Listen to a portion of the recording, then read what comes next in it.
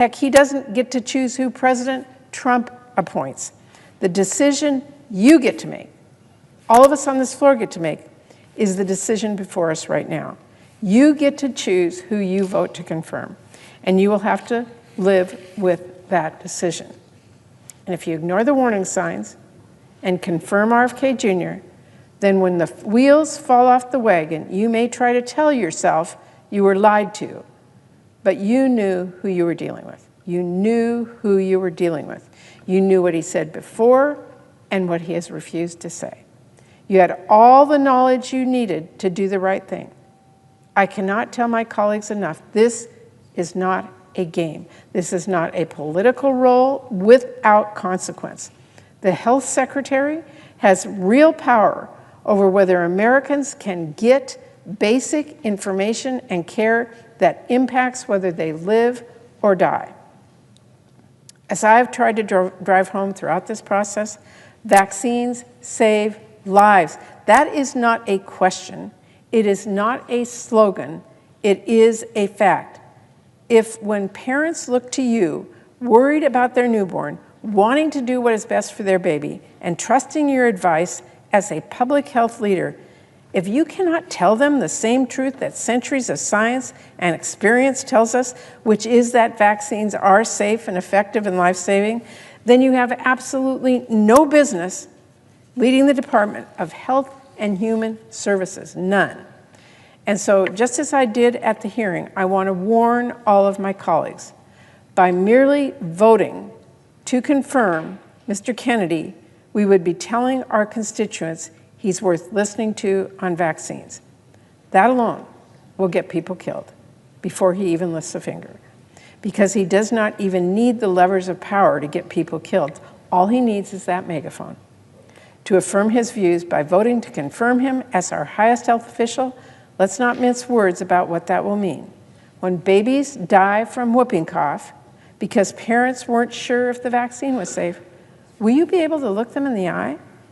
When the flu sweeps our nursing homes, when measles sweep through our communities, will it be worth it? Mr. President, I will end on this. I'm sure there are plenty of members who know perfectly well just how dangerous it would be to confirm RFK Jr. They don't need to hear it from me. In fact, some of them even know the danger better than I do. But here's what I do know. Conscience is a muscle. Courage is a muscle. The less you use them, the more they fade away. So if my colleagues are feeling the pressure from President Trump, or if they're feeling the weight of the richest man in the world on their backs on this vote, I would warn them. This will certainly not be the last test we face here in the Senate. Giving into this pressure now won't make it go away. It won't soften the pressure you face later, and it will not strengthen your resolve when the stakes are higher. It will just show pressure works. If you do not draw a line somewhere, you will cross every line you could ever imagine. You will be pushed further and further into accepting things you thought you never would, things you thought you never could. I think most of my colleagues know what really is at stake here. I think most of my colleagues know what sort of man RFK Jr. is and what sort of damage he could do if he's confirmed. There are political realities, we all get that, but there is also right and wrong. There's fact and fiction. There's people staying healthy and people dying pointlessly, kids dying pointlessly from diseases that we can prevent because they thought Congress took its job vetting our health care secretary seriously. So, Mr. President, I urge my colleagues to show some courage. I urge them to show some conscience. I urge them to vote no on RFK Jr.'s nomination. Mr. President, I yield 30 minutes of post-cloture debate time to the Democratic leader, and I yield the floor.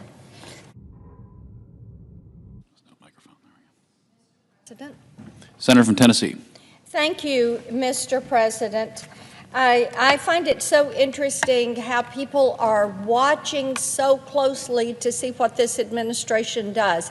And I've been so pleased to see that the polling shows by an overwhelming amount 70% of the American people agree with how President Donald Trump is carrying out his job, getting things done for the American people. things that they voted to see done. And he is keeping those promises. Now, when we look at the issue of illegal immigration, we see that in his first weeks back in office, what he has done at the top of his to-do list has been to take action to secure this border. The numbers that we are seeing, how they have dropped with the number of encounters, with the number of gotaways, this is encouraging. The message is out there. The U.S. is going to protect and defend its sovereignty. We are going to protect and defend our people. That is important, and we are seeing it. Now, the president has taken some executive actions that have yielded results. By executive order, he restored the Remain in Mexico policy. He restarted the border wall construction, which, by the way, Mr. President, this is something the Border Patrol has told us not for just a few years, but for decades. We need a border wall. That's where the phrase, build the wall, came from. It came from people that are down there every day protecting this country from harm. The president has also ended catch and release. Now, that's that practice where somebody comes across and then they get their paper that they're claiming asylum, and they're told that they can go on into the country and go wherever, and there are nonprofits down there on the border, and they give them a plane ticket and food and a phone, and off they go to their desired destination at taxpayer expense. So that has ended. The president has also sent troops to the southern border, and thank goodness we are seeing these deportations of criminal illegal aliens taking place. Yesterday in Nashville, we had 8 that were apprehended in a human trafficking ring. 8. 2 of them were linked to Tren de Agua. They were Tren de Agua gang members. Now, these are all things that the president is doing to make this country safe. And we have security moms all across this country, and certainly across Tennessee, that are reaching out to us and saying, keep it going. Deport those that are criminally in this country. Let's carry this out. We're seeing such good results. In operations across the country, ICE, which is Immigration and Customs Enforcement, has arrested 11,000 criminal illegal aliens, including many violent offenders and gang members. Since Inauguration Day, migrant encounters at the southern border have reportedly dropped 87%. As I said, Mr. President, we are seeing results. We know that for years, former President Biden allowed more than 10 million illegal aliens to enter the country, including tens of thousands of convicted criminals and more than 1.7 million known gotaways. And for 4 years, Tennesseans and Americans across the country have suffered the tragic consequences, including rampant migrant crime. Recently, our Tennessee District Attorneys General Conference released a report documenting the widespread migrant crime in our state during the final months of the Biden administration. Now, the report confirms what we already know, that during the Biden years, every town was a border town, every state was a border state. So our Tennessee District Attorneys General took the last 3 months of 2024 and they said, let's look at what is happening in these last 3 months. and see how this has escalated. Now, of course, we know that under Joe Biden, violent crime rose 43% his first year that he was in office. And what we saw from the District Attorney General's report, that there were in 3 months, now this is a 3-month number, there were 2,719 reports of illegal aliens being charged or convicted of 3,854 offenses in the state of Tennessee. Among them, the most common offense was driving under the influence. There were 654 arrests of those illegally in the country driving under the influence. These offenses accounted for more than 13% of all DUI arrests across the entire state. And this problem is a big reason why last year my Republican colleagues and I introduced the Protect Our Communities from DUIs Act. This bill would automatically deport any illegal alien who is charged with driving under the influence.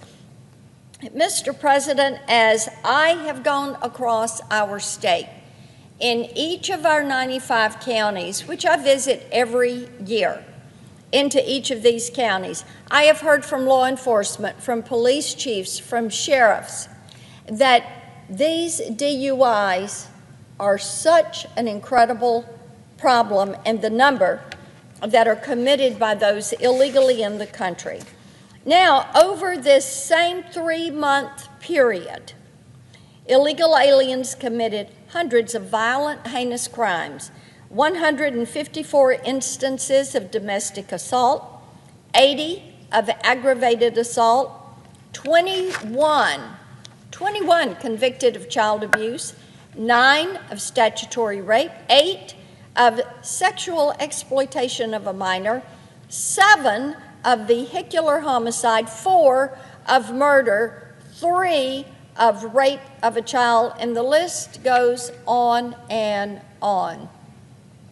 As I said, over 2,700 illegally in the country that were convicted of more than 3,800 crimes. Disturbingly, these numbers are likely an undercount. Only 73 of Tennessee's 95 counties reported data to the District Attorneys General Conference. Under Biden, national data showed that illegal aliens were pouring in from countries all over the world, and the Tennessee Migrant Crime Report also reflects this. There were 92 unique countries of origin from Mexico and Guatemala, Jamaica, Romania. Here's the bottom line. Because of Joe Biden's open border policy that was supported by far too many of my Democratic colleagues, thousands of crimes were committed by thousands of criminal illegal aliens in the state of Tennessee over just a 3-month span.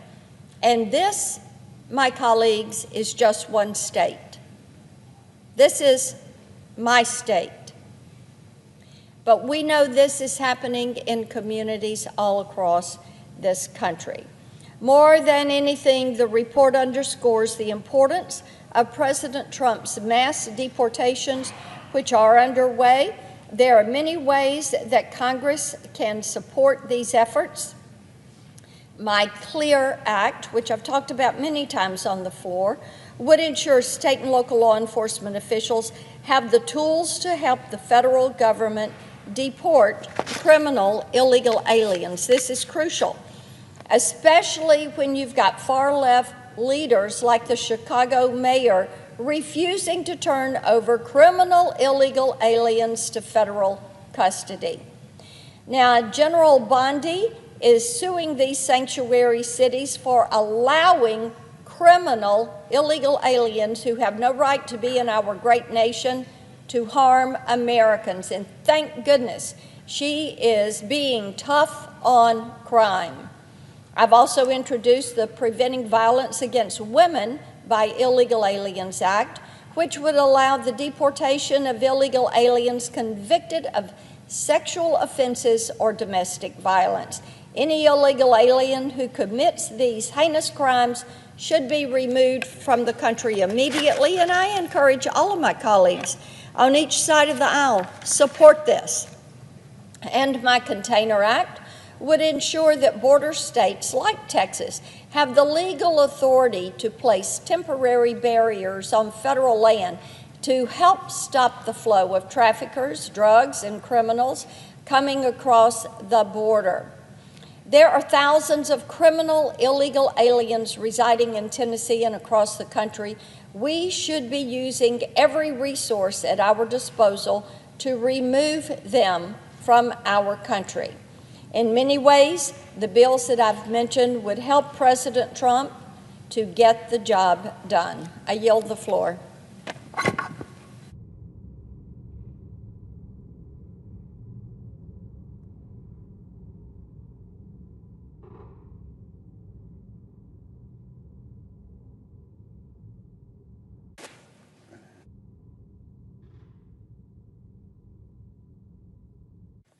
Mr. President, Senator from Hawaii. it is not often that the stakes of a vote to confirm a cabinet nominee are this high. But tomorrow, when we vote on the nomination of RFK Jr. to be the Secretary of the Department of Health and Human Services, the stakes will be life and death. Mr. Kennedy, in his words, but more importantly in his actions, has proven over and over again that he is a unique danger to society. But he's on the edge of becoming the country's top health leader with the power to unleash bygone diseases and undermine trust in science for generations to come.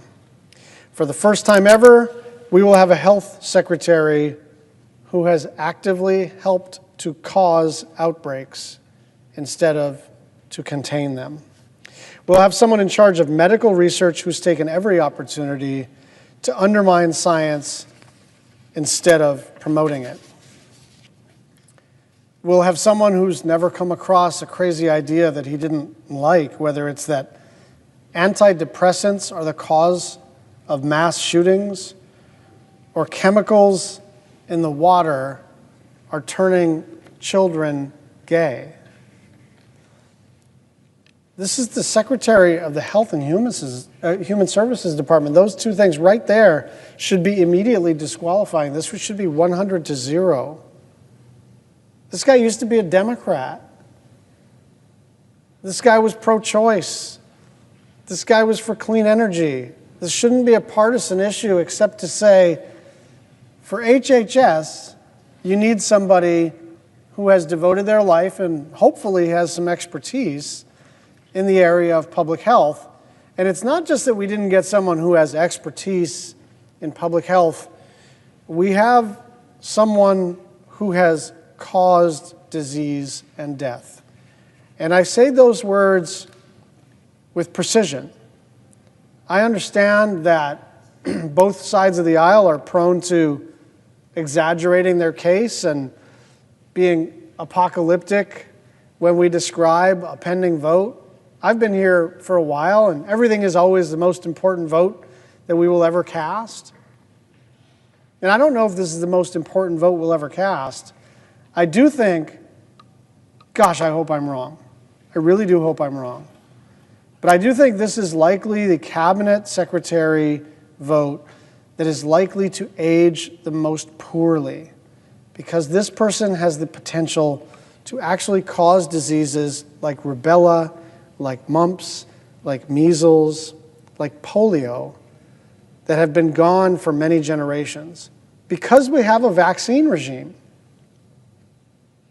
And I want to tell you what he did in Samoa. In 2019, he flew to Samoa to discourage people from taking the measles vaccine. And the reason was that he wanted to run a, quote, natural experiment to see how people would fare against the disease without protections. Now, some of you may know this. My father was the first whistleblower against the Tuskegee experiments, in which The United States Public Health Service did a similar thing. They knew that penicillin cured syphilis, and they knew that for the most part, untreated syphilis caused death.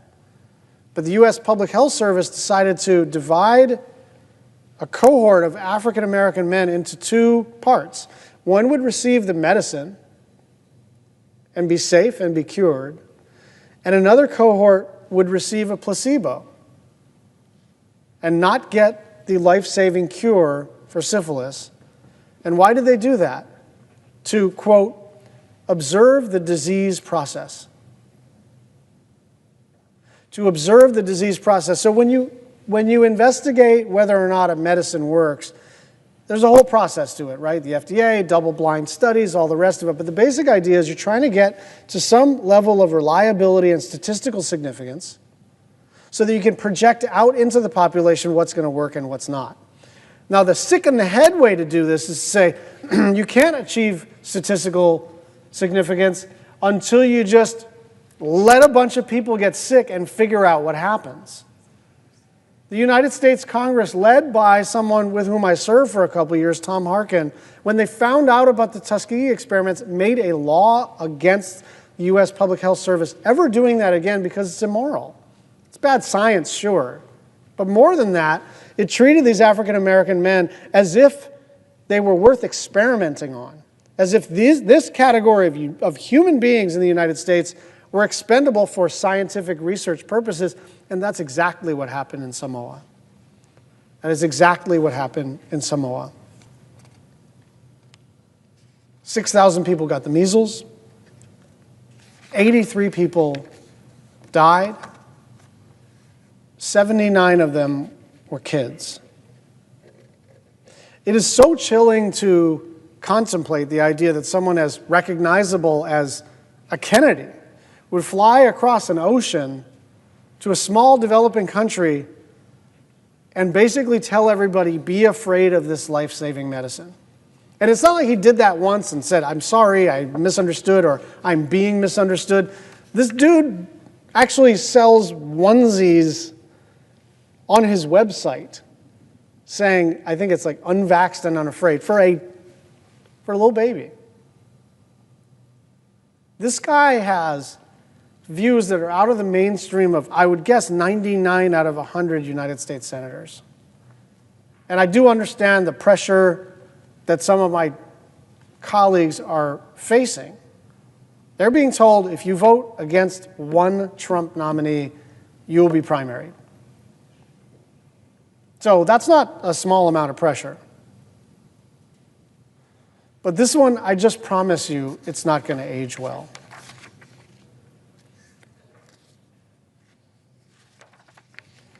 Some of my colleagues are expressing reservations in private. And I think that's better than not expressing any reservations at all. And some of them are getting private assurances from Mr. Kennedy that he does not, in fact, hate all vaccines. He just wants to answer questions and all the rest of it. I am not reassured. I think this person has demonstrated over a pretty long career that he says whatever is convenient in the moment, right? This is like an unreconstructed, he's Kennedy. He was running for president in the Democratic primary, and now he's a Trump guy like 10 months later. What does that mean? It means he's got no core values, right? Like there's just no way to go from over here to over here politically in such a short period of time, except that he was offered something, and he was offered this job. And why does he want this job? Because he's got a very specific view about public health. And I just want to make one other point. The problem of our food system, right? The problem of the extent to which we subsidize ultra-processed foods that are coming from commodities that are subsidized in the Farm Bill and causing people to get increasingly diabetic and all the related health problems that happen related to that. Like, that's a really legitimate place to do some good bipartisan work. And I would love to do that. It's also not what the HHS secretary does. It's what the United States Department of Agriculture does for the most part. And it's what the Congress does. The problem is the Farm Bill. The problem is you get what you subsidize. And we are subsidizing all the corn products and all the soy products and all the sugar products that go into the lab-tested, extra delicious, extra bad for you, extra addictive stuff that is making us all, even though we're the wealthiest country in human history, a very unhealthy country. And so if that's all this guy were working on, you could count me in. But if your idea of public health has to do with healthy food, has to do with prevention, has to do with understanding that our food system and our agricultural system and our USDA and our Farm Bill process is essentially broken, you don't actually have to purchase this kind of crazy, evil stuff. You just don't. You don't have to do it. There's lots of good people on the food system side you can work with, work for, cheer on, organize with. But this man is going around, he's not talking about the COVID vaccine.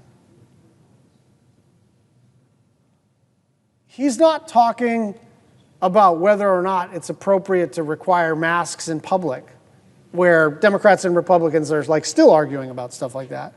He's talking about stuff that, like, if you're a parent and now you don't know whether when your kid goes to school, they've reached herd immunity for stuff that is like way, way, way generations back in the rearview mirror. And so I don't know if this is going to mark one of the most important public health moments in American history, but I can't think of another time where we actually have the technology, we have the medicine, we have the science, we have the distribution system, we have the public infrastructure to keep people safe. And we just decide by a vote of 53 to 47 to make people unsafe. So Secretary of Defense, DNI, all these are important. Treasury, every cabinet position is important. It's going to be a little more challenging to know whether your vote is vindicated in the sweep of history.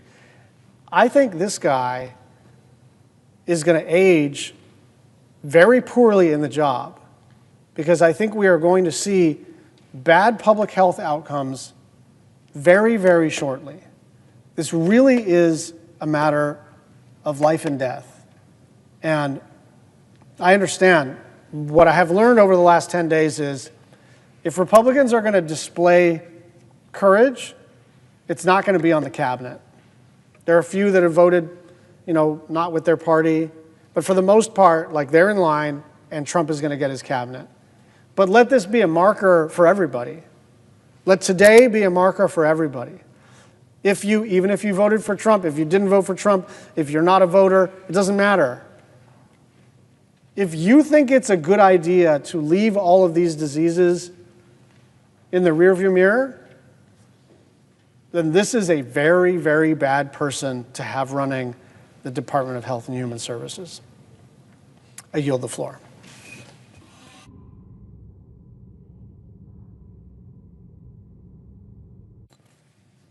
Thank you, Mr. President. 2 weeks ago, I had the Senator from opportunity. Maryland. 2 weeks ago, I had the opportunity to question Robert F. Kennedy Jr., the president's nominee to serve as the Health and Human Services, to serve as the Secretary of Health and Human Service. I asked Mr. Kennedy Jr. a simple question. What different vaccine schedule would you say I should have received? I asked this question because just 3 years ago, Kennedy said, and I quote, "We should not be giving black people the same vaccine schedule that's given to whites because their immune system is better than ours."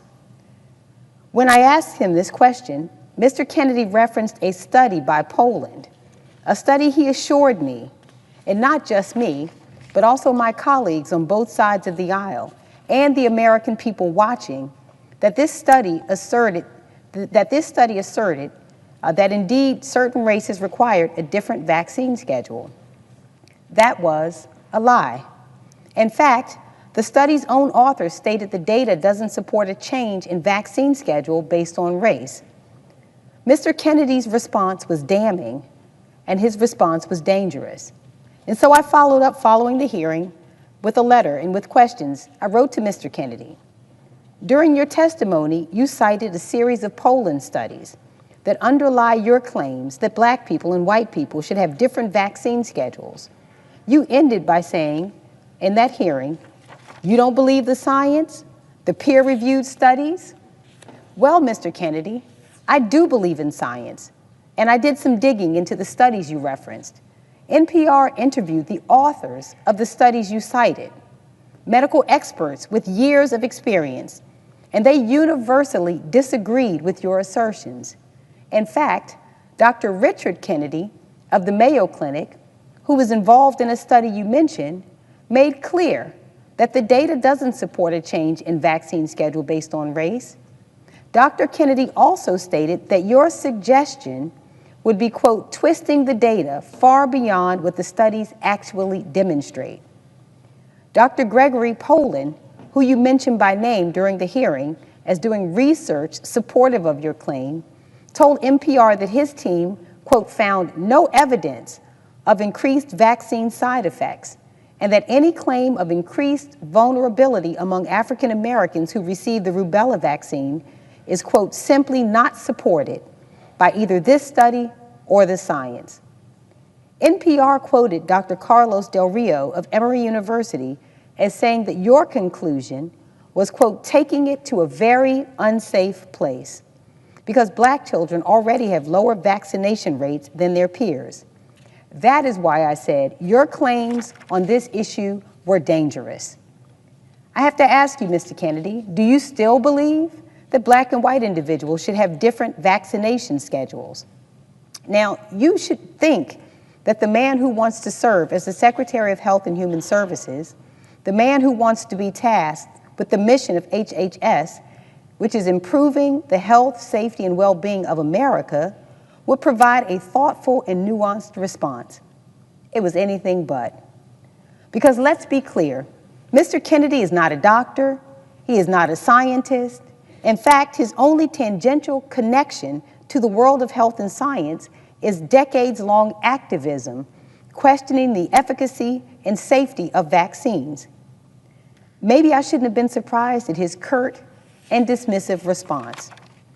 Mr. Kennedy wrote, if confirmed, I will do nothing as HHS Secretary that makes it difficult or discourages people from taking the vaccines, but instead seek transparency in these products. Yet another lie. Mr. Kennedy's life story is one riddled with quackery and laden with conspiracy theories. I quote him when he said, "There's no vaccine that is safe and effective."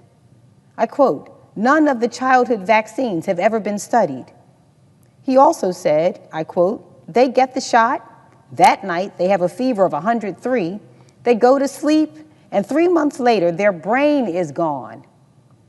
This is a Holocaust, what this country is doing." I quote, "Autism comes from vaccines. The polio vaccine given to his generation caused cancer that," I quote, "that killed many, many, many, many more people than polio ever did.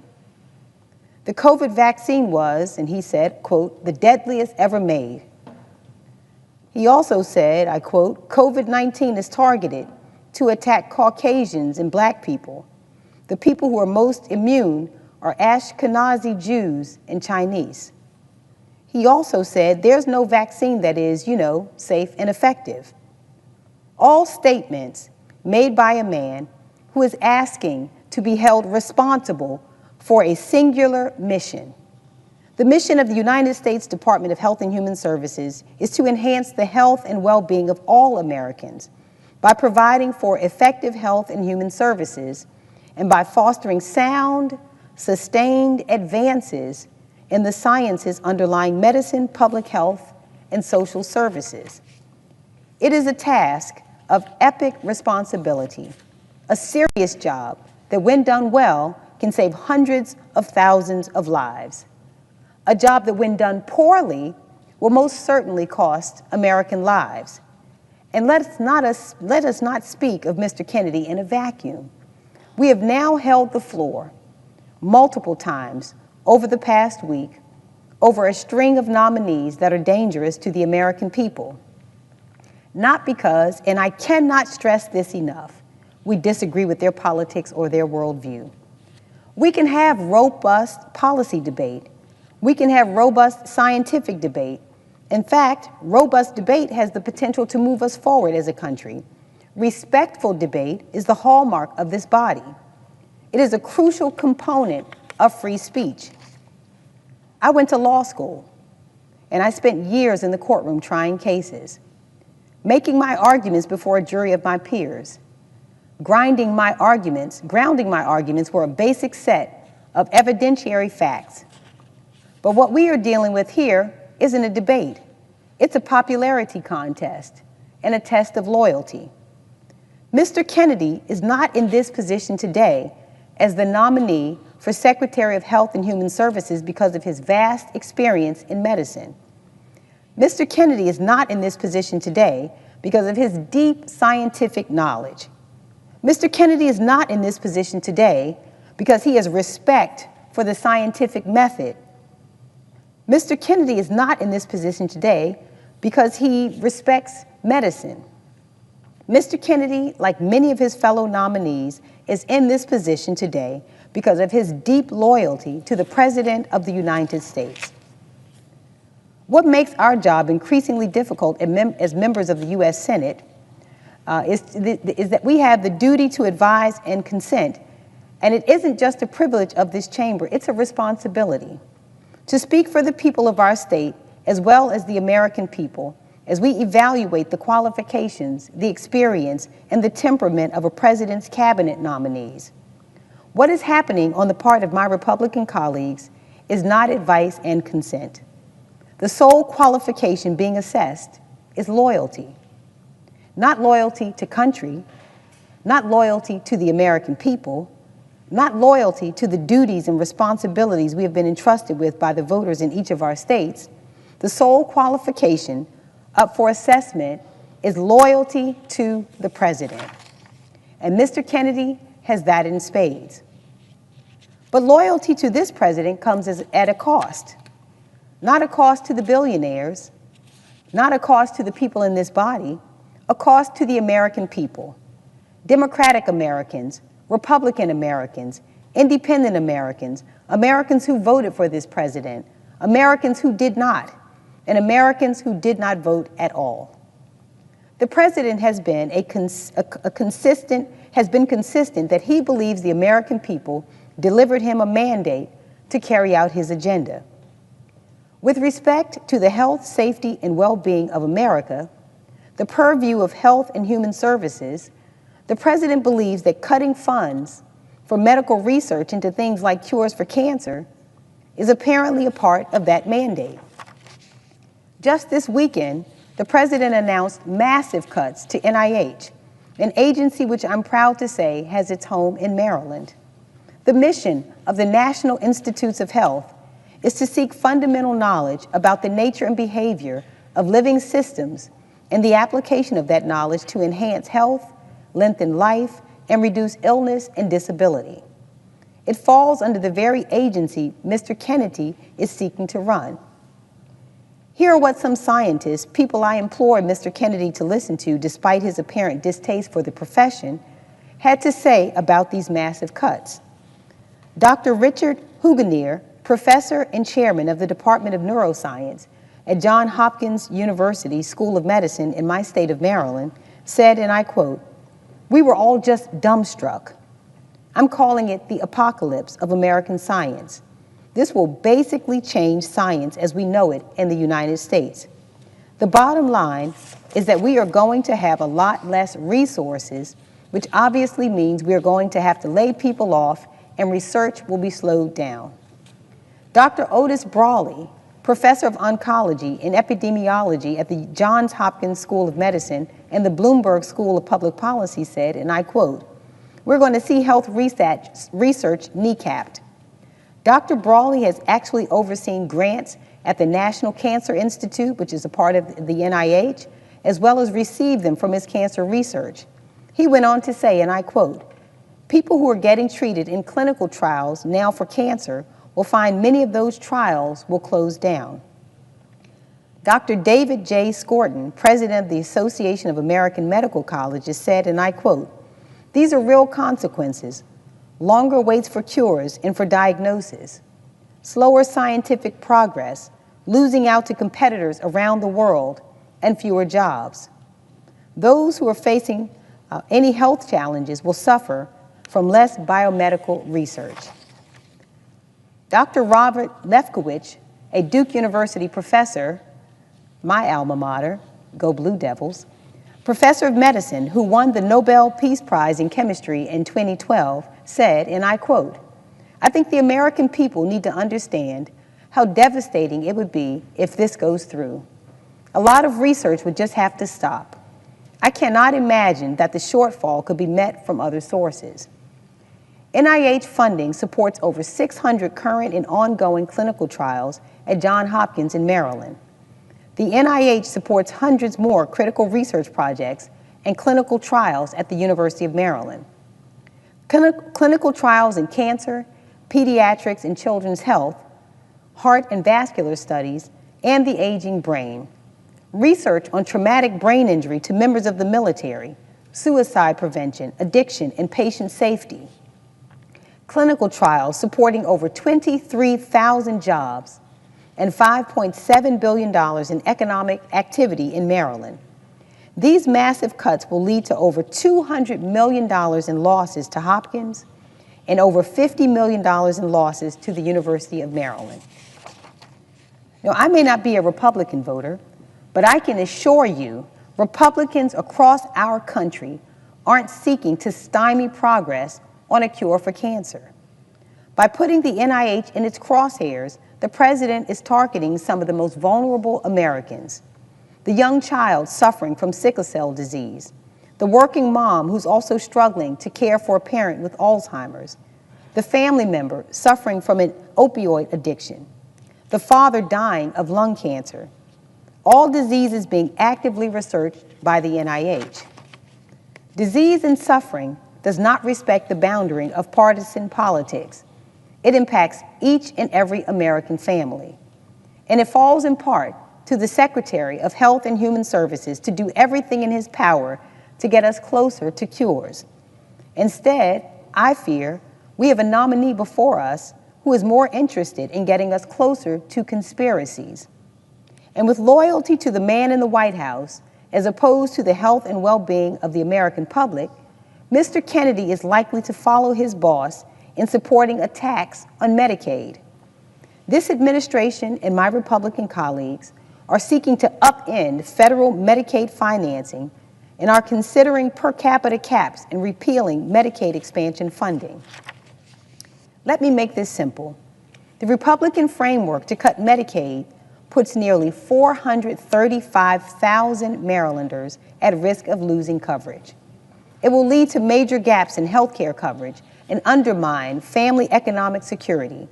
It will put quality care out of reach for more families. And at the risk of sounding like a broken record, these are Democratic families. These are Republican families. That shouldn't matter to the president or the nominee for the Department of Health and Human Services. All that should matter is that these are proud American families.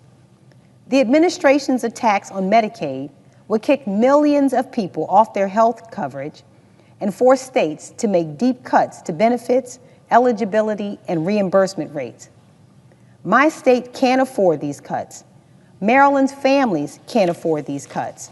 96% of eligible children in Maryland are supported by Medicaid and/or CHIP.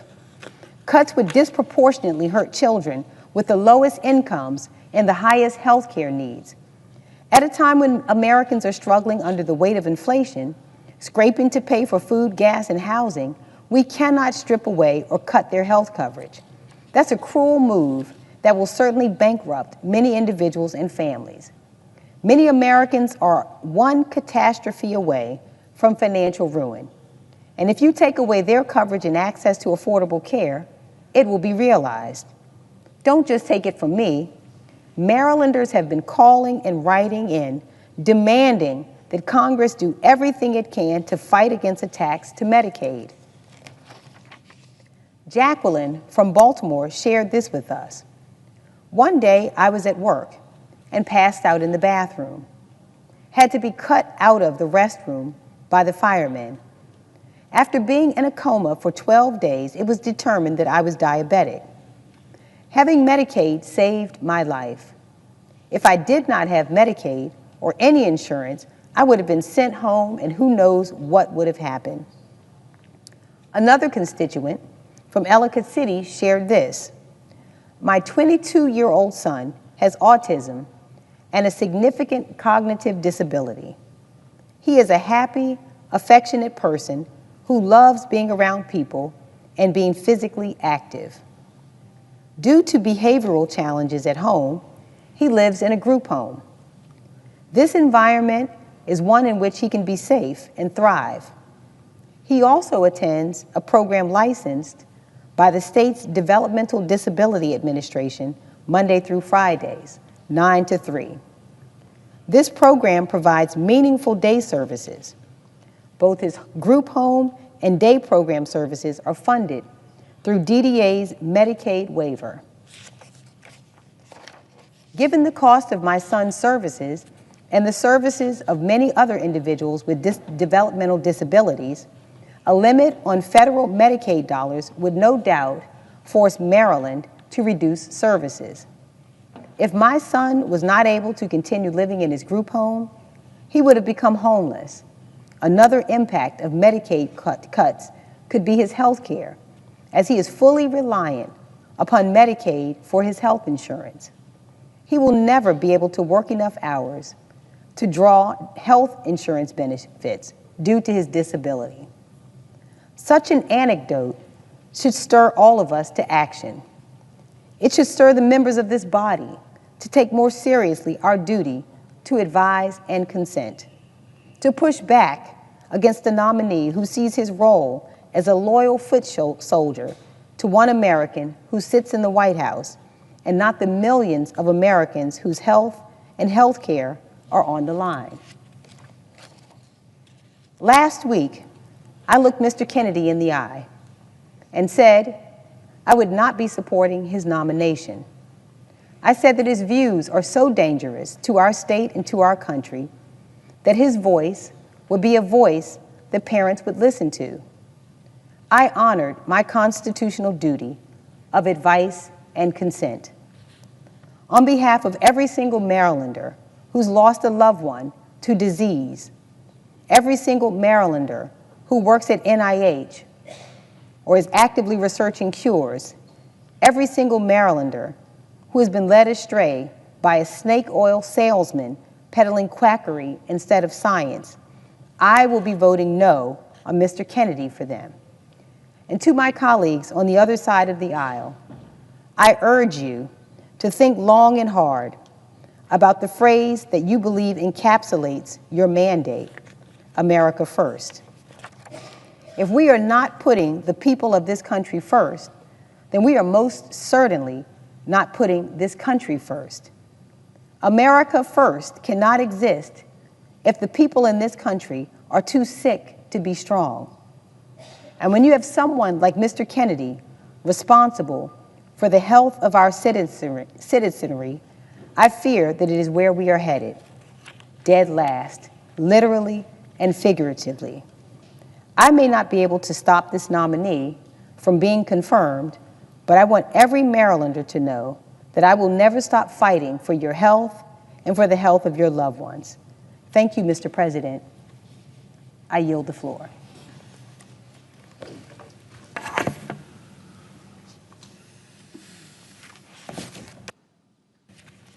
Mr. President. Senator from New Hampshire. Mr. President, I come to the floor to join my colleagues with a great deal of concern to discuss the Trump administration's nomination of Robert F. Kennedy Jr. to be the next Secretary of the Department of Health and Human Services. To put it very simply at the outset, Robert F. Kennedy, RFK Jr., is unfit to lead the highest health office in our nation. First of all, RFK has no, let me repeat, no health or medical experience. That in and of itself should be a red flag on this nominee who is supposed to be tasked with leading our nation's health agency. But sadly, that's not where the red flags end. From his radical and dangerous opinions on vaccines and other public health, to his promises to cut medical research, to his ever-changing position on women's rights to access reproductive health care, he has proven that he lacks the credibility, the knowledge, and the capability to be the Secretary of Health and Human Services. So let's take a step back. When President Trump ran his campaign, he ran a campaign on lowering costs for working Americans. Well, where has that promise gone? We saw today that inflation has gone up in the last quarter. It's over 3% now. And we've seen nothing from President Trump's first weeks in office that addresses the high costs of health care, of food, of housing, of child care. 2 weeks ago, this administration, including the Health and Human Services Agency, halted funding across the board for programs like our community health centers and substance use treatment programs. These centers are often the main source of health care for their communities. They serve the people across the states of this country. In our office, I heard from programs like Coos County Family Health, a community health center that provides life-saving care to rural patients across the northern part of New Hampshire, what we call the North Country.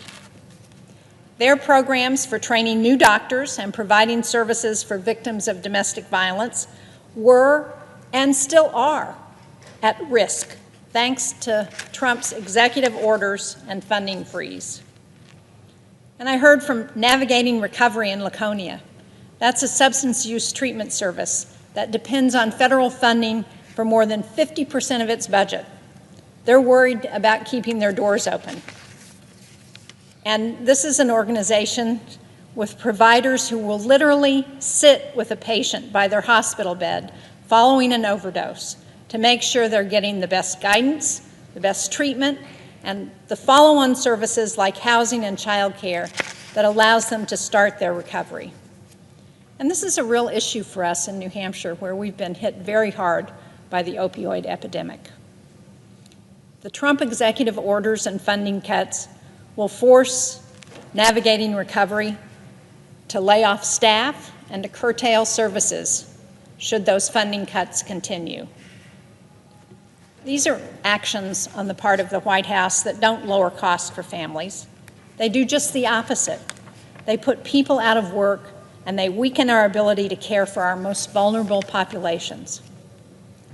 But when he was asked if he would reverse this policy of cutting funding for programs like substance use recovery, RFK refused. The thing is, we should be taking steps right now to lower costs for families and children. Half of the uninsured Granite Staters cite cost as their reason for not being able to purchase health insurance. More than 2/3 of people in New Hampshire have delayed care, and another 25% have delayed buying needed prescriptions or said they have to ration their meds. We could help these people right now. We could pass the Health Care Affordability Act, which would make permanent premium tax credits in the Affordable Care Act that have cut health care costs for 24 million Americans, nearly 70,000 from New Hampshire. Passing that bill would directly help constituents like the man in Newmarket who contacted our office. He's 55 years old. He's a patient at Lamprey Health Care, which is a community health center. He had been uninsured and avoided going to a doctor his whole life. But sadly, he was recently hospitalized for 10 days because of complications from untreated diabetes. he had sepsis, and he had an infection in his foot.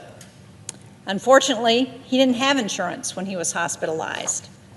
But luckily, Lamprey Healthcare sat with him, helped him purchase insurance on healthcare.gov, helped him avoid potentially devastating medical debt. These tax credits are vital to his and to millions of Americans' ability to afford health care. But again, when asked about these tax credits, RFK refused to say that he would support extending them. So much for any concern about lowering costs for families. Now, if this administration is not trying to lower costs, what are they doing to help the people they swore an oath to serve? Last Friday, our research institutions got a notification almost overnight that their funding through the National Institutes of Health would be gutted. This decision threatens our ability to find cures for diseases, to get ahead of public health crises, and to hire and retain talent. I think it was made rashly and irresponsibly without really understanding what the impact would be. Slashing those funds won't make research more efficient. Instead, it's going to cripple our ability to treat and cure horrific diseases. Dartmouth College, which is in Hanover, New Hampshire, is one of our preeminent research institutions in the country. Last year, Dartmouth received nearly $100 million in NIH funding to help with its cutting-edge research to treat diseases like diabetes, cystic fibrosis, and Alzheimer's.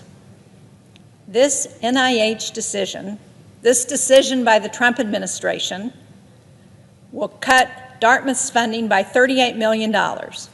And we don't know what the future impact of that would be.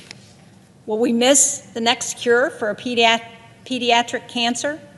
Will we fail to advance treatments in Alzheimer's?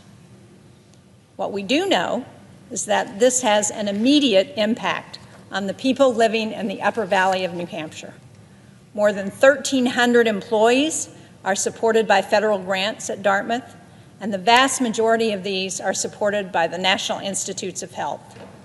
The job loss, the economic impact that will result from this decision will be devastating.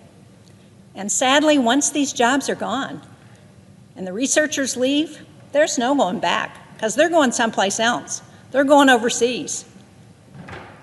But we unfortunately know that RFK supports this decision because he has publicly supported gutting NIH staff and research. And if Robert Kennedy is confirmed, I fear he will do nothing to push back or to reverse these reckless decisions.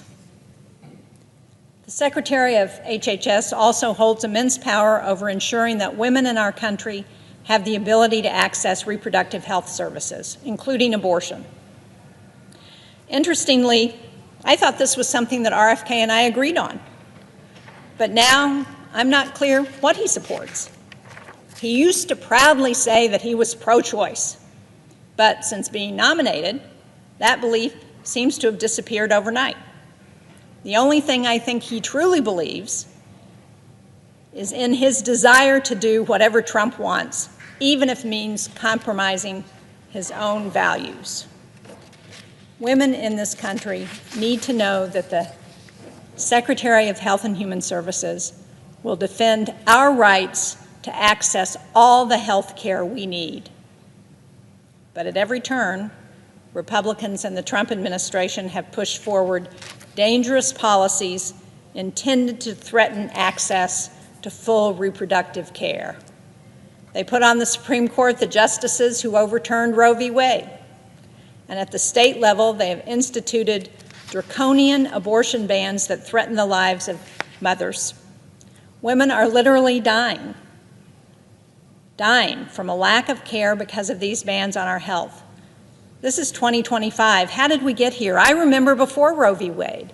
I remember when hundreds of thousands of women died from back alley abortions. And are we back to that point? Everyone knows that banning abortion and making women seek dangerous, options does not stop abortions. It makes them more deadly. But with RFK at the helm, that's the grim reality we face. He's not someone I trust to defend a woman's right to access reproductive health care. He is not someone I want leading Health and Human Services. Now, one of the few issues that we have some actual insight into are his views on public health. His dangerous, radical, and wrong beliefs about vaccines are well documented.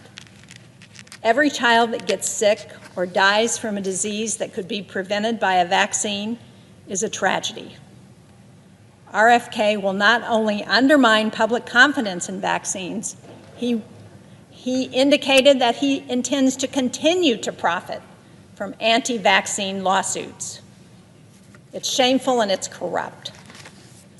Now, we've also heard reports that the Trump administration plans to cut as much as 50% of Health and Human Services staff and decimate the work of the Centers for Disease Control and Prevention.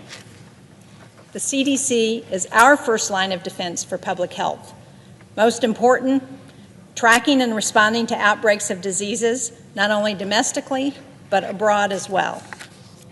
The Trump administration has already taken steps to gut our global health and aid efforts, from withdrawing from the World Health Organization to cutting the CDC and U.S. Agency for International Development. They argue that these efforts are wasteful and unnecessary. But just last Friday, we were notified in New Hampshire that we had only the third confirmed case ever in the U.S. of Clade 1 monkeypox, or Mpox. The case is travel-related, meaning the patient caught the disease abroad and brought it home. Sadly, these diseases don't just stop at countries' borders. They don't just happen overseas. They affect us here at home. The Trump administration's efforts to eliminate our public health infrastructure doesn't make America safer, it doesn't make America stronger, and it doesn't make America more prosperous. It does the exact opposite. And Robert F. Kennedy Jr. is complicit. He's complicit in these efforts, and he will only continue them should he be confirmed. America deserves a leader at HHS who values science, who protects public health, who defends women's rights to reproductive care, to the full range of reproductive care, and who upholds the integrity of our country's core health systems. RFK Jr. has shown time and again that he is not that leader. His dangerous rhetoric on vaccines, his reckless plans to gut critical agencies, and lack of understanding of basic health care make him uniquely unqualified to advance the well-being of all Americans. I urge my colleagues to reject his nomination for Secretary of Health and Human Services. I yield back. Thank you, Mr. President.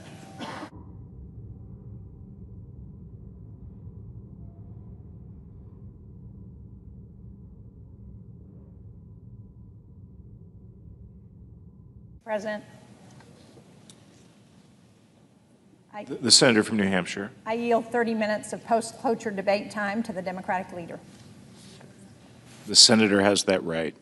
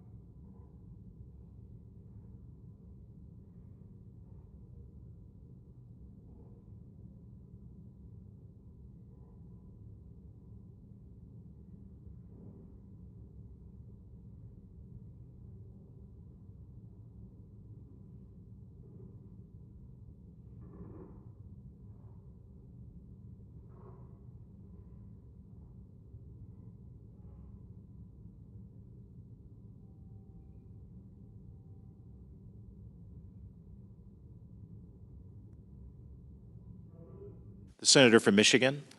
Mr. President, I rise today in opposition to Robert F. Kennedy Jr.'s nomination to serve as Secretary of the Department of Health and Human Services, also known as HHS. Throughout his entire nomination process, it has become clear that Mr. Kennedy is wholly unprepared to lead this department, which is charged with promoting as well as protecting the health of all Americans. If confirmed as Secretary, he would be tasked with managing programs that millions of Americans depend on each and every day, including Medicaid and Medicare, the Centers for Disease Control, or CDC, the Food and Drug Administration, or FDA, the National Institutes of Health, or NIH, as well as a number of other initiatives aimed at preparing for and responding to public health and medical emergencies. In total, HHS has nearly $2 trillion budget and manages more than 90,000 employees. HHS is an extremely complex organization that requires a leader with expertise on how these critically important programs are actually administered. Yet, during his hearings before the Senate Finance and Health Committees, Mr. Kennedy showed his severe lack of knowledge and understanding about the most basic of federal health programs. Mr. Kennedy could not answer the most basic questions about how the Medicaid program works, or how it benefits more than 70 million Americans who depend on health insurance. At a time when Republicans are proposing drastic cuts to the Medicaid program to pay for their tax cuts to billionaires, we need a secretary who will not only knows how the program works, but will protect the access to health care services it provides for children and some of the most vulnerable people in our country. It's very clear Robert Kennedy Jr. is not that secretary. During his nomination process, Mr. Kennedy also made it clear he does not understand the differences between the various components of Medicare, a program that keeps our seniors cared for well into their golden years and often plays a key role in a person's decision about whether or not they can retire with dignity. Amid ongoing threats from Republicans to privatize Medicare, we need a secretary who will protect this program that generations of seniors have counted on to get care, and generations to come that are paying into that fund for their future. Mr. Kennedy's lack of experience and basic understanding of our nation's healthcare system is, to say the least, extremely alarming. We cannot confirm a nominee who doesn't even know the most basic answers about programs that he's actually in charge of administering. Since Mr. Kennedy was nominated to lead HHS, I've heard from thousands of my constituents from every corner of Michigan, from densely populated cities to some of the most rural areas in our state, who are deeply concerned about his plans for the department would impact families. For example, I've heard from countless folks about the rising cost of health care that is squeezing Michigan families' budgets. Health care prices are rising faster than inflation, making it even harder for people to get the care that they need. I've heard from a constituent who has operated a food pantry in her community for 13 years.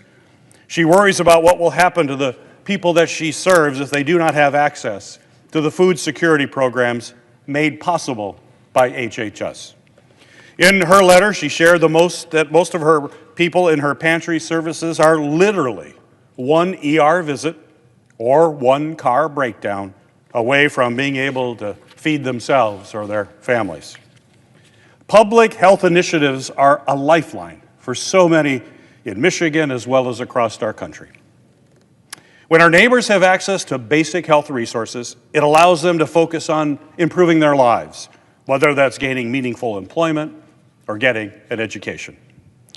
So we need an HHS secretary who is focused on improving access to Medicaid and expanding the premium tax credits for the Affordable Care Act that allows millions of Americans to access affordable health care. That clearly is not Robert Kennedy. He would not be that secretary.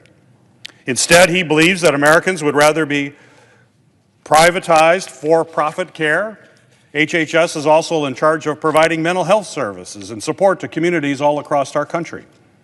Unfortunately, we have a mental health crisis impacting Americans today, with record high levels of mental illness and suicides, especially among our youth. I received a letter from a social worker in Michigan who helps students who were traumatized by the horrific shootings at Oxford High School in Michigan and at Michigan State University. She is worried that without proper mental health resources, Americans who have been impacted by senseless gun violence, whether at school, at their places of worship, at nightclubs, or at shopping malls, they will grieve and struggle alone. Unfortunately, Mr. Kennedy has only further stigmatized these important resources, even making comments during his confirmation hearing linking an increase in school shootings to an increased use of antidepressants. Mr. Kennedy's ideas would only worsen the mental health crisis that we're seeing today. Instead, we need a secretary who will invest in SAMHSA, the Substance Abuse and Mental Health Services Administration. We need a secretary who will ensure that everyone has access to the programs and health professionals needed to address this mental health crisis. Robert Kennedy Jr. is not that secretary. HHS oversees our nation's major medical research, helping to advance breakthroughs in science and development of new treatments for deadly diseases from childhood cancers to Alzheimer's. Research institutions across my home state of Michigan are conducting critically important research to improve health outcomes for Americans who suffer from these diseases.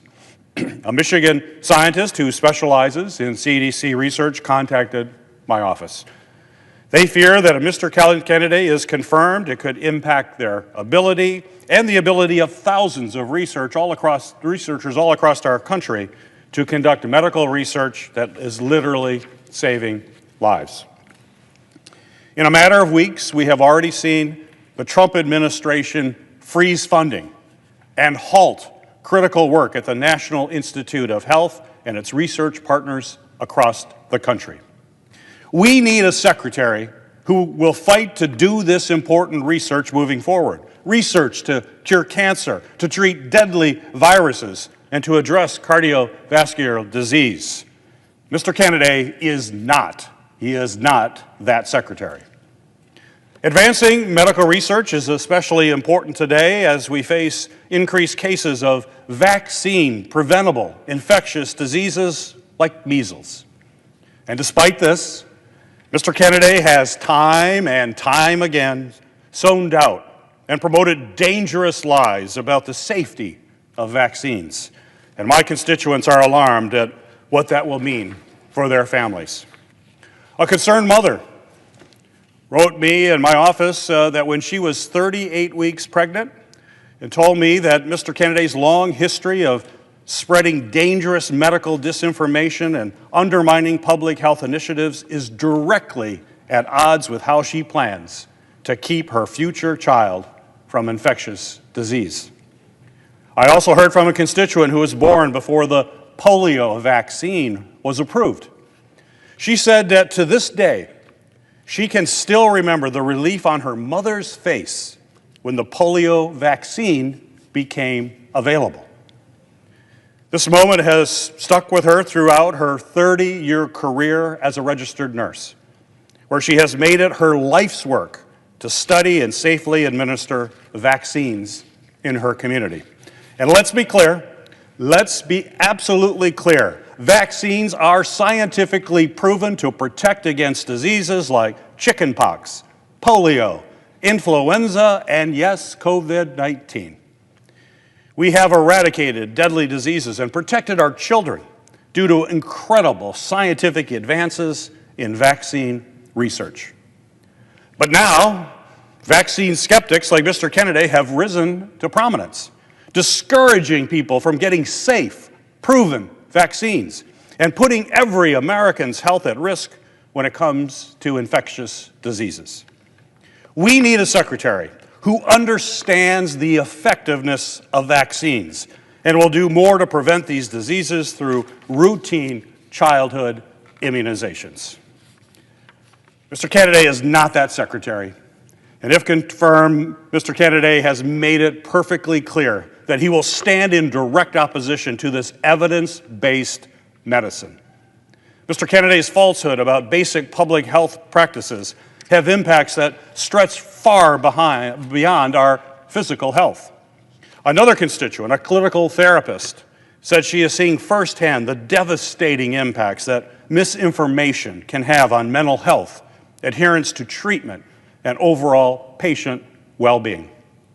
Specifically, she mentioned that the spread of falsehoods about vaccines, psychiatric care, and medical service fuels distrust in life-saving interventions, exacerbates existing mental health crises, and hinders efforts to connect patients with effective, evidence-based treatments. I've even heard from parents who are concerned about Mr. Kennedy's narrative suggesting vaccines cause autism. Because he has given credibility to these lies and questioned facts from scientists and doctors, these parents worry that their children will not receive the most basic routine care that they deserve. And in the midst of so many healthcare challenges, from prescription drugs to mental health to various public health threats, we cannot afford to have someone as unprepared as Robert F. Kennedy Jr. in charge of all these public health agencies. Even well-respected organizations know that Mr. Kennedy would be an absolute disaster for our public health. Take the American Public Health Association, for example. And in a letter they said, quote, "To effectively lead our nation's top health agency, a candidate should ideally be trained in health administration, clinical care, or a related field, and must believe in and follow the scientific evidence that serves as the basics of our nation's system to protect and to promote the public health from all the threats that we face." End of quote. We simply cannot afford to have someone as unqualified as Robert Kennedy Jr. to be in charge of our top public health agency. He has failed to exhibit even the most basic knowledge of how HHS programs are administered to the millions of Americans who depend on them each and every day. He has misrepresented scientific evidence that is at the foundation of what HHS sets out to accomplish, which is keeping Americans healthy and protected from disease. He has demonized doctors, scientists, researchers, and medical professionals who, unlike him, have actually done the important work to keep our communities safe. I urge my colleagues to judge Mr. Kennedy on his lack of qualifications. It is clear he simply does not have the expertise, the training, or even the leadership skills necessary to lead a department as important as HHS. We need a secretary who will protect the health of Americans. Robert Kennedy is not that secretary. And if he is confirmed to lead the Department of Health and Human Services, the American people will ultimately pay the price with their health. I urge my colleagues to join me in voting no.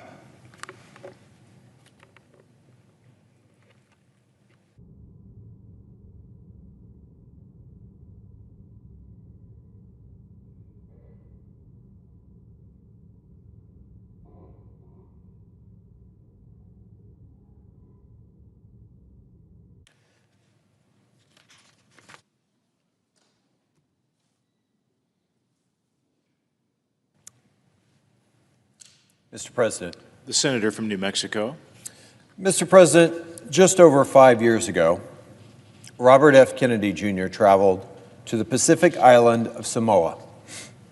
Mr. Kennedy was on a mission to spread baseless and debunked conspiracy theories about the safety and efficacy of children's vaccines.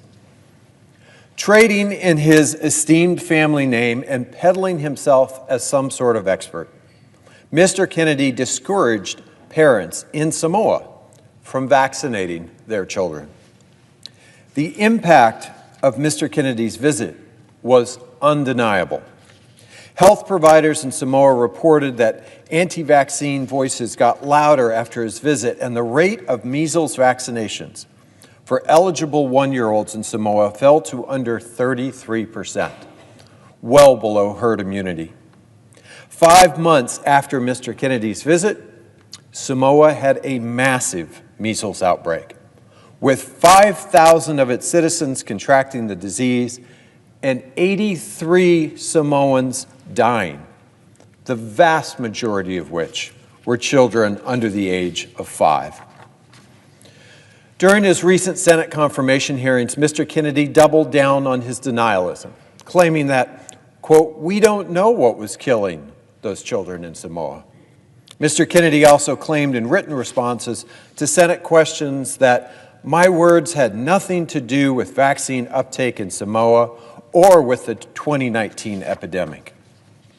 But the current top health official in Samoa has denounced Mr. Kennedy's characterization of the measles outbreak in his country and Mr. Kennedy's role in it as an outright lie and a total fabrication. As someone with a background in science, but more importantly, just as a father of 2 young men, I am horrified by this story. The measles vaccine has been one of the most successful public health and science stories of the last century. One vaccine, administered in 2 doses, now provides protection against 4 devastating diseases: measles, mumps, rubella, chickenpox. In the late 1950s and early 60s, nearly twice as many young people died from measles as from polio. And thanks to incredible scientific research and medical advances, we now have a vaccine that is proven to be safe and effective at protecting our kids from these deadly diseases. This vaccine has largely eradicated the measles outbreaks that used to result in the devastating loss of babies and young children. That is, until anti-vaccine crusaders like Mr. Kennedy started promoting phony science and conspiracy theories in places like Samoa. Over the last 2 decades, thanks in large part to Mr. Kennedy, this anti-science movement has moved from the darkest corners of the internet into the mainstream. And the Samoan story provides us a heartbreaking example of just what is at stake if we give this movement's leader a national platform to spread his junk science. I hope all of my colleagues take seriously what it would mean to confirm this anti-vaccine, anti-science snake oil salesman as our next Secretary of Health and Human Services. As the leader of the largest anti-vaccine organization in the country, the so-called Children's Defense Fund, and I use air quotes for a reason, Mr. Kennedy has repeatedly pushed junk science studies to spread fear and skepticism of vaccines. And it's not limited to the measles. Mr. Kennedy has repeatedly and falsely alleged that safe and effective vaccines for tetanus, for the flu, for COVID, for HPV are dangerous to human health. Mr. Kennedy has even promoted the completely discredited conspiracy theory that vaccines lead to autism. And I want to be real clear that decades of extensive peer-reviewed scientific studies have found no connection, zero connection between vaccines and autism. When he was pressed about this during his confirmation hearings, Mr. Kennedy continued to promote junk science studies rather than walk back his misinformation. In response to Mr. Kennedy's words in his confirmation hearing, Christopher Banks, the president and CEO of the Autism Society of America, said, "The autism community deserves leadership that prioritizes evidence-based policies and respects the lived experiences of autistic individuals and their families. The continued promotion of debunked vaccine theories only serves as a distraction from the critical research needed to better understand autism and provide support for the autism community today." I completely agree with Mr. Banks. Financial disclosures from his confirmation process have also revealed that Mr. Kennedy has made millions of dollars in referral fees from law firms suing vaccine manufacturers based on baseless conspiracy theories. If confirmed, his own personal financial interests could still be tied to these anti-vaccine lawsuits. At the height of the COVID-19 pandemic that led to more than 1 million deaths in the United States alone, Mr. Kennedy campaigned to end the nationwide vaccination effort that helped us save millions more lives. He continued his well-worn and again completely evidence-free message that no vaccine is safe and effective.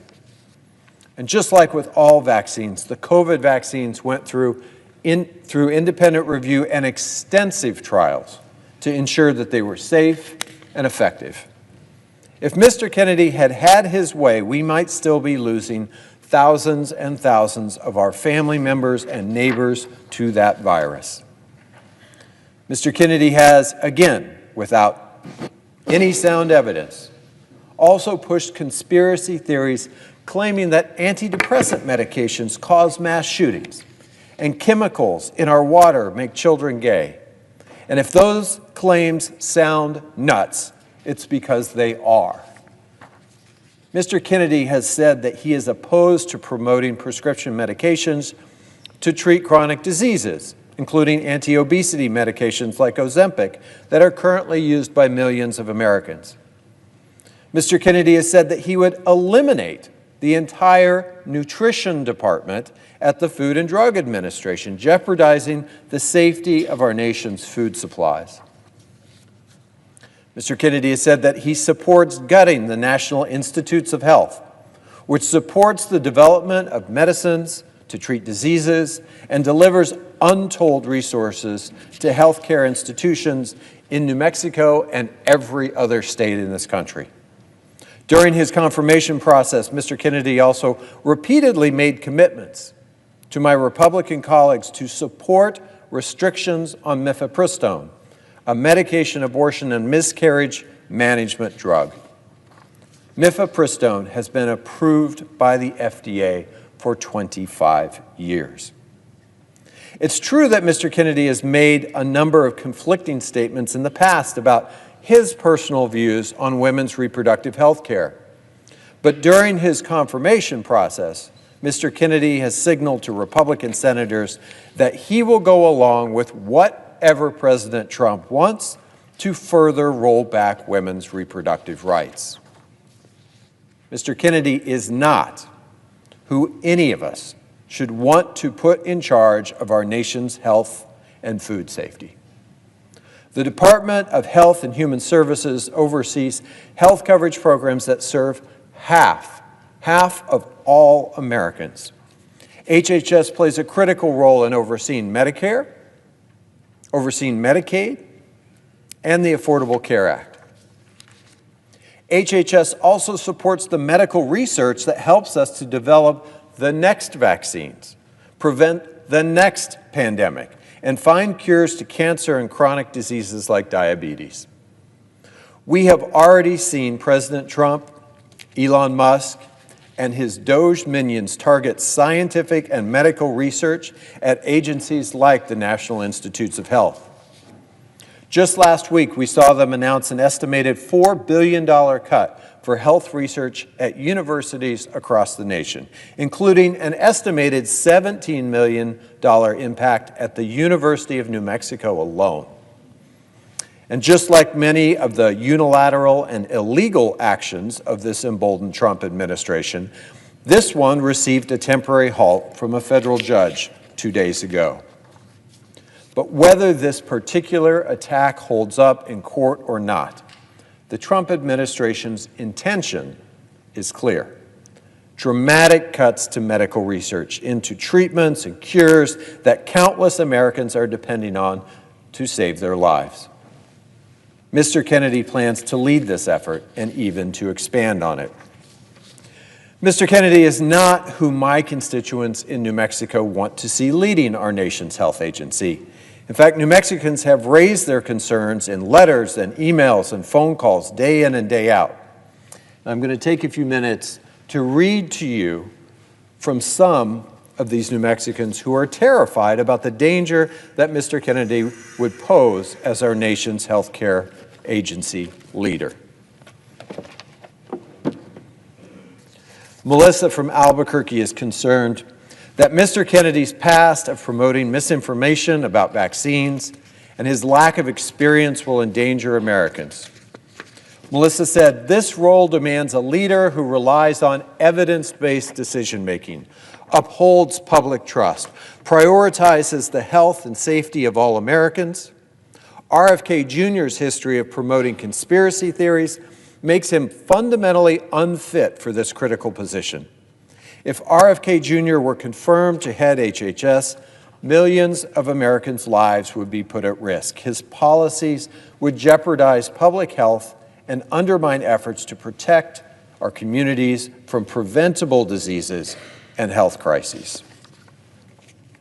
William from Albuquerque, a retired University of New Mexico health communications professor and longtime NIH principal investigator, knows that Mr. Kennedy's harmful rhetoric and lies will hurt public health efforts and lead to unnecessary deaths. Williams said, "My research team and I have had to continually battle anti-vax misinformation. Robert F. Kennedy Jr. is often at the center of that misinformation.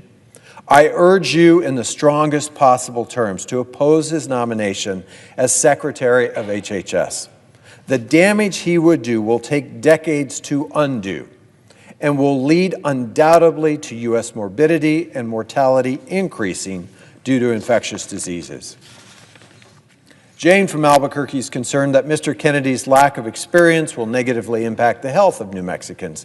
She said, "The administration has nominated manifestly unqualified individuals and those openly hostile to evidence to head the Department of Health and Human Services and the individual agencies that are charged with protecting the health of everyone in the United States. This abdication of responsibility will undoubtedly impact vulnerable populations most profoundly, including those living in New Mexico." Mark from Albuquerque, a survivor of polio, knows that the polio vaccine effectively eradicated this relentless and deadly disease, and he is worried that Mr. Kennedy's confirmation could stifle future vaccinations like the one that saved his life. Mark said, "I am a polio survivor. I know that I was very fortunate in my recovery, and I also know that the vaccines effectively eradicated this relentless and deadly disease. So I ask that you do whatever you can to prevent RFK Jr. from overseeing the health care of all Americans." Lori from Las Cruces is also worried that Mr. Kennedy's history of spreading misinformation could harm Americans. Lori said, "If the Senate confirms RFK Jr. to lead the Department of Health and Human Services, Americans' health care will be put at risk and will be ill-prepared for another public health catastrophe. We need to push for a qualified, trustworthy nominee to lead America's health policy."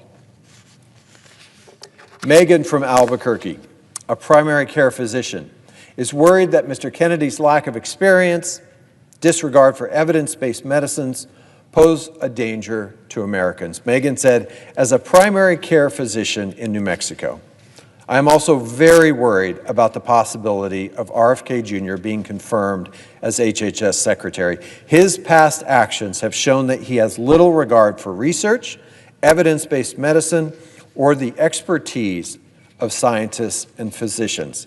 He is dangerous to the American people. I agree with these New Mexicans that Mr. Kennedy is unprepared.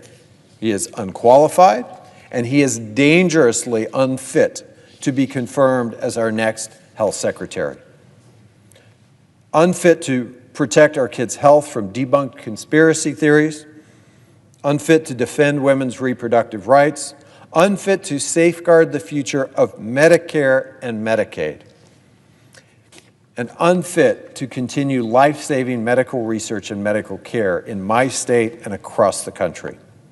And for all of these reasons, I would urge all of my colleagues to join me in voting no on confirming Robert F. Kennedy, Jr.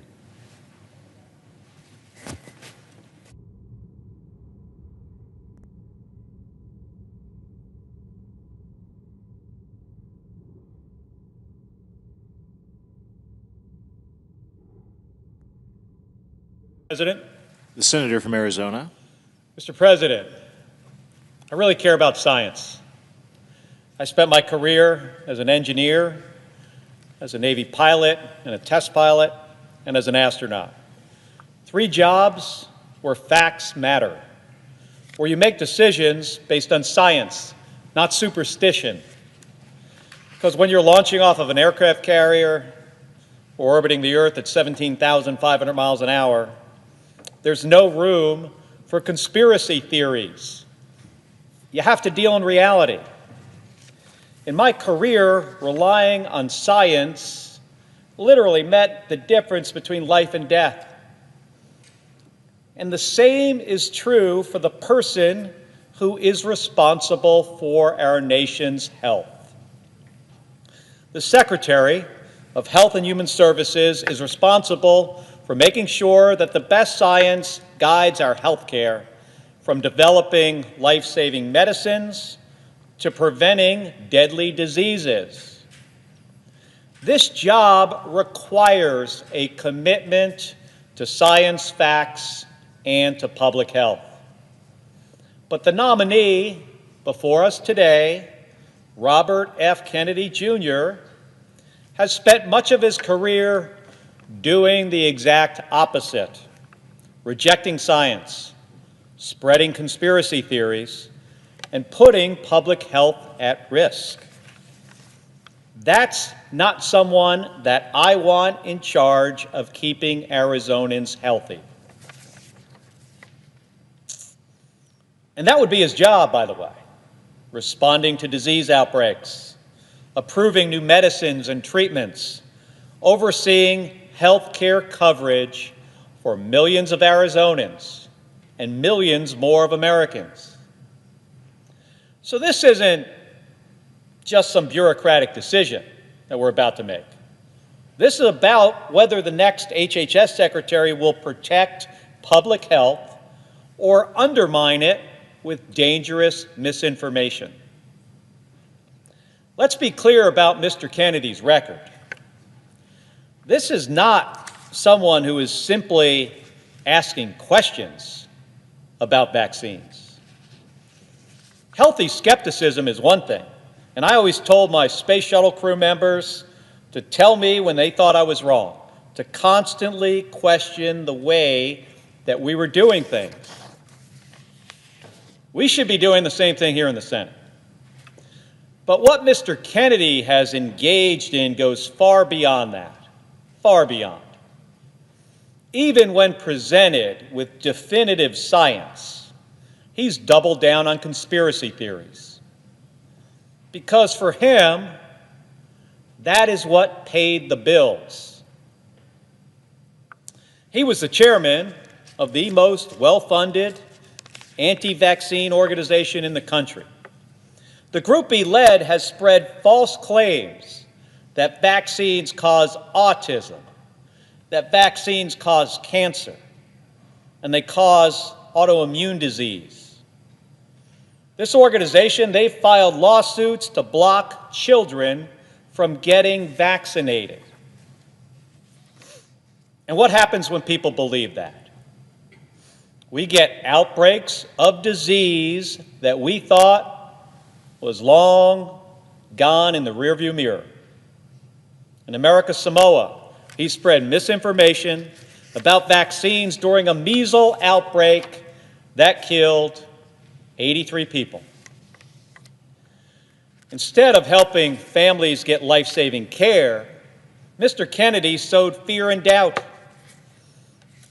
And then he had the audacity to question whether measles was really the cause of those 83 deaths. In Texas, right now today, there is a measles outbreak. It's in a county that has low vaccination rates. So far, all of the cases are in unvaccinated people. Now, we know exactly what causes these outbreaks. It's not science. It's misinformation. It's people like Mr. Kennedy telling parents that they can't trust their doctors. Mr. President, I'm thinking about this nomination, not as a senator, but as a father and a grandparent. I know how much Arizona families care about their kids' health. All they want to do is do what is right for their family and for their kids. And I know what it means to trust doctors, to trust medicine, to trust science. I want my granddaughter Sage to grow up in a world that is safer and healthier than the one before her, where we don't have to worry about diseases that we already know how to prevent. And I think about my daughter, her mom, who, like any first-time parent, is doing everything she possibly can to make the best decisions for her child. And that's already hard enough. The last thing parents need is one more loud voice, especially one in a position of authority, pushing conspiracy theories that make it harder to know what is true. It's bad for kids across Arizona and across the country. And when he spreads these conspiracy theories about vaccines and autism, it has cascading effects. Senator Hassan made this point, I think, better than anybody else could, just last week or the week before. After speaking about her son, who has cerebral palsy, Senator Hassan said, it's a quote, "The problem with this witness's response on the autism case, or the autism cause, and the relationship to vaccines is because he's relitigating and churning settled science, so we can't go forward and find out what the cause of autism is and treat these kids and help these families." She continued, she went on and said, "Sometimes science is wrong, but we do make progress and we build upon the work and we become more successful. But when you continue to sow doubt about settled science, it makes it impossible for us to move forward, and it freezes us in place." So you see, the job of HHS Secretary isn't about chasing conspiracy theories. It's about making sure families get the best care possible based on the best science available, so we can make progress and live healthy lives. And folks, here is what makes this even worse, like a lot worse. Mr. Kennedy, get this, Mr. Kennedy vaccinated his own kids while telling other parents not to. His own cousin, Ambassador Caroline Kennedy, called him a predator for what he has done. That's not leadership, folks. That's hypocrisy. And here is what Ambassador Kennedy wrote. Bobby preys on the desperation of parents of sick children, vaccinating his own children while building a following by hypocritically discouraging other parents from vaccinating theirs. She went on, even before he fills this job, his constant denigration of our healthcare system and the conspiratorial half-truths he has told about vaccines, including in connection with Samoa's deadly 2019 measles outbreak, have cost lives. She continued, and now we know that Bobby's crusade against vaccination has benefited him in other ways too. His ethics report makes clear that he will keep his financial stake in a lawsuit against the HPV vaccine. In other words, this is Ambassador Kennedy's words. In other words, he is willing to enrich himself by denying access to a vaccine that can prevent almost all forms of cervical cancer and which has been safely administered to millions of boys and girls. That was a quote from his own cousin. The Senate, Mr. President, the Senate cannot ignore this massive conflict of interest. Mr. Kennedy has personally made millions of dollars from lawsuits attacking vaccines, including the HPV vaccine, which prevents cervical cancer. And if confirmed, he would oversee the FDA, the very agency that regulates the vaccines that he is suing over. That's a direct financial incentive to undermine vaccines, even if it puts people's lives at risk. And he wouldn't commit to removing himself from this equation. And it's not just vaccines. Mr. Kennedy has made a career of embracing conspiracy theories over facts. He claims, it's almost would be funny in another context, but Mr. Kennedy, get this, he claims Wi-Fi and 5G cause cancer. He thinks the COVID vaccine is part of a government plot. He suggested that vaccines are a holocaust. But of course, when he was confronted about that, he said he didn't recall saying it. He believes that the people who are running our vaccine programs should be in jail. And when asked about 9/11, one of the most defining moments in our nation's history, he refused to say who was responsible. And his response? He said, it's hard to tell what's a conspiracy theory and what isn't. Well, Mr. President, we cannot put somebody in charge of our nation's health care who doesn't know how to separate fact from fiction. No one in the Senate should be comfortable with that. But the dangerous misinformation, it doesn't stop with vaccines. Mr. Kennedy claimed that antidepressants, not guns, are to blame for school shootings.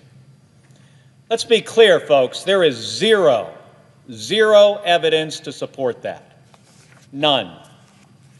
What we do know, and what the data tells us, is that every other developed country, they also have antidepressants. What they don't have is America's level of gun violence. The difference is not mental health treatment. It's easy access to guns for kids, for criminals, and dangerous people who shouldn't have them. Mr. President, my family and I have lived with the consequences of gun violence. My wife, Gabby Giffords, was nearly killed by a gunman when meeting with her constituents outside a grocery store in 2011. 6 people died, 12 were injured. You won't find anyone at that grocery store who believes that an excess of mental health treatment was responsible for that tragedy. Not one. Gabby and I have sat in living rooms of parents who have lost their children in mass shootings. And we have fought for real common sense gun safety laws that can save lives. Just like Senator Hassan, I will not stand here and let conspiracy theories distract from real solutions. And this is the core of the problem.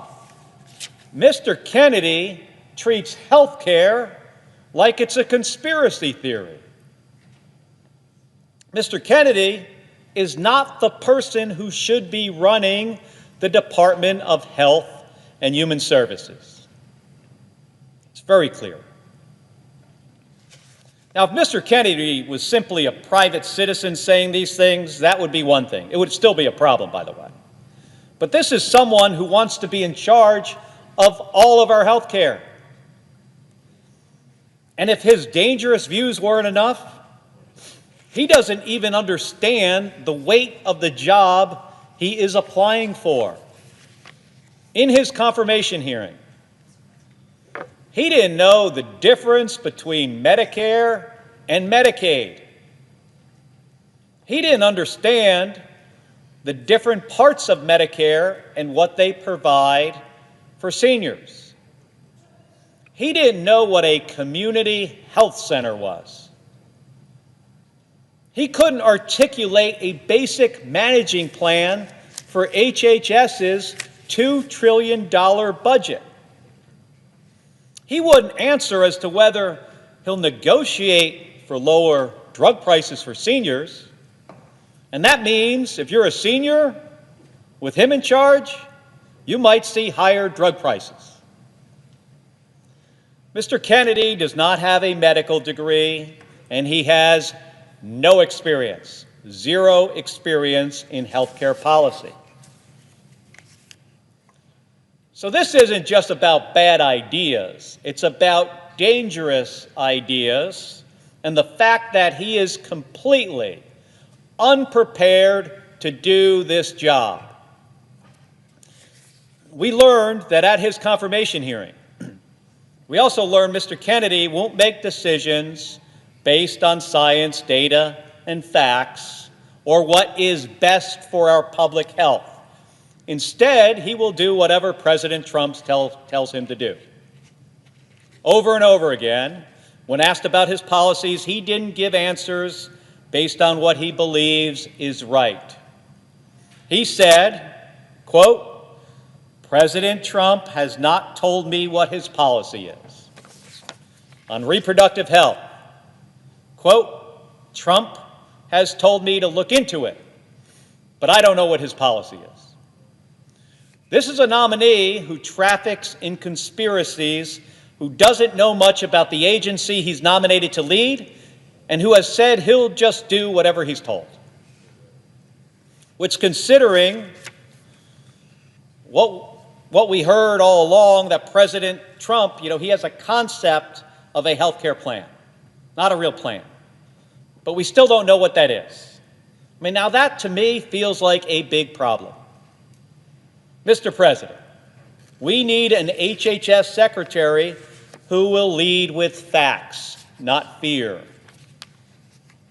who will lower the price of prescription drugs, or fight to do that, and fight to reduce health care costs, and not to go along with efforts to take health insurance away from kids and people with disabilities, who will build trust in our health care system, not undermine it. Mr. Kennedy has built a career out of rejecting science, spreading misinformation, and profiting off of fear. He has compared vaccine scientists to Nazis. He has refused to say if 9/11 was a conspiracy theory. And when it comes to leading this nation's healthcare system, he has no plan, no knowledge, and no independence. And he says he will do whatever President Trump tells him to do. So, my colleagues, we all have to ask ourselves, are we really willing to put the health of American families in his hands? Are we? Mr. President, I know my answer, and I urge everyone in this chamber to think very hard about theirs. And Mr. President, I yield 30 minutes of post-cloture debate time to the Democratic leader. The senator has that right. Mr. President. The senator from Illinois. Mr. President, you know, if you go back exactly 20 years ago today, I could tell you exactly where I was. I was a patient at Walter Reed Army Medical Center. I was staring at the beige-colored walls, and amidst the pain in every inch of my body, I was trying to muster the strength to sit up, or to take a step, or even just to breathe. I spent months and months and months in that hospital room, hooked up to machines, getting wheeled in and out of surgeries, learning how to live again in my new post-shoot-down world. But despite it all, looking back, I consider every one of those days in that hospital room lucky days. Because when the worst happened to me, when that RPG exploded in my lap in Iraq and I needed serious, sustained medical attention to survive the hour, the day, the year, I had health care I could rely on. The same cannot be said for countless Americans.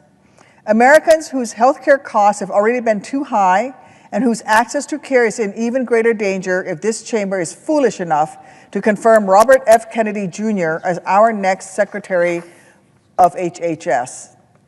Put simply, Mr. Kennedy cannot be trusted with the grave, grave responsibility that comes with this job. He cannot be trusted with our lives. He is focused on pushing his agenda regardless of the cost to middle-class Americans. And if this man is confirmed, more Americans will die preventable deaths because of his policies. Next month will mark the 5-year anniversary of when COVID shut down our nation. In this moment, it is dangerous, reckless, and heartless to everyone who lost a loved one in the pandemic to even consider nominating a guy who has stated that, quote, no vaccine is safe and effective. And if our Health and Human Services Secretary refuses to ensure children are protected against preventable yet deadly diseases like measles, RSV, whooping cough, or polio, it will be our kids, not Mr. Kennedy, who pay the price. I've gotten letter after letter from my constituents begging me to try to reason with my colleagues, to do whatever I can to prevent a man so ignorant of all things science and medicine from holding a position of such power over our children's next breath. One pediatrician in Illinois wrote to me, and I quote, I will always remember the 9-month-old infant with whooping cough who could not be saved despite every high-tech ventilator and medication we had available. Another said, I recall a father screaming and punching a hole in the wall when his 4-year-old son died of chicken pox. The stories, the letters, the avoidable tragedies go on and on. Imagine how much worse the heartbreak will become under a guy who acts like the term vaccine is a swear word. Look, the only reason that Kennedy is even up for confirmation is because he, like Elon Musk, decided to throw his dignity to the wind and bow down at Trump's altar. And because of that, he gets to be yet another rich guy with too few qualifications and too much power, somehow now charged with leading our government. Trump is running this country like the mob. Kiss his ring, pledge your unyielding loyalty, get made. It's just this time you get made into a cabinet secretary. Well, Kennedy has given Trump his fealty. So why would any of us ever think that he'd have the courage to stand up to Trump if the president issues an order that actively harms everyday Americans? How could any of us actually believe that Kennedy would fight back against Trump's worst instincts when Kennedy himself has proven time and again that he believes more in cacophony than science? Now, Americans are going to be the ones to suffer, because now, with Kennedy's confirmation, even programs as popular, effective, and vital as Medicaid will be in even greater danger. Republicans told us in Project 2025 that they would come for Medicaid.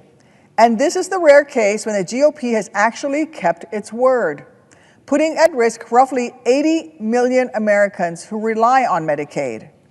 Americans in red states and blue, in big cities and small towns, folks who may have never heard of RFK Jr., but who will certainly feel the effect when he rips away the health care their family so desperately needs. Medicaid is a lifeline for kids, for pregnant women, for people in nursing homes, for Americans with disabilities. But Republicans don't seem to care about any of that.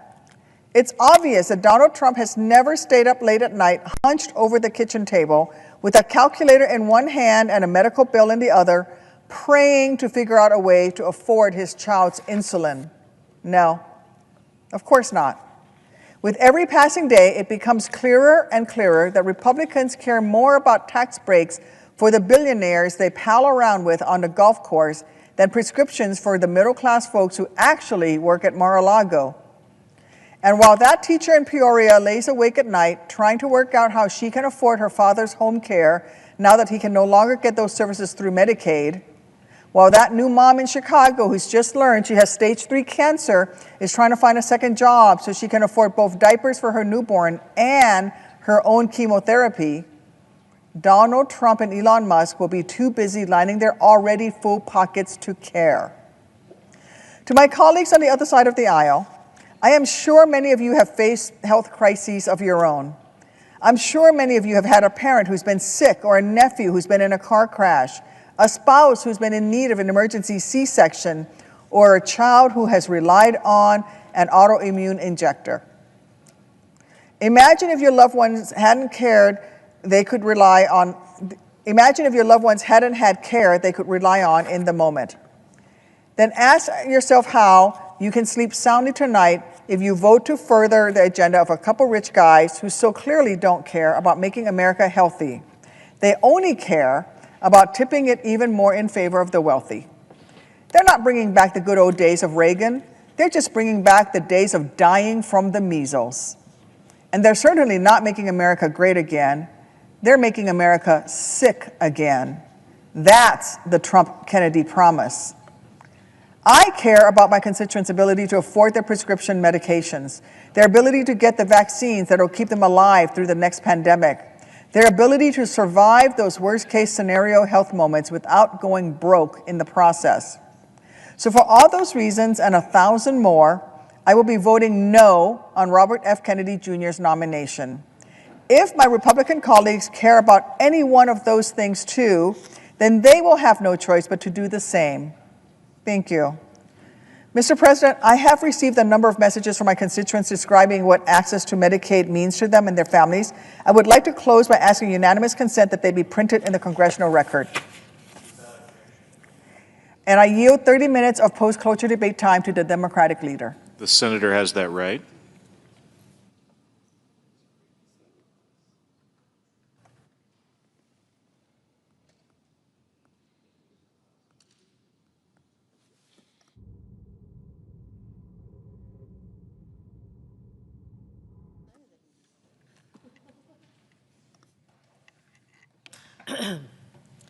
Mr. President. The senator from Nevada. Thank you, Mr. President. Today, we're here to discuss President Trump's nominee to lead the Department of Health and Human Services, Robert F. Kennedy, Jr. It confirmed Mr. Kennedy would be in charge of a department with power to, well, regulate the food we eat, the medicines we take, and the vaccinations we depend upon. He would oversee agencies that provide health care to almost 170 million Americans, including hundreds of thousands of Nevadans who are on Medicare, Medicaid, and the Children's Health Insurance Program. I'm here today to oppose Robert F. Kennedy Jr. as our next Secretary of Health and Human Services. Confirming him would have disastrous consequences for our public health, for our seniors who rely on Medicare, for our families who get their health care through Medicaid? So let's start out with his lack of qualifications. Well, Mr. Kennedy, he's never worked in health care or federal government. He's probably best known for his skepticism of vaccines and spreading dangerous conspiracies and outright lies. Mr. Kennedy's history of promoting anti-vaccine misinformation, it's well documented and deeply troubling. Vaccines have saved millions of lives throughout history, and they remain one of the most effective tools we have to protect public health. Yet, Mr. Kennedy has spent years promoting debunked claims linking vaccines to autism, cancer, allergies, and autoimmune diseases. He spread lies about vaccine safety, making people fearful and increasing rates of unvaccinated people, which put all of us at risk. He's previously stated, and I'm going to quote, that no vaccine is safe and effective, end quote. He said that the polio vaccine, I'm going to quote again, killed many more people than polio ever did, end quote. And Mr. Kennedy has called the COVID vaccine, again I'll quote, the deadliest vaccine ever made. This rhetoric isn't just reckless, it's dangerous. If Mr. Kennedy had been around during the first Trump administration, he would have undermined President Trump's Operation Warp Speed and efforts that helped us end the pandemic. And he doubled down during his confirmation hearing, even though he was asked multiple times. Mr. Kennedy refused to acknowledge that vaccines don't cause autism. He's also engaged in Holocaust distortion to push his dangerous views. While attending an autism conference, he was asked why the CDC wasn't acknowledging autism as an epidemic. And he said, I'm going to quote again, these are his words, "To me, this is like Nazi death camps, what happened to these kids. I can't tell you why somebody would do something like that. I can't tell you why ordinary Germans participated in the Holocaust," end quote. And frankly, Mr. President, these aren't the words of someone you want to be in charge of America's public health. These are not the words of someone you want anywhere near the White House, anywhere near our health care, our safety. He's even gone so far as to falsely suggest that certain antidepressants are behind the rise in school shootings, and that certain chemicals in the water might be part of why more young people are identifying as transgender, neither of which is backed by any science. And we can't allow someone who spreads this kind of vitriol and dangerous misinformation to lead the Department of Health and Human Services. But his problematic views are just the start. During his confirmation hearing, Mr. Kennedy was also asked about his understanding of Medicare and Medicaid. Just asked if he knew about it. Well, he struggled, I mind you, to remember which program covered older and disabled Americans. Struggled to remember which program provided for low-income people. This is Medicare and Medicaid. That's something that's so brand new that even Robert F. Kennedy Jr. shouldn't know what it is. Because Medicare and Medicaid are not mere government programs. They are a lifeline for millions of Americans, including our seniors, our parents, our grandparents, people with disabilities, families in need, including half of all children and around 40% of all babies born in this country.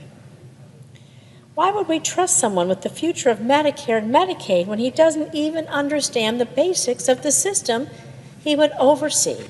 This makes no sense. And we can't overlook the broader impact of Mr. Kennedy and President Trump's proposals on medical research, safety, and innovation. We're already seeing devastating attempts to go after the National Institutes of Health, or NIH, the very institution that has pioneered life-saving research in areas like cancer, heart disease, and diabetes. And this is not just any research, this is life-saving research. We're talking about research and clinical trials. Well, in my home state at the University of Nevada, Las Vegas, and the University of Nevada, Reno, to better understand Alzheimer's disease and improve care for patients. We're talking about advancing breast cancer therapy at the University of Nevada, Reno, and clinical trials on treating and preventing cancers at the Southern Nevada Cancer Research Center. You know, I lost my mother to cancer. I lost my brother to leukemia. I think it's shameful that this administration, enabled by RFK Jr., would target research into these deadly diseases which cost lives in my family. I don't want anyone to go through what I went through.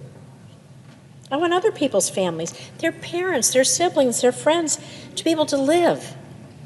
And we know lives are saved every day because of investments in research, in those clinical trials, and what the NIH does. I want people to live because of the research. It matters. You know, Mr. Kennedy's also proposed radical changes to the Food and Drug Administration, the agency in charge of, well, the food we all eat and keeping it safe. And just like many of the other reforms proposed by Mr. Kennedy, his suggested changes to the FDA, well, they're based largely on the many conspiracy theories he peddles. These broad changes include clearing out entire departments like the Food and Nutrition Center, which is responsible for preventing foodborne illnesses and ensuring that chemicals in food, the food we all eat, every single one of us, all around this country, every day, from young to old and everywhere in between, that our food is safe. How does dismantling this keep any of us safe? How does it keep any of us healthy? Mr. Kennedy has an overarching plan to gut the funding for FDA, which will severely limit regulation and safe implementation, also of new drug trials, medications. And this could lead to dangerous drugs flooding the market, putting countless lives at risk. You know, Mr. President, the role of the Health and Human Services Secretary, it is one of profound responsibility. And Robert F. Kennedy Jr. has undermined the very foundations of our public health system. Mr. Kennedy's vision for the future of our healthcare system, well, he wants to undermine Medicare and Medicaid. He wants to slash cancer research funding. He wants to push dangerous public health conspiracies. These are visions and these are things I cannot support. No one should support. We all want a healthier future for America, one that both prevents diseases and where we can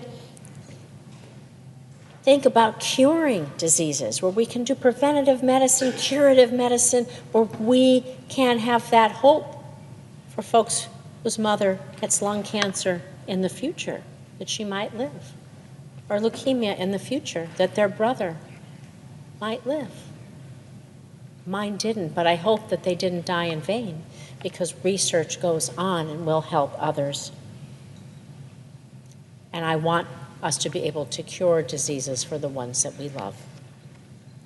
And so that is why I cannot in good conscience support Mr. Kennedy's nomination, and I urge my colleagues to do the same. The stakes couldn't be higher. Our very lives, the lives of our loved ones, they may just depend on it. Thank you. Yes. Post-cloture debate time to the senior senator of Oregon.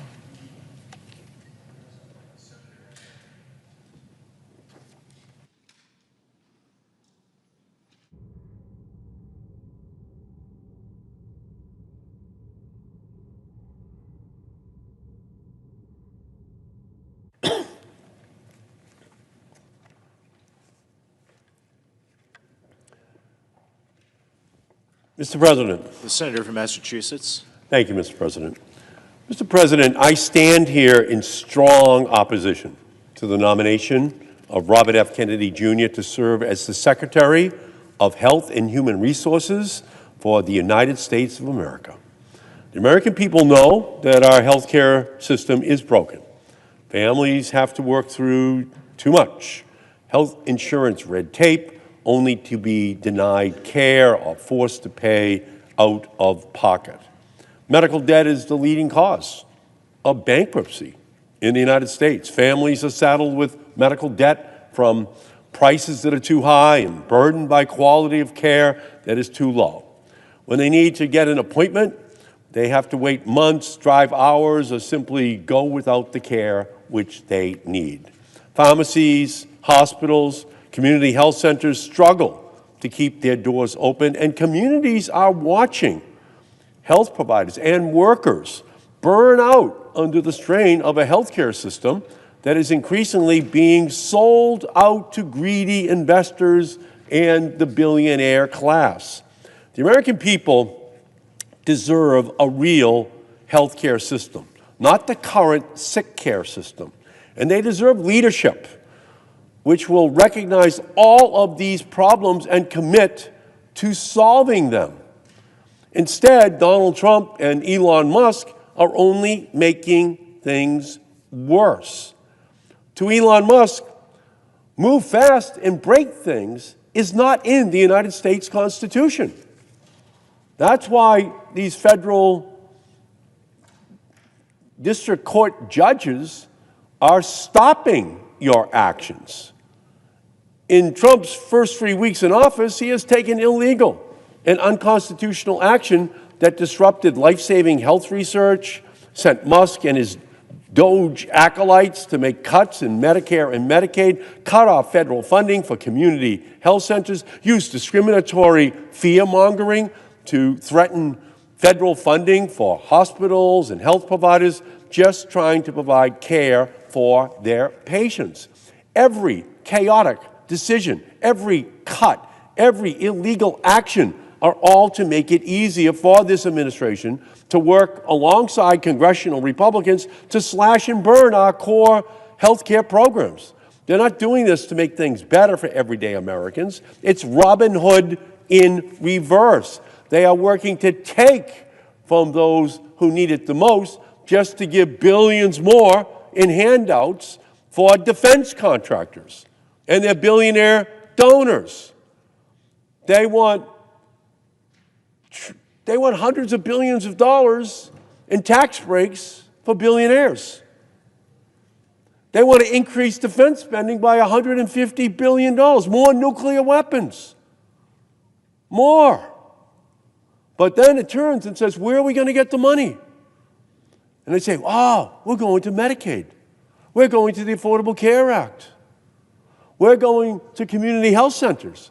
We're going to go to the programs that actually do protect people. More nuclear weapons aren't going to protect people.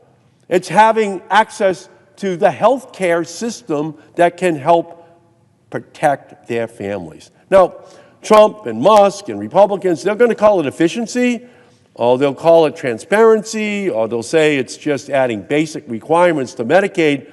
This is all code, the code for cuts. Efficiency, transparency, or just be honest about it, Elon. Just be honest about it, President Trump. Cuts to programs. They keep saying there's all kinds of waste in the system. Well, point it out to us. We'll cut it out for you. Give us the list of the programs you want to have cut because they're waste, and we'll do it. But you want to know what they don't want to say? They don't want to say that they want to cut Medicaid. They don't want to say they want to cut clean air, clean water, the programs to protect ordinary people. They want to call it waste, and we're going to call it out for what it is, where they're going.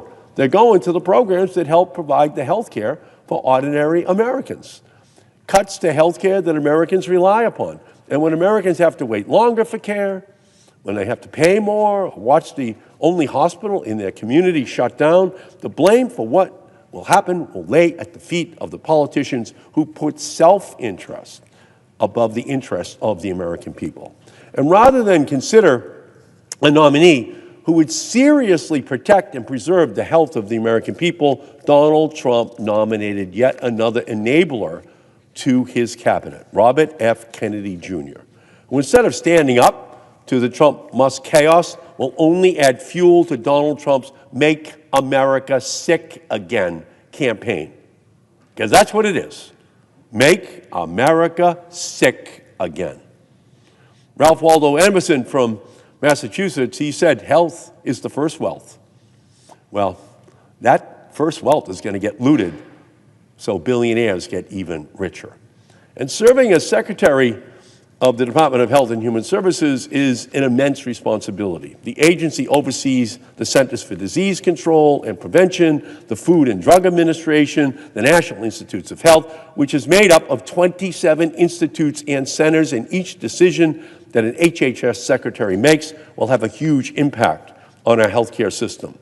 Run well, HHS ensures medications are safe and effective, keeps workers and students and seniors safe, protects the public from global pandemics or disease outbreaks, guarantees hospitals, doctors, and community health centers provide safe, quality care, and funds research that will build the foundation to accurately diagnose patients, better treat cancer, cure Alzheimer's, heart disease, diabetes, cancer. That's what it's supposed to be all about. Not freezing that funding, not cutting that funding, but ensuring that the researchers have the funding they need.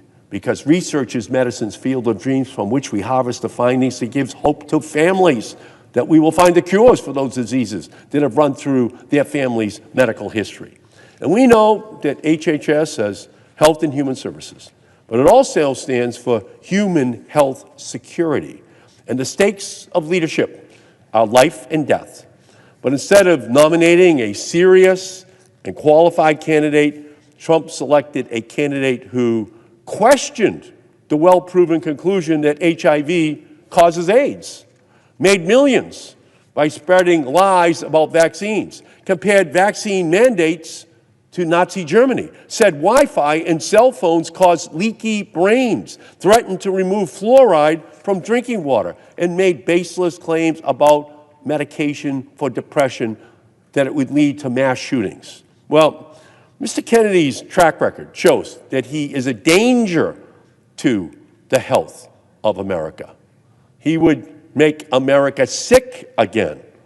In June of 2019, he went to Samoa on a trip arranged by anti-vaccine activists. He used that trip to spread lies about the measles vaccine in the Samoan Prime Minister and Director General of Health. He and the organization he led amplified activists who spread false information about the measles vaccine. And after a measles outbreak broke out in Samoa and 16 people died, rather than intervene and help, Mr. Kennedy sent a letter to the Prime Minister to blame these deaths on the vaccine rather than the absence of vaccines. The death count in Samoa grew to 83. Volunteers in New Zealand sent tiny coffins to help bury the dozens of children who died. A New Zealand vaccinologist later said, the impact of Mr. Kennedy's role in the outbreak was devastating. In a moment, when Robert F. Kennedy Jr. could have used his influence for good, he fueled disinformation that cost lives. When Robert F. Kennedy Jr. was asked about Medicare and Medicaid, he could not answer questions in his confirmation hearing about the most basic questions, demonstrating that he would be at HHS only to make whatever cuts that Trump and Musk and Doge dictate at the expense of the health care of the American people. Now he's in line to be the #1 health care official in the United States. That would be a disaster. Mr. Kennedy has reportedly given reassurances on his position on vaccines or on his position on food and chronic disease. To my colleagues, I would say this. We cannot address chronic disease if we are slashing Medicare and Medicaid and the Affordable Care Act or recklessly cutting off funding from hospitals and community health centers. If we are battling vaccine misinformation, it will make it much more difficult to take on chronic disease like heart disease or diabetes. The long-term impact of food on children's health doesn't matter if children are dying from preventable infectious diseases because their families believe misinformation spread by the nominee for Secretary of Health and Human Services. And even with the promises he has made on the vaccine misinformation, Robert F. Kennedy Jr. has not demonstrated that he will fulfill his promises. He has used his position to lead people down the dangerous path of vaccine misinformation, and when asked about his role in the Samoa measles outbreak, he lied. The stakes are too high to take a risk on this nominee. I hear from people in Massachusetts who rely on our health care system, single mothers of disabled children relying on Medicaid, also called Mass Health in Massachusetts, to make sure their child gets care. I hear from people living with cystic fibrosis, or parents of children on the autism spectrum or with Down syndrome who could only afford their medication or coverage with Mass Health Medicaid coverage. For them, Medicaid is the lifeline. And when that lifeline is cut, their lives get harder. And that's what this administration is aiming to do with Robert F. Kennedy Jr. in the lead. The American people deserve more than what they have now. They should be able to get health care when they need it, and they should not have to worry that it's available. They should be able to go to their doctor or to their pharmacy without running up their debt or being forced to choose between paying their rent or a medical bill.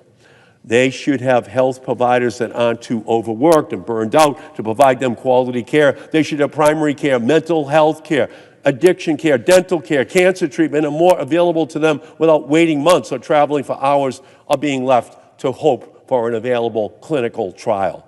Americans should have unquestioned health care access and quality, and I want to deliver on that for every single American. But Robert F. Kennedy Jr. will only make this harder by embracing Donald Trump, Elon Musk, and the spread of vaccine disinformation. I'm not alone in my concern. I've received over 1,000 calls and emails to my office opposing his nomination. I have also received letters from over 20,000 physicians, including thousands of pediatricians, internal medicine, emergency medicine, doctors representing all 50 states and Puerto Rico, over 800 public health officials, 75 Nobel laureates oppose his confirmation, chairs of pediatric departments across the country, and statements from the Massachusetts Teachers Association representing over 11,000 educators, and from the National Nurses Union representing 225,000 nurses, all opposing Robert F. Kennedy Jr. Every single one of them expressed concern and dismay about having a Secretary of Health and Human Service that doesn't believe in vaccines that save lives. We need to listen to the people on the front lines, the health providers, who have dedicated their lives to serving their patients, the researchers who have committed to finding life-saving treatments and cures, and the educators who care for our nation's children each and every day. They are all saying no to Robert F. Kennedy Jr. He is unqualified, and his confirmation would be dangerous to the health of our nation. And with that, Mr. President, I yield back.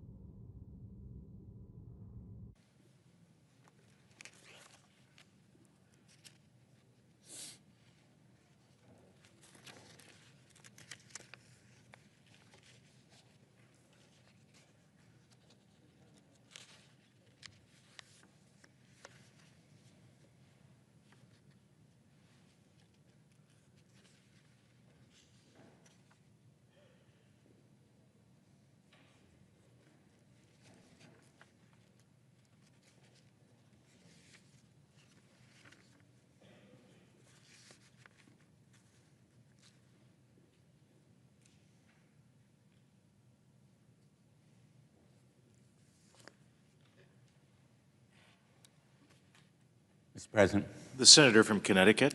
Mr. President, I come to the floor with sadness and anger because we are here to consider the nomination of a person who very tragically and unfortunately is unworthy and unqualified and unprepared for this position. And Robert F. Kennedy Jr. will, in fact, betray the trust and credibility of the office he's been nominated to fill. He has already shown that he lacks the trust in science and the adherence to the truth that is so important, because this office is fundamentally about advocating for public health, informing the public, speaking truth to the American people when there is so much misinformation and disinformation about what will keep Americans healthy and make them healthier. And he threatens literally to make America sick. Whether it's make America sick again or just make America sicker, the fact is he has supported conspiracy theories and distorted views of what is important in public health that threaten the American people. The Nobel laureates, the healthcare professionals, the members of his own family, and in a certain way, I would say if you have any question about Mr. Kennedy's qualifications, you should listen to Caroline Kennedy and her very powerful comments on his nomination. The fact is that her comments are an indictment. They are literally a warning against his nomination, stating that he is, quote, addicted to attention and power, and that he has already, quote, denigrated our healthcare system by championing beliefs that cost lives. Ultimately, the confirmation process so far has confirmed what we already know, that as a source of information, advocacy, and truth, he is less than Americans deserve. Americans deserve someone who believes in the Affordable Care Act and its premium tax credits that reduce healthcare costs for millions of Americans who otherwise would be left uninsured and unable to afford health care. Americans deserve a secretary who will advance research into life-saving medicines, treatments, and vaccination. He's not that person. Americans deserve a secretary who will protect Medicaid, which provides health care to nearly 1 million Connecticut residents, including 350,000 people. At the very least, someone who knows the difference between Medicaid and Medicare. He is not that person. And Americans deserve a secretary who will protect the sensitive health data of millions of people across the country. When the Department of Government Efficiency, which is an unregulated and potentially unsanctioned organization, gained access to millions of seniors' records at Medicare, Mr. Kennedy purposefully said nothing. And at the very least, we need someone who will stand up to President Trump when he spreads misinformation from the White House, someone who will stand up to him when he asks that his Secretary of Health and Human Services do something illegal or immoral. And clearly, Mr. Kennedy is not that person. There's a reason that he lacks support from all these professional organizations and is actively opposed by them, by healthcare professionals, Nobel laureates, and his own family. And that is that he fails the basic test of what Americans deserve, a secretary that believes in science and advances in modern medicine, a secretary who won't profit off the lies he tells about vaccines and science, a secretary who will not instigate fears of life-saving vaccinations, while at the same time ensuring that his own children are vaccinated and protected. A secretary who will protect women and reproductive rights, and someone who knows the difference between Medicare and Medicaid. The kind of leadership that is required from the Secretary of Health and Human Services has never been more important. And that truth-telling, advocacy, informing of the public is more vital than ever. Now, HHS is a massive department. The management challenges alone are fierce. He has no qualifications or experience that would justify his appointment. He would oversee health insurance for millions of people through Medicare, Medicaid, the Children's Health Insurance Program, and the Affordable Care Act.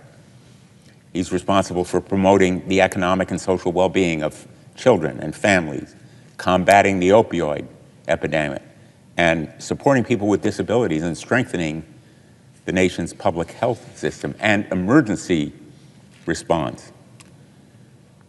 The HHS Secretary is responsible for advancing innovative medical research through the National Institutes of Health, the Food and Drug Administration, responsible for ensuring our food and drugs and medical devices are safe and effective, and the Center for Disease Control and Prevention, which strengthens our public health system and responds to disease outbreaks. This agency is a sprawling, massive, challenging management task. And his nomination has spotlighted not only his lack of experience in management, but also his long history of dangerous, delusional, and misguided beliefs that would be detrimental to the public, and in fact, a betrayal of public health. The focus has been on Mr. Kennedy's views on vaccinations and his public denial of well-recognized science. His really frightening views, which he has used to make money and have endangered the lives of countless children and families, ought to be disqualifying on their own. He admits to vaccinating his own children. Vaccines are safe and effective enough for his family, but not others, it seems. Fact is, vaccines are safe and effective. To be clear, over the last 50 years, vaccines have prevented 154 million deaths, including 146 million among children younger than 5 years old. They undergo exhaustive tests and trials and independent review to determine whether they are safe and effective. And they continue to undergo rigorous review even after they approve. This system works, but Mr. Kennedy has a long history of weakening and weaponizing parental instincts to protect their children and to spread disingenuous and life-threatening misinformation. These lies are attributable to his bad judgment as well as self-enrichment. Exactly the opposite of what a Secretary of HHS should exemplify. He supported the dangerous, unproven lie that African Americans can use weaker vaccine schedules because black people have stronger immune systems. This disgusting, appalling claim has been disavowed by the medical community and renounced by the authors of the studies that Mr. Kennedy has incorrectly cited in espousing these lies. But these lies exacerbate racism. And it is a weakness in our public health system that this racism may continue to exist. To exacerbate it threatens people's lives. The anti-vaccine group he founded has maintained that measles, mumps, and rubella vaccine is linked to higher rates of autism in black children. Again, flat-out lie, racialized comments that are intended to stoke fear in the public health system and exploit the very caution that many communities of color approach the healthcare system with. His lies will, again, exacerbate the clear disparities that exist in healthcare for different racial groups. And the inequity of those disparities is a glaring weakness in our current healthcare system. But he will be sprouting those kinds of disinformation, spouting on podcasts, espousing in the media as the highest ranking health official in our country. The notion that the public health of the nation, credibility, trust, truth-telling would be put in the hands of this man is truly frightening. Now, he's attempted to backtrack since his nomination. He's claiming he's not anti-vaccine, but when he was asked point blank under oath during confirmation hearings, in effect, he ducked and dodged. Some of my colleagues have claimed that Mr. Kennedy privately told them he'll work with existing vaccine approvals and safety networks, and that he won't undermine vaccines in his role overseeing them. In private, that's what he said. Why wouldn't he make these commitments during public confirmation hearings? Why couldn't he make them when he was under oath? The threat is that he will do exactly the contrary. The American people deserve more than backdoor, private, confidential conversations and quiet promises about what the HHS secretary will do.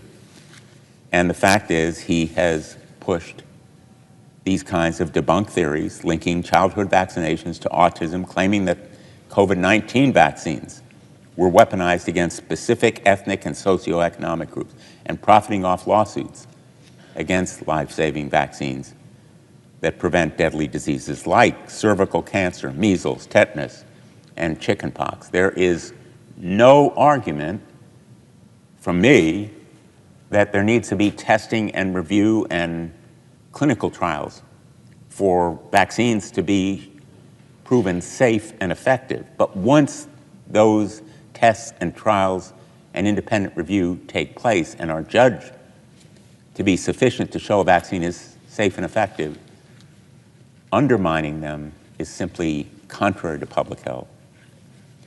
Now, Mr. Kennedy would also threaten reproductive care and reproductive freedom. During his 2024 presidential campaign, he consistently downplayed the importance of reproductive health, claiming that abortion was, quote, just a little issue, end quote. Abortion was hardly a little issue for women across the country, especially women who have literally died or come close to death as a result of denial of this essential health care and freedom. The Americans deserve a Secretary of Health and Human Services who respects women and who works against politicians telling women what they can do with their bodies. and trust women to make decisions about what is right for them. The HHS Secretary, as a matter of fact, oversees the Emergency Medical Treatment and Labor Act, a federal law that mandates that women who need emergency care are entitled to it, whether that emergency care be an abortion or some other treatment. When he was asked if a woman bleeding out in an emergency room is entitled to emergency care under this law, Mr. Kennedy responded, quote, "I don't know," end quote. You should know, whether it's sheer incompetence, utter confusion, or just an unwillingness to agree to uphold federal laws protecting women. That comment and response alone should be disqualifying. It's dangerous, and confirming him in this position could be deadly to women who depend on that program. He's refused to say that he'll protect access to medication abortion. Instead, he has said he would reevaluate the drug. Now, this drug has been safely and effectively used by millions of women for decades. His response is code for making it harder to access or ban it altogether. He won't commit to protecting women who need emergency medical care. He will not commit to keeping safe and effective abortion medication available. He will limit access to abortion services, and his confirmation poses the danger of catastrophic consequences for women. How can women trust him to protect their interests and safeguard their health? The women of America deserve better. Mr. Kennedy has a long history of making baseless and damaging claims about the LGBTQ+ community, including the absurd lie that environmental chemical exposure somehow causes children to become gay or transgender. Boggles the mind. Incredibly dangerous to the health and safety of LGBTQ+ youth. But it is his stated belief, or it has been at various times in the past, and adding to those harmful ideas is his belief that HIV does not cause AIDS. He has supported bans on gender-affirming health care for transgender individuals and spread information about what gender-affirming care actually looks like in the real world. And if he continues to spread this unscientific rhetoric as Secretary of HHS, he will cost people's lives. Members of the LGBTQ community already experience significant health disparities, and Mr. Kennedy's false views on health, sexual orientation, and gender identity would make these disparities, like racial disparities, even worse. To serve in this position, Mr. Kennedy need not be the world's greatest scientist or the most erudite professor or the most astute researcher, but he needs to have a respect for science and medical professionals. He lacks it. He made abundantly clear during his confirmation hearing he has none of those qualities. And, in fact, demonstrated an inadequate understanding of the very programs that he is supposed to be administering if he's confirmed, like Medicare and Medicaid. You know, we have reviewed a lot of nominees as senators, and we know that they're prepared, they're extensively murder boarded, as they say, ask questions in preparation. You would expect that the nominee to be HHS Secretary would understand the difference between two of the most important and largest health insurance programs in the country that serve millions of Americans every day. He didn't. The American people deserve better. his decisions, if he is confirmed, will have long-lasting impacts, and he lacks the expertise to lead this agency and lead Americans as an advocate, as an informer, as a truth teller. And lest you think that he will rely on good people who will help him in administering this agency, he's pledged to fire hundreds of National Institutes health employees. He told the Food and Drug Administration workers to, quote, pack their bags, end quote, and he'd like to clear entire departments of the federal government, including the nutrition department at the FDA. He is in no way going to rely on career professionals who truly understand the policy behind the programs that he knows so little about. Mr. Kennedy has claims to support improving nutrition and combating chronic diseases. And many of us support those programs to eliminate additives, for example, or provide better nutritional information, front of package labels showing nutritional content, and enabling Americans to be healthier by eating better and by being better informed. But instead of surrounding himself with experts, his potential top advisors include people who want to change or abolish the nutrition guidelines, like the dietary guidelines for Americans, which will bolster industry profits, not health. The dietary guidelines for Americans provide science-based advice on what to drink and eat to meet nutrient needs. They promote health. They reduce the risk of chronic disease. This dietary guidance is critically important because 3 in 5 adults live with chronic disease. Let me repeat, 3 in 5 adults live with chronic disease that could be improved with better nutrition.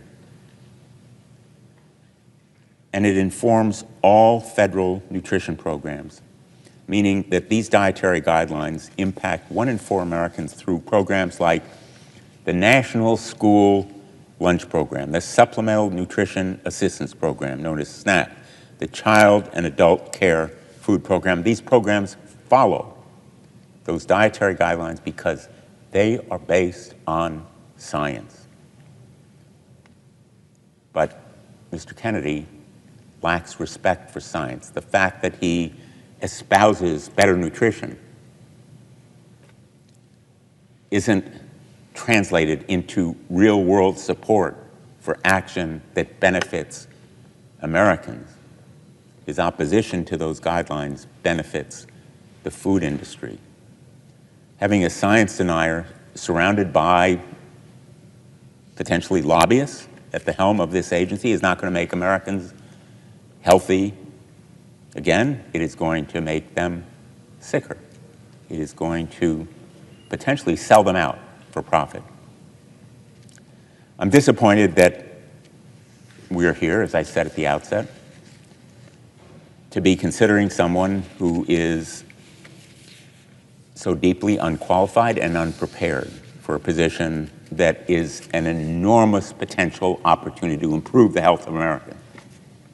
His advocacy could spread the truth, could hold the food industry or pharmaceutical drug industry to higher standards to provide more medicine and treatments and cures at lower prices. He could support research through the NIH instead of advocating that it be cut. He could enable women to have reproductive care instead of dodging or diminishing its importance. He could help eliminate racism and bias against LGBTQ plus people in our healthcare system. So much opportunity squandered in this nomination. I will vote no on Robert Kennedy Jr., I urge my colleagues to heed the warnings from Americans much better qualified than I am to make this judgment, those Nobel laureates, the professional organizations, the healthcare experts, and of course, his family, who know him best. Caroline Kennedy, who spoke with such eloquence and insight. Her incisive and heartbreaking video should be watched by everyone who is about to vote on this nomination. Thank you, Mr. President. I yield the floor.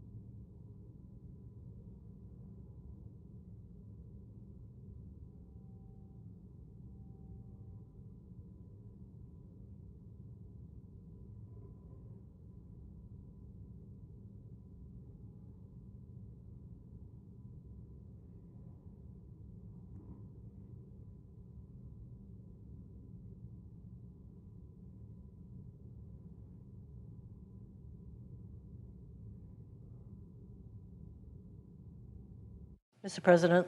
The senator from Hawaii. Mr. President, in Hawaii, thousands of our keiki children attend Head Start, setting them up for a lifetime of success. After the devastating wildfire of Maui in 2023, the U.S. Public Health Service was on the ground within days, providing care to survivors and first responders. On Oahu, the University of Hawaii's Cancer Center is leading on critical NIH-funded research on breast, liver, and lung cancer, studying diseases that disproportionately impact the Native Hawaiian and Asian American communities. All of these programs are vital for people in Hawaii, and they are all made possible by the Departments of Health and Human Services, or HHS. HHS does critical work across our country, keeping communities healthy and researching deadly diseases from cancer to COVID and so much more. Americans trust HHS because their mission has historically been guided not by politics, but by science and data. But already, Donald Trump is taking a sledgehammer to HHS and the essential work it does. For weeks, HHS employees have been prohibited from making any external communications and have been directed to withhold grant disbursements. Illegal, by the way. Halting critical updates on emerging public health threats and delaying or denying funding for community health centers without explanation. These edicts are already forcing clinics to consider reducing services and staff, or worse, closing these services, endangering healthcare access for our most vulnerable populations. And just last Friday, the National Institutes of Health, or NIH, announced it would slash indirect cost rates nationwide. Funds that keep the lights on and the bills paid at America's medical schools, hospitals, and research institutions, enabling our country to lead globally on biomedical research. This is life-saving research. These across-the-board cuts aren't hypothetical. They will harm real people in need of help. Just yesterday, I spoke with the University of Hawaii John A. Burns School of Medicine, who explained the catastrophic consequences this cap would have. This illegal action, as I mentioned, would compromise plans for the UH Cancer Center to begin offering phase 1 clinical trials in Hawaii for the first time. What does this mean for the people of Hawaii? For the first time, people in Hawaii will not have to go to the mainland to participate in these trials, but with the help of this NIH funding now being slashed, for the first time, people of Hawaii would be able to stay in Hawaii to participate in these very important clinical trials. Mr. President, if allowed to stand, these actions will be catastrophic for our country and for global efforts to combat the spread of diseases. And all of these actions have been taken without a confirmed secretary in place at HHS. One would hope the president's nominee to lead such an important department would be a level-headed individual guided by science and data. Instead, Donald Trump has nominated the total opposite, Robert Kennedy Jr. Mr. Kennedy is an anti-vaccine activist who peddles and profits from conspiracy theories and has a troubling history of misconduct. In his confirmation hearings, Mr. Kennedy appeared not to know the difference between Medicare and Medicaid, essential programs that 66 million and 72 million people respectively rely on for access to health care. Mr. Kennedy purports to be a proponent of bodily autonomy when it comes to vaccines, as if we know better than scientists about the efficacy and safety of medical treatments. But Mr. Kennedy's commitment to bodily autonomy suddenly flies out the window when it comes to women's right to control our own bodies. He has shown he'll do Donald Trump's bidding in his war on women and our freedom. Where's our bodily autonomy? As they work to reverse the FDA's approval of mifepristone, which has been used safely for medication abortion for more than 20 years. So much for bodily autonomy. And it's clear Mr. Kennedy will be guided not by science, but by the conspiracy theories he's pursued for decades on vaccines, raw milk, stem cell treatment, and much more. Vaccines are a modern miracle that have saved an estimated 154 million lives and enabled us to all but eradicate diseases like polio and smallpox. But due to the activism of conspiracy theorists like Mr. Kennedy, public trust in vaccines have eroded, endangering countless lives and threatening the herd immunity that protects us all. Mr. President, I grew up in rural Japan where we didn't have widespread access to most vaccines. As a child, I remember getting measles, mumps, whooping cough.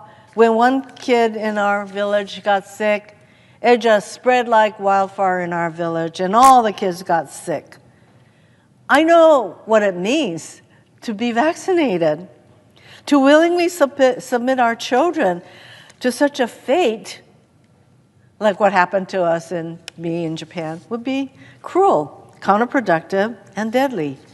But Mr. Kennedy seems not to care about those impacts. Mr. President, we all agree there are things we can do to make our country healthier. And I stand ready to work with my colleagues to do that important work. But eliminating access to health care, promoting conspiracy theories, firing researchers, and undermining evidence-based policymaking will do nothing to make us healthier.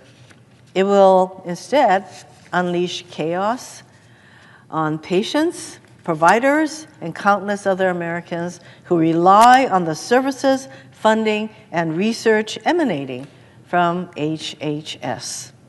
Mr. Kennedy will not make America healthy again, yet another empty slogan.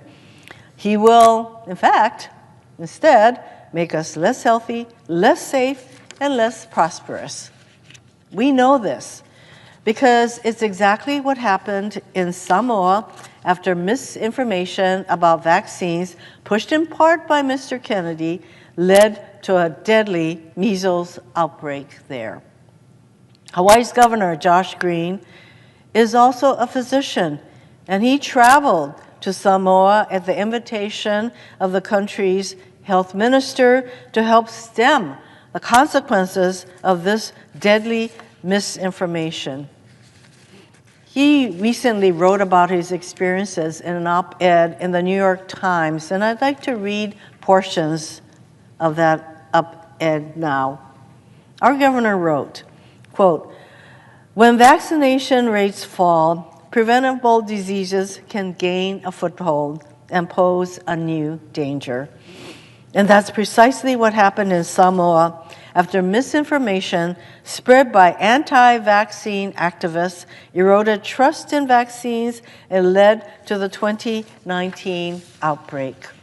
Thousands of preventable cases of measles sprang up, leading to the deaths of 83 people, mostly children.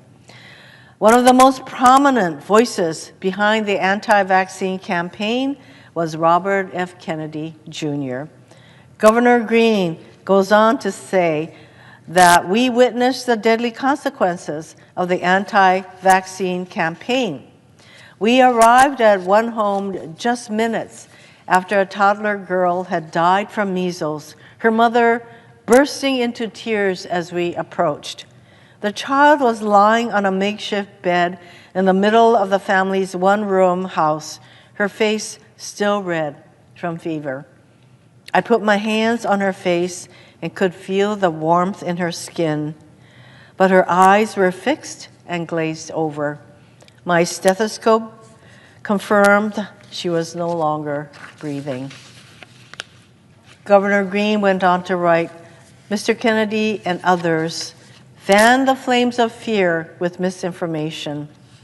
The people of Samoa shared with me that they got very little news from outside their community, but that in the months before the 2019 epidemic, they were bombarded with social media posts claiming that vaccinations were unsafe and would harm or even kill their children. Activists from other countries, including Mr. Kennedy, claimed vaccines were dangerous. Many Samoans were afraid to vaccinate their children, and by late 2019, the epidemic was raging, overwhelming Samoa's national healthcare system. Governor Green concluded by saying, as we look to the future, the possibility of his being confirmed, he's talking about Robert Kennedy, being confirmed as the Secretary of Health and Human Services is cause for grave concern. I worry he would jeopardize half a century of progress and success gained by the United States as a result of vaccination programs.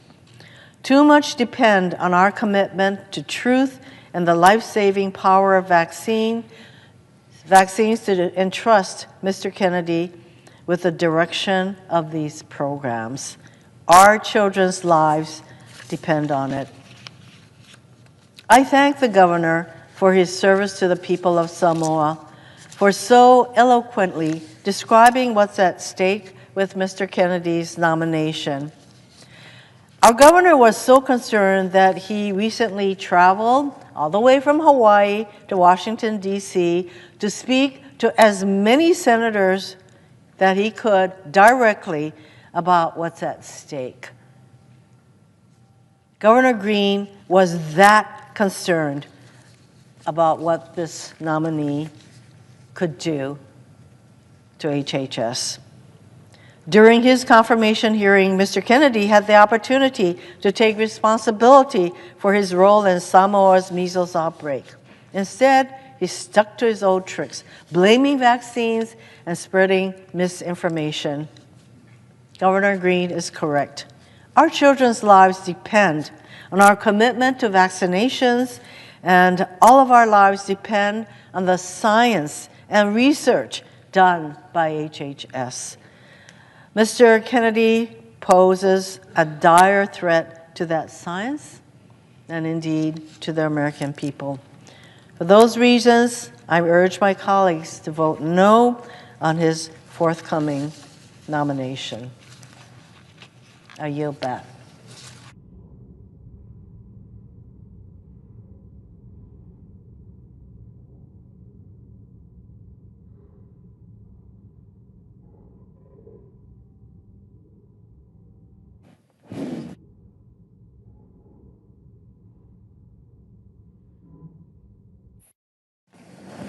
Mr. President, Senator from Hawaii. I yield 30 minutes of post-cloture debate time to the senior senator of Oregon. The senator has that right. Mr. President. Senator from New Hampshire. Thank you, Mr. President. I rise today to join my colleagues, to join the many Granite Staters who have written my office and expressed their grave alarm in opposing the nomination of Mr. Kennedy as the next Secretary of Health and Human Services. Robert F. Kennedy Jr. is without experience or qualification for this post. He is uninformed about and apparently uninterested in the most basic elements of healthcare policy. He entertains and spreads conspiracy theories that virtually everyone in this body knows to be dishonest and dangerous. In a different time, in a different political moment, with a different president, members of this chamber would have joined together to resoundingly reject Mr. Kennedy's nomination. In fact, in a different time, where qualifications and character mattered, Mr. Kennedy's nomination would never have made it to the floor. But here we are. Today, it appears that Mr. Kennedy will be confirmed and that members of the United States Senate, the so-called world's greatest deliberative body, will sacrifice the health of our fellow Americans by failing to stand up for science and for the truth. For even the most skilled and experienced person, running the Department of Health and Human Services is a really daunting task. We expect and trust the HHS Secretary to direct the administration of critical programs like Medicare or Medicaid, to direct research so that we can find cures for cancer, Alzheimer's, and other diseases, to help bring new life-saving medications to market, and to find ways to make medicine and care more affordable, to help ensure that our children grow up healthy and that our parents age with dignity. When a crisis hits, we look to the Secretary of Health and Human Services for leadership to help lead the fight against fentanyl or to protect our communities from a pandemic. There is perhaps no aspect of public policy as complicated as healthcare, and there are few aspects of life as fundamental as being healthy. And to be sure, there are grave healthcare challenges facing our country. The cost of healthcare is too high, the cost of prescriptions too steep. While we've made extraordinary progress in recent generations, we know that too many diseases still cry out to be cured, and too many people struggle to get the care that they need, where and when they need it. The challenges are real, but progress is possible. When I was governor of New Hampshire, I worked with Republicans and Democrats in the legislature to help our state adopt Medicaid expansion. And during the first Trump administration, we came together to end surprise medical billing with a new bipartisan law. Of course, there is much more work to do, The point is that when we work together, embrace common sense solutions, and have the right leadership, we can forge progress. But it takes hard work. It takes seriousness to tackle a challenge as daunting as healthcare. It takes experience, talent, and ability. We're talking about the health of our country and of our children. This is a job that requires us to search far and wide across our country to find the right person, someone who is informed, capable, and forthright, someone who has a proven track record of leadership, and someone willing to tell the truth in service to the goal of helping every American to be healthy. Instead, the President of the United States offered us Mr. Kennedy. It's entirely unclear to me what qualifications Mr. Kennedy brings to this office. He's never run an organization or a business even 1/100th of the size of the Department of Health and Human Services. He has no background in medicine, science, health policy, or government. Most concerning, though, is his complete and utter lack of even the most basic knowledge of the department he is supposed to lead, or the health policy debates and challenges that our country has been grappling with over the last several decades. It's not simply that we have been asked to hope that Mr. Kennedy learns on the job. It's not simply that we're being asked to grade Mr. Kennedy on a curve. It's worse than that, because even for his confirmation hearings, Mr. Kennedy couldn't be bothered to even do his homework. During his confirmation hearing, I asked Mr. Kennedy some fairly basic questions about Medicare and Medicaid, the most well-known health programs overseen by the department he seeks to lead, programs which tens of millions of Americans count on for their care. He couldn't accurately identify a single part of Medicare. He got every question I asked wrong. When it comes to Medicaid, which among other things provides coverage for about half of the births in the United States, he wrongly said it was fully federally funded, which it isn't. Let me be clear, the administration is asking the American people to place these critical health programs in the hands of a man who has no idea what they even are. That's a big ask. And it's an ask we wouldn't make of our own constituents. No one in this body would hire even an entry-level healthcare staffer who did not understand the basics of Medicaid and Medicare. Why should we exercise a different, weaker standard for the person who's supposed to be in charge of both? Why, with this administration, does the bar go even lower when the office becomes even higher? If Mr. Kennedy cannot be bothered to learn the basics about Medicare and Medicaid, he will certainly not bother to stand up for them. This administration has made clear that it is willing to gut Medicaid in order to pay for tax breaks for billionaires. The President's new director of the Office of Management and Budget has in fact proposed that the administration cut Medicaid, a program that provides health insurance coverage for approximately 80 million Americans, by more than 1/3. Does anyone think that Mr. Kennedy will be a voice of reason, that he will speak out on behalf of American families and make the case for saving Medicare or Medicaid? He can't even describe what they are. Mr. Kennedy is an intelligent and educated man, but education and intelligence aren't a substitute for taking the job seriously. If Mr. Kennedy were in the running for a different post, his failure to understand the basics of our healthcare system might not be relevant. But it so happens to be the American people's great misfortune that he is in fact being called to serve as the highest public health official in our land. Mr. Kennedy's lack of qualifications and knowledge about healthcare have real consequences. If confirmed, his lack of preparation, experience, and interest in America's healthcare will leave our country worse off. Our people will be less healthy. And nobody will feel Mr. Kennedy's careless disregard for the magnitude of his position more than America's women. When I was initially considering Mr. Kennedy's nomination, one mark in his favor was his long record of advocacy on behalf of a woman's fundamental freedom to make her own health decisions. When Mr. Kennedy was in New Hampshire campaigning for president, he told Granite Staters, quote, "I'm pro-choice. I don't think the government has any business telling people what to do with their bodies," close quote. But since he came out in support of President Trump, Mr. Kennedy has made a remarkable discovery. He decided at the age of 71 that his long-held belief in reproductive freedom for women was wrong. All of his principles about women making their own choices were suddenly no longer true.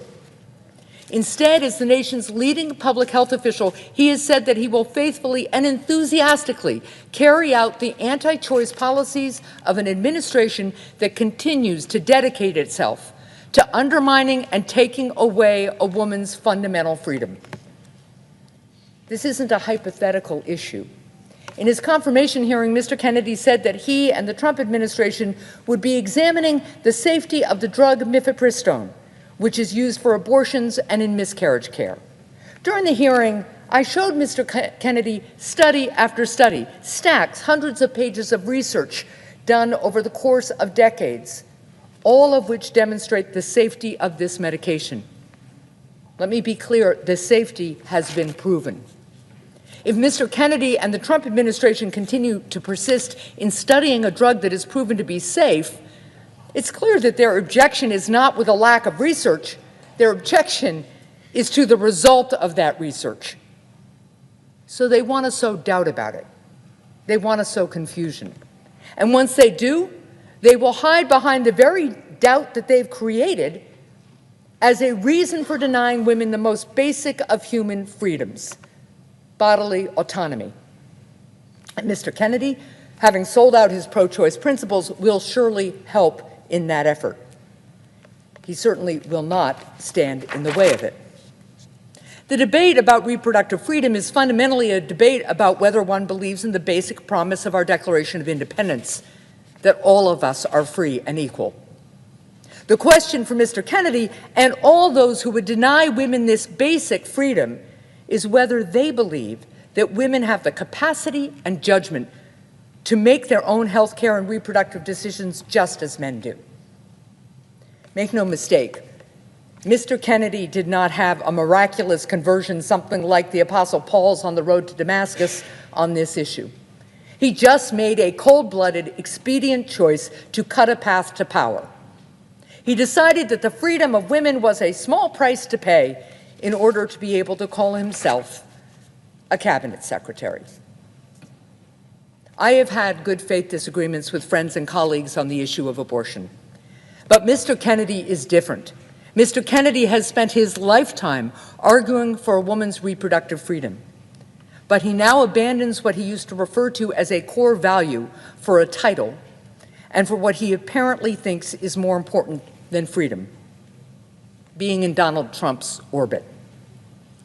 Americans have a particular disdain for those who sell out the freedom of their fellow citizens in pursuit of power. We call such people many things. We seldom call them Mr. Secretary. Even if Mr. Kennedy was not inexperienced, even if Mr. Kennedy had basic knowledge regarding our health system, even if Mr. Kennedy was not willing to imperil freedom for women, members of both political parties should reject his nomination. Because Mr. Kennedy, who has forged a career of peddling cynicism and conspiracy regarding vaccines, is perhaps the most uniquely dangerous man ever nominated to head America's Department of Health and Human Services. Vaccines are among the greatest achievements in human history, and America has been at the center of that success.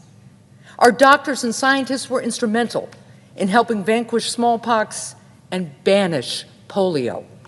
Because of vaccines, more than 20 million people walk today who otherwise would have been stricken with polio. Hundreds of millions of people are alive today because of vaccines. I'm reminded of the words of a previous HHS secretary, quote, "Vaccines are some of the most thoroughly tested medical products we have. Vaccines are safe, effective, and life-saving," close quote. HHS Secretary Alex Azar, who was appointed by President Trump, said those words during his first term. He was right when he said this 6 years ago. But today, Mr. Kennedy asserts that this statement is wrong. Mr. Kennedy has a long history of dealing in both outright lies and clever half-truths to sow cynicism, mistrust, and confusion regarding vaccines. He has, at various times, discouraged people from getting vaccines for measles and polio. Mr. Kennedy has led litigation to discredit the HPV vaccine, a vaccine which has led to a dramatic decrease in cervical cancers among young women. When the pandemic hit, President Trump helped marshal America's scientific resources in Operation Warp Speed to produce a COVID vaccine in record time. This was, in my mind, one of the greatest public health achievements in decades and a real credit to President Trump. But Mr. Kennedy helped lead efforts that attempted to revoke President Trump's COVID vaccines authorization. And for more than 25 years, Mr. Kennedy has helped perpetuate the dangerous lie that vaccines cause autism. During his confirmation hearings, my colleagues virtually begged Mr. Kennedy to recant these views. But Mr. Kennedy would not, insisting that if he somehow saw more evidence, only then, perhaps, he might reverse course and tell people he was wrong. This is a dangerous game that Mr. Kennedy plays. He hides his anti-vaccine conspiracies under a cloak of deniability. Sometimes he outright lies. But most of the time he insists that he's merely raising questions and that he's simply a man looking for answers. But to borrow from Benjamin Franklin, quote, half the truth is often a great lie, close quote. When Mr. Kennedy is presented with facts, he ignores them. He ignored the conclusive data that my colleagues showed him, proving that vaccines do not cause autism.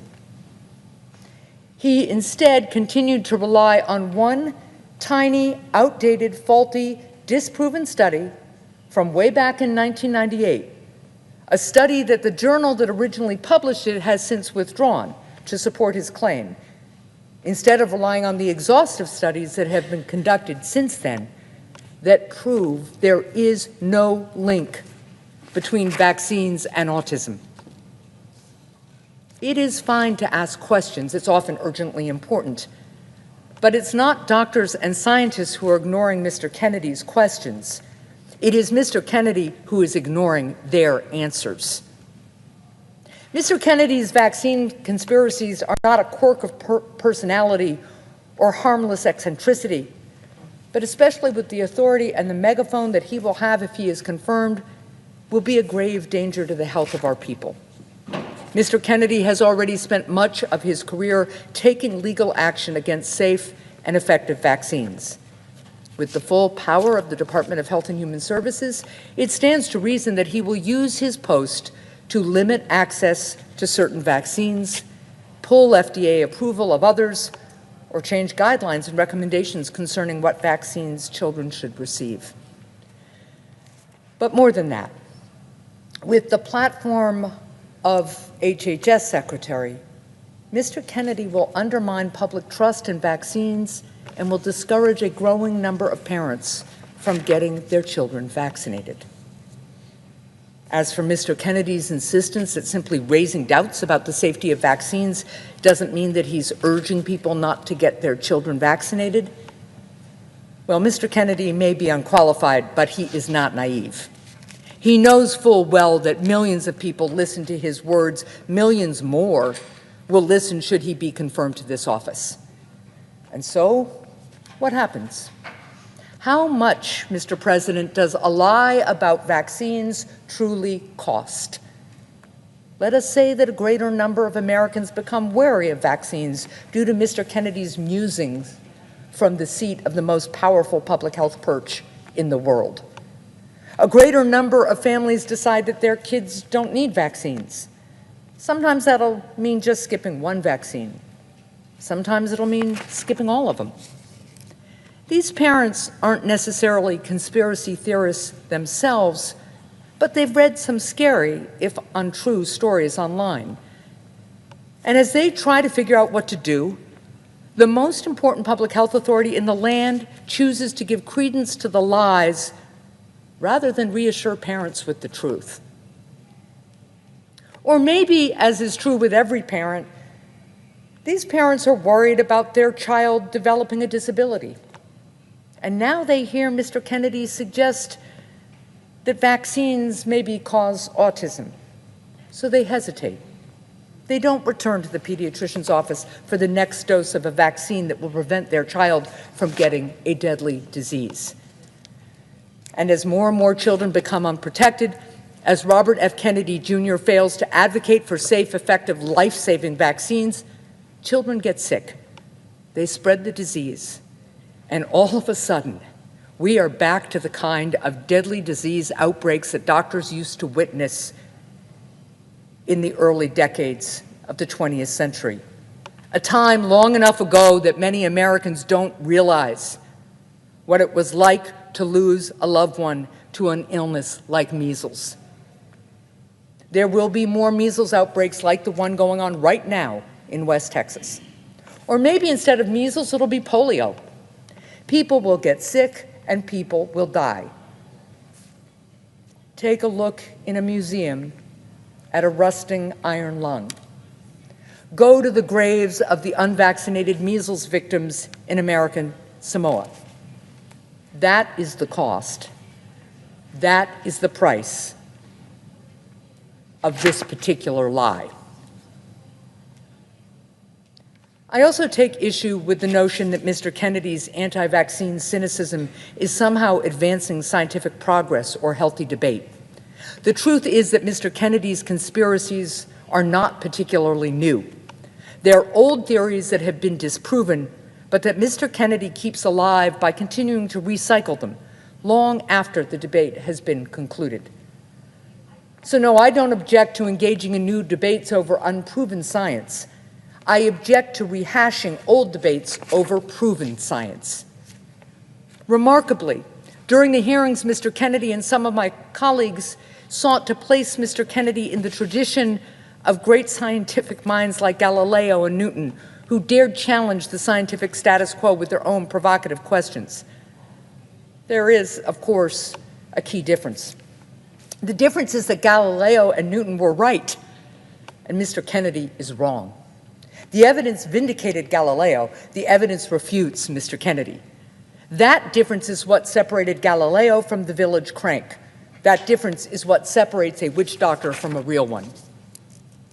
This never-ending cycle of cynicism, of relitigating old debates about whether vaccines cause autism, it doesn't further scientific progress. It doesn't unlock new truths or cures. It keeps us stuck in the past, stuck having the same debates over and over and over again. All that changes is that the mound of evidence disproving Mr. Kennedy grows higher and higher. In his hearing, Mr. Kennedy said that he wouldn't apologize for asking what he called uncomfortable questions because, quote, "we have massive health problems in this country that we must face honestly," close quote. The problem is not that Mr. Kennedy is asking uncomfortable questions. The problem is that Mr. Kennedy himself is not willing to accept the answers to them. The problem is that Mr. Kennedy is wasting our time and our money with dishonest and already settled debates, debates that distract us from the task at hand, the task of tackling the real and significant health problems that are facing our country. Because in his lifetime of fear-mongering, what good has Mr. Kennedy actually contributed to the mission of public health? Mr. Kennedy says he wishes to make America healthy again. But when Mr. Kennedy suggested that the polio vaccine gave people cancer, what child did he make healthier? Mr. Kennedy says he's trying to promote vigorous scientific debate. When Mr. Kennedy suggested that the United States of America developed Lyme disease as a bioweapon, what medical breakthrough did that yield? What disease did he help cure then? Mr. Kennedy's vaccine fears garner him headlines, but have they made health care more affordable for a single American family? Think about the hours and resources that Mr. Kennedy has urged his followers to invest in relitigating proven science, and what progress could instead have been made if that money was invested in finding treatments and cures to diseases. That is the price of Mr. Kennedy's insistence that we remain frozen in time in our understanding of science. Mr. Kennedy has not made America healthier in his career thus far, nor will he if he is confirmed. He will make America less healthy, more doubtful, more divided, more cynical, and further away from finding cures and making scientific progress. Mr. President, we have real health care challenges in this country. The American people want health care costs. They need health care costs to come down. They want to stop having to make impossible choices between making ends meet and getting their children the medications that they need. They want it to be easier to get a prompt appointment with a good doctor in their neighborhood who talks with them and doesn't rush them out the door. They want better mental health care in our schools. And they want cures. They want their loved ones to stop being held back by chronic diseases. They want to say fewer early goodbyes because of cancer, Alzheimer's, and other diseases. They want to be able to age at home with dignity and high-quality home care. Making our country more healthy, that is no small task, but we can do it. We live in a great country. The American people are talented and imaginative. And when we work together, we have the capacity to do extraordinary things. We can make our country better. We can save more lives. But we cannot move forward if we confirm a cabinet secretary who engages in the same tired debates over and over again. If we confirm a cabinet secretary who goads us into fighting each other rather than fighting for cures or for lower health care costs. If this body confirms Mr. Kennedy, it will in effect be declaring that experience doesn't matter and qualifications do not count. It will be ignoring plain truths and suspending our capacity for reason, all because a president demanded that the majority of this body do so. If this body confirms Mr. Kennedy, it will be betraying who we are as Americans. It will be sacrificing a better future for the sake of needlessly relitigating the past. It will be confusing a charlatan with a prophet and cynicism with wisdom. And in the end, if this body confirms Mr. Kennedy, more parents will reject vaccinations for their children, more people will get sick, and a growing number of children will likely die. The exact impact of Mr. Kennedy's confirmation in terms of lives lost or progress thwarted will, of course, be hard to quantify. But regardless, what we do know for certain is that senators on both sides of the aisle are willing to denounce the lies that Mr. Kennedy spread. We saw that in our hearings.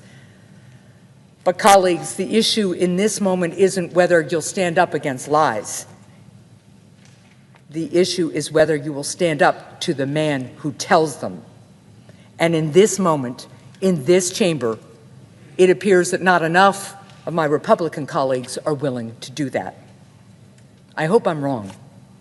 I urge my colleagues to reject Mr. Kennedy's nomination, and I yield the floor.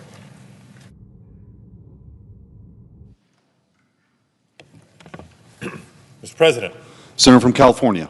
Mr. President, I too rise to oppose the nomination of Robert F. Kennedy Jr. to serve as Secretary of Health and Human Services.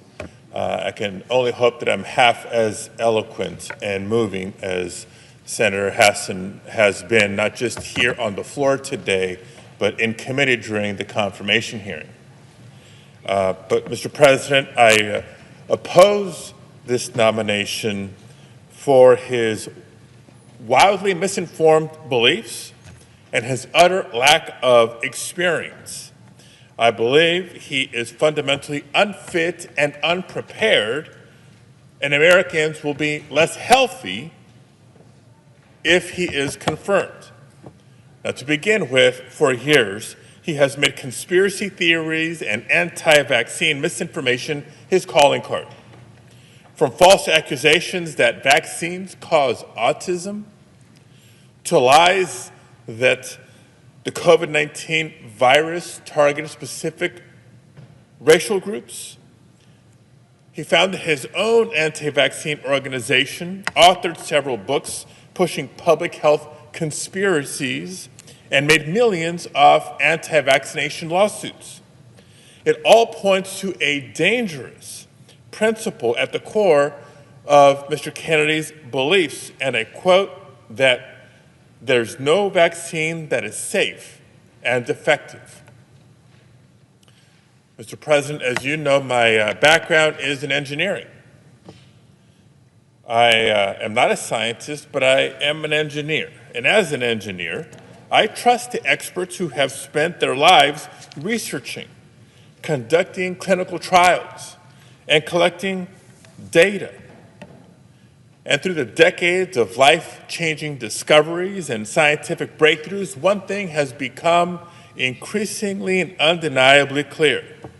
The single best way to protect the nation from viral disease is to get vaccinated.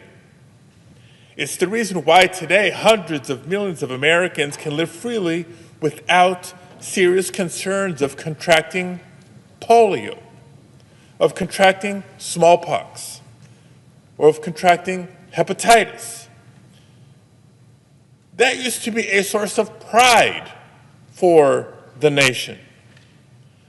But in the face of all the proven science, proven again and again science, Mr. Kennedy has chosen to profit off of fear.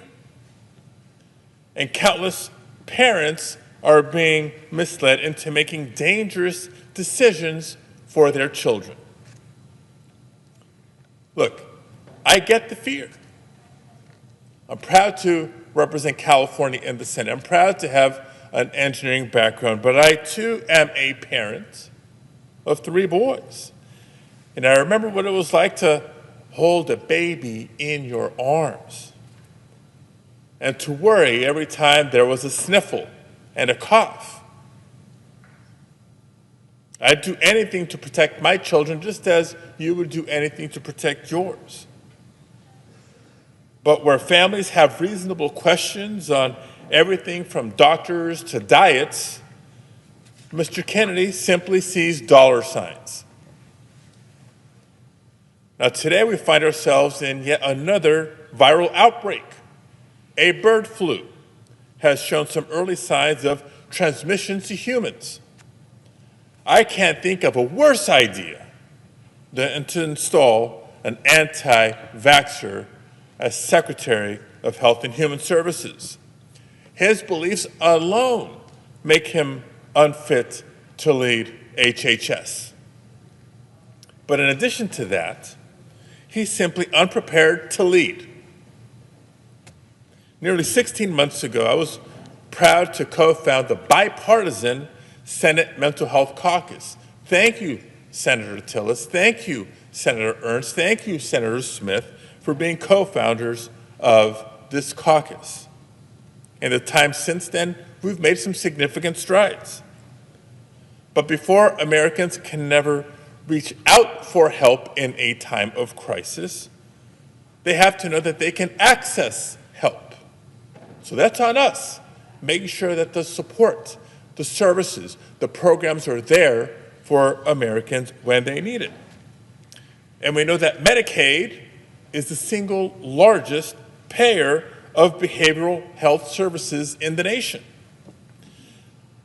So at a time when Republicans are looking to cut funding for life-saving services, I'd rather see a fierce defender of Medicaid at HHS. Yet during his confirmation hearing, Mr. Kennedy failed to show even a basic understanding of Medicaid. Not the sources of funding, not the benefits, and at one point he even seemed to conflate or confuse Medicaid and Medicare. Colleagues, I shouldn't have to say this. This is not a learn-on-the-job nomination. Well, President Trump knows just how unprepared Mr. Kennedy is for this job. Reporting from Semaphore just a few days ago tells us that during Mr. Kennedy's confirmation hearing, President Trump was watching. He saw just how poorly the confirmation hearing was going for Mr. Kennedy. So what did President Trump do? He does what he does best. He leapt into action to distract and divide. He held a press conference simply to throw out the latest controversy to reporters, and he took the attention off and the pressure off this dangerous nominee. That's what we're up against, colleagues. And over the next several months, our nation will face a critical test for some of the most important public health systems in our country. In the House, Republicans are already floating cuts to Medicaid to pay for even more tax breaks for the rich. In the White House, President Trump and his shadow President Musk have proven they'll shutter any agency that stands in their way. And today we're left wondering who will speak up to protect the health of millions of Americans.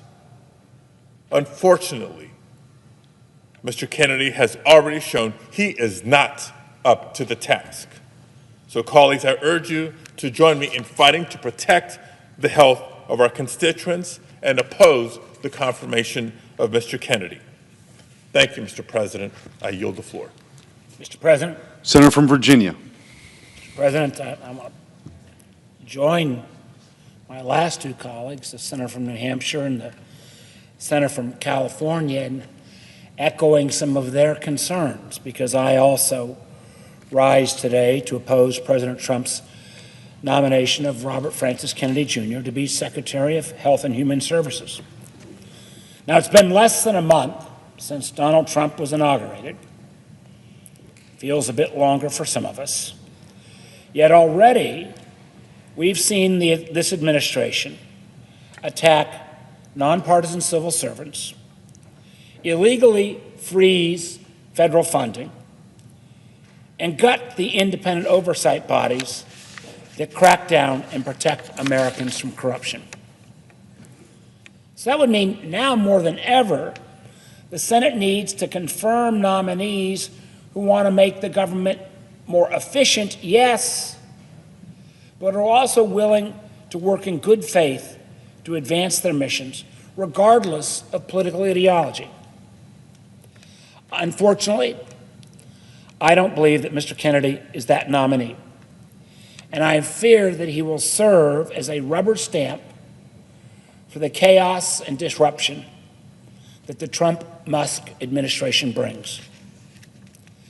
The past couple of weeks have made it clear that Elon Musk and his Doge bros have a disturbing scheme to undermine the government's ability to operate, all in the name of efficiency. We've seen Musk take a hatchet to USAID, ceding soft power and, frankly, 70 years of bipartisan leadership in that domain to China. We've seen that same attack limit our ability to fight terrorism and, unfortunately, turn our back, which we've never done, either presidents of Democrat or Republican affiliation, turn our back entirely on the international community. We've seen Mr. Musk take a hatchet to the CFPB and leave consumers to fend for themselves, giving a pass to scammers and institutions that defraud Americans. We're starting to see Musk take aim at the Department of Education. We cannot allow this pattern to continue at the agency tasked with keeping people healthy and safe. As folks in my state may remember, earlier this month, the president issued an illegal order to freeze all federal spending. Fortunately, the funding freeze order was rescinded after a major public outcry and threat of losing in court. Yet, even with the order rescinded, real people's lives were fundamentally changed. Across Virginia, for example, 3 community health centers had to close during the funding freeze. And now they won't be reopening because of uncertainty, and they're not sure the money's even coming back.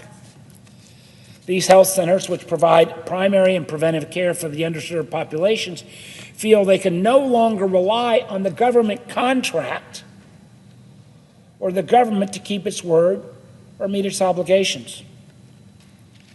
In rural Buckingham County, a health center is having to put off replacing the only machine in the county that provides breast cancer screening. Who suffers? Well, it's not Mr. Musk. He's the richest man in the world. Imagine he and his young men who work with him get pretty good and timely care.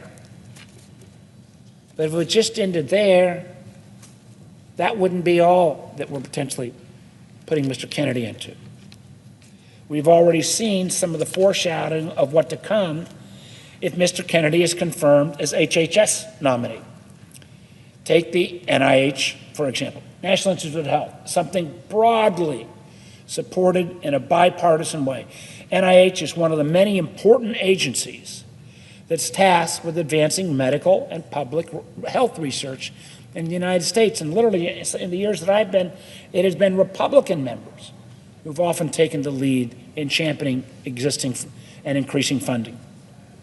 Unfortunately, many of the medical achievements, which started off as NIH grants, from cancer immune therapies to heart valve replacements to medications for many health conditions, all started at NIH. Yet earlier this week, the Trump administration put forward a plan to cut $4 billion in federal funding for research at hospitals and universities, like those in Virginia, which conduct some of our nation's top research. This basically cuts the legs out of a lot of NIH funding. This illegal and short-sighted maneuver could decrease the kind of work that leads to medical cures and scientific breakthroughs. It could devastate a major research ecosystem in Virginia, eliminate 21st century jobs, hurt countless American families who've been touched by cancer and other devastating diseases. Now, I'd have no earthly idea why the president would choose to cede American R&D leadership in bio at this moment to China. But what I do know is that Mr. Kennedy will do nothing to stop it. What we need at HHS is a nominee who is willing to go in with a scalpel, not a hatchet, to make our healthcare system better. We need someone with the preparedness and experience necessary to safeguard a woman's right to reproductive care, to support healthcare systems in their fight against cyber attacks, that will protect both Medicare and Medicaid, and ensure that American families can count on good health insurance. Rather than focusing on any of these things, Mr. Kennedy, as you've heard from my colleagues, has expressed that he would like to gut our nation's top health agency. Specifically, he said he would like to oust 2,200 nonpartisan health experts at HHS. At his hearing before Senate Finance Committee, I asked him a very simple question. Which ones? Which of these nonpartisan health officials have you got slated for the chopping block? I wondered, was it the folks who keep our food safe from salmonella? The individuals who examine medications we give our kids? He couldn't even answer the question who he wanted to cut. Now, I do appreciate Mr. Kennedy's concern with chronic illnesses and the obesity epidemic. I also agree that not enough Americans have access to healthy food. However, having met with Mr. Kennedy in private and having questioned him in the hearing, I don't believe he's the right person to tackle these complicated issues. I don't have the confidence that he will be willing to consider the science or consult nonpartisan health experts when necessary. I certainly don't have the confidence that he would ever be willing to stand up to Donald Trump or Elon Musk. And frankly, at least in Virginia, I'm not the only one who feels that way. Let me take a moment to share some concerns I've heard from Virginians. Catherine, an ICU nurse in Charlottesville, wrote, quote, I cared for critically ill and dying patients during COVID-19 pandemic. While public health conspiracies were spread by figures like RFK Jr. with no scientific or medical training, I've seen the potentially deadly consequences of spreading misleading health and safety information. Or take Talia, an Alexandria resident who suffers from chronic illnesses. She wrote, quote, my ability to access effective treatments relies on accurate research and development of medicine. She fears, if nominated, Mr. Kennedy will cut progress in science and medical research. Another constituent from Nokesville wrote, my mother contracted polio at age 2. She's now 92 and has spent her life dealing with the pain of post-polio symptoms. RFK Jr.'s stance on vaccines is dangerous to people of all ages.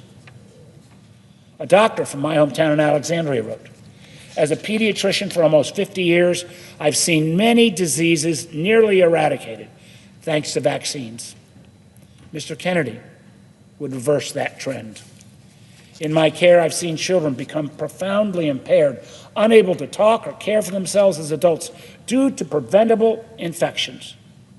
I've seen 3 children die from harmless childhood diseases like measles and chickenpox. I never wish to see that again. And a cancer survivor from Virginia Beach wrote, cancer survivors like myself count on public health initiatives and scientific research to ensure the effective long-term treatment and prevention of serious diseases.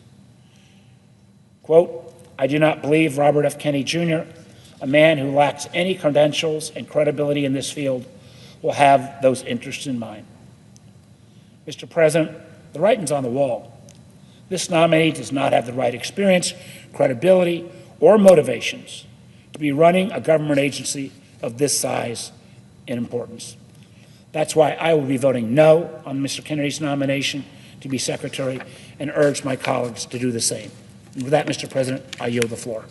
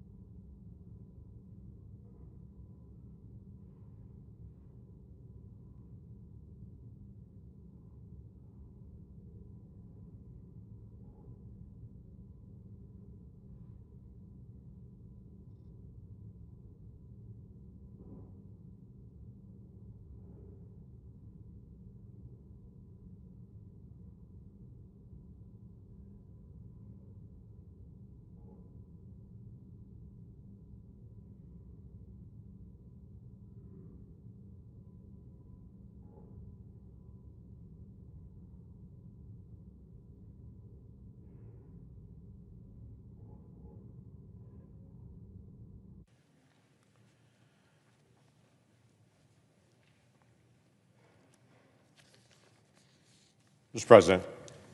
Speaker, the senator from Oklahoma. Mr. President, are we currently in a quorum call? We are not. Thank you. Mr. President, I'd ask unanimous consent to be able to use a prop during my speech. Without objection. Thank you. Mr. President, in Oklahoma, if you were to go to any house anywhere in the state right now and ask them how their money should be spent, they'd probably smile at you and say, I'd like to decide that, not somebody else. That'd be a pretty common conversation, I bet, in most every state. For a lot of folks in my state, they make $55,000, $60,000. They make enough to be able to get by, work hard, take care of their kids and their family. It's a challenge for them from day to day, so every single dollar counts to them. They think about how every single dollar is spent or saved. That's why it's surprising in all the dialogue right now about government waste. There's a big dialogue about how do we handle waste and how do we cut back and how fast should we cut back and what should that look like. But Oklahomans that I talk to aren't offended that we're actually cutting back on waste. Now, they may have questions about how it's done and the speed and where it comes out, and those are all reasonable questions we should have a national dialogue on. But when Oklahomans hear that USAID last year did a grant of $32,000 to create a comic book about transgenders in Peru, they would say to me, hey, I'd like to be able to spend that $32,000 myself rather than the transgender comic book in Peru. If the folks in Peru want that comic book, maybe they should pay for it, not American taxpayers. The folks in Oklahoma, if I were able to talk to them about this same issue, they would ask me questions about the $2.5 million grant that was given to Vietnam to be able to fund the construction of electric vehicle battery recharging stations, which, by the way, $2.5 million that was given by USAID to Vietnam to do that created one charging station, which so far has saved a total of 260 gallons of gas equivalent. $2.5 million. It might have been cheaper just to send them 250 gallons of gas than it is to send them $2.5 million to be able to do that. Now, if I were to talk to Oklahomans, they would tell me they want to be able to be more in charge of that money, not sending it to do that. They would do the same thing when they find out that $10 million in food aid that was supposed to be going to Syrian refugees was actually diverted to a terrorist group linked with Al-Qaeda. And they'd want to ask USAID why that was done. They would ask some basic questions. Why almost $1 million was sent to a group linked to Hamas just the week before the October 7th attack was actually done. All those things are reasonable conversations to have that are really, honestly, not partisan conversations in this room. I don't find anyone that thinks that's a partisan issue. Everybody just says, how do we have to go after that waste, and what do we do to be able to stop it? For the last 10 years, I've stood in this room, and I've talked about my federal fumble book. We just released the latest version of my federal fumble book today. The federal fumble book that we put out each year is not trying to be overly critical of government. We released it under Republican and Democrat presidencies and Congresses. We've said, why don't we spend time, quite frankly, as I ask every year, why doesn't every single member of this body assign their staff to go look for areas of waste and regulatory inefficiency and just ask some very basic questions? How could we do this better? Every business asks that question all the time. They ask that question, how can we be more efficient? How can we do things better? But we in government ask more, what can we do next? And very seldom stop to evaluate what's already been done. That's all federal fumbles is. Saying this is the money that was allocated, how was it actually spent? Over the years, we have engaged in things to be able to identify some areas of waste and have been able to put a stop to them. We stopped the funding that was going towards drag shows in Ecuador that we used to fund in American tax dollars. That's not happening anymore. We stopped the funding that was being sent to France to help preserve the secret language of French Parisian butchers. We used to fund that. We don't anymore. We stopped the funding that was going to research the Russian wine industry after we exposed that. We even stopped the funding that was going to the border to be able to fund Shakespeare along our border. There might be other ways to be able to spend our money better at the border other than doing performances of Shakespeare with federal tax dollars.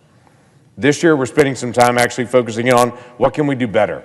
What's already been done that the money's gone out the door, or how can we do things better? One of them, interestingly enough, has been one of the areas that is being talked about a lot more that we've already focused on, and that is FEMA and disaster relief. Now, it's suddenly become a big topic of conversation over the last couple of weeks, but we ask a very simple question. When a community experiences a hurricane, a tornado, a flood, and they want to engage with the federal government for disaster relief, this is what they confront. 30 different agencies, 30 different processes for aid coming to their community, most of them having a different way to actually sign up for them, different deadlines, different information that is needed, and also different percentages. Some of them pay 90-10, some of them pay 85-15, some of them pay 50-50. They've got to know this intricate set of rules in the middle of cleaning up from their disaster to be able to get relief. This is a disaster and shouldn't be a partisan issue for us to be able to look at it and to say, we can do better when a small rural community faces a devastating flood. Why are we asking the mayor of that community to figure this out to be able to get aid? They won't be able to. They're trying to help their neighbors dig out. We can do better on this. So we exposed the 30 different agencies and the spaghetti map of how to be able to get aid and to say, let's work on this. We exposed some of the inefficiencies that's out there in our federal government right now, even for things like permitting. We all talk about energy production, and I know we have differences of opinion on where that energy should come from, but when we start talking about the permitting to go get energy, whether that is lithium or whether that is natural gas, we get into a conversation about how do you permit to actually go get that resource. Well, right now in the United States of America, it is taking 29 years to go from the beginning process for a critical minerals mine to actual production. We're on the same international ranking for efficiency of regulations on mining as Zambia. If we go into our northern border to Canada, now currently apparently referred to as the 51st state, if you go into Canada, it takes 3 years for them to be able to permit a mine. And they go through all their environmental reviews, they go through their legal challenges, they do all those things in 3 years. What's taking us 29 in current structure, if it ever gets done at all. We can do better on that. If we want to increase our use of American-made minerals and our American-made production on that, we as the federal government, we as the United States Senate, have got to be able to reform the way that we're doing our permitting processes so that we can produce that American energy. If we have some belief that China or Central Africa or the Middle East is producing energy cleaner than we are, we're kidding ourselves. We'll produce it cleaner if we can get to it at all. In this federal fumble book, we've walked through a lot of areas of just waste that we've identified and said, hey, let's find some common areas of agreement that we should all be able to look at. Let me raise one that's controversial, the SNAP program. I don't know a person in this room that would say they want to end the SNAP program. That's food stamps for some people that still use the old term. But over $10 billion was actually allocated in the SNAP program last year of what they called improper payments. That is, we don't know if they qualified or not for the program. Now, a lot of folks in Oklahoma would say, I don't mind people getting some help when they need it, but for folks that don't qualify, why are they actually getting access to that? We have the same issue in the Medicare-Medicaid program. We don't want to do anything to be able to hurt that program. We've got a lot of things we need to do better in that program to deliver. But over $100 billion in Medicare and Medicaid last year was designated as improper payments. That is, we don't know if it's an appropriate payment that was done or not. That's something we should actually spend some time investigating. $100 billion seems like real money to me. Last year, there was $1 billion that was allocated in subsidies to a Chinese solar manufacturing facility. $1 billion in American taxpayer subsidies. If I went to the folks in Oklahoma and said, where should we get solar power? Not a one of them would say China, and if they did, they certainly wouldn't say we should give $1 billion to a Chinese company to be able to subsidize them to be able to send solar panels to us. If I were to walk around Washington, D.C. right now, current stats are there are 17 agencies in Washington, D.C. that are using 25% or less of their real estate.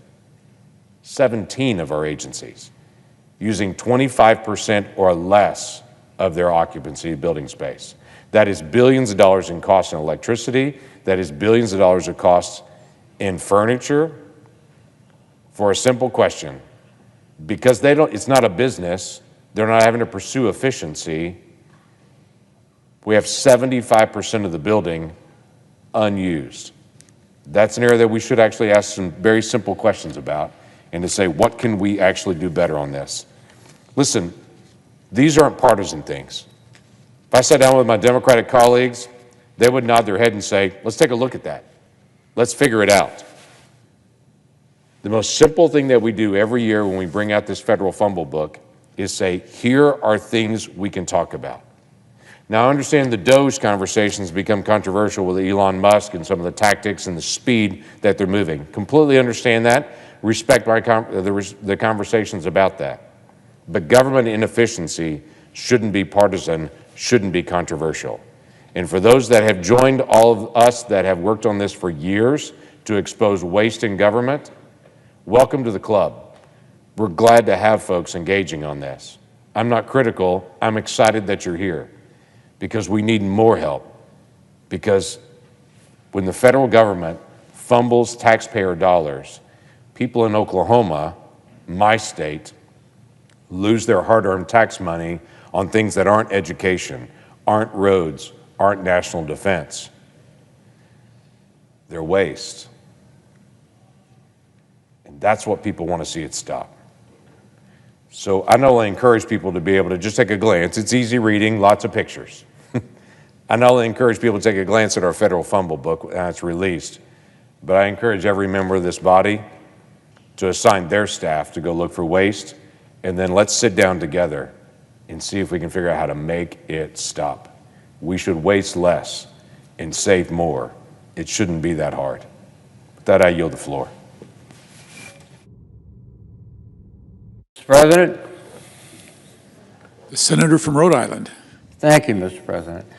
Mr. President, I rise today in strong opposition to President Trump's nominee for the Department of Health and Human Services, Robert F. Kennedy Jr.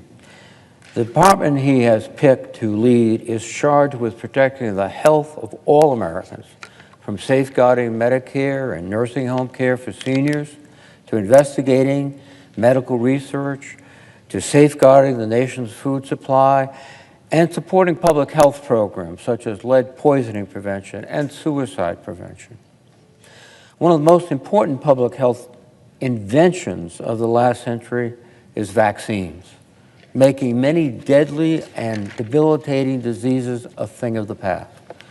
The Secretary of Health and Human Services has an outside role in making vaccines available to children and adults throughout the country. And that is something that gives me great pause about Mr. Kennedy's nomination. For those of us who grew up in the 50s and 60s, polio was an insidious threat that sent fear literally through every home in this country until Dr. Salk invented a vaccine. And it literally saved the lives, many, many lives, of generations of Americans. It was improved as it went forward, but I can recall lining up, in fact, my parents pulling me along and urging me to stand in line and get the first shot, and then the following year get the next shot. Because for them it was not just a medical routine, it could eliminate the constant worry and concern that one day their child could be subject to polio.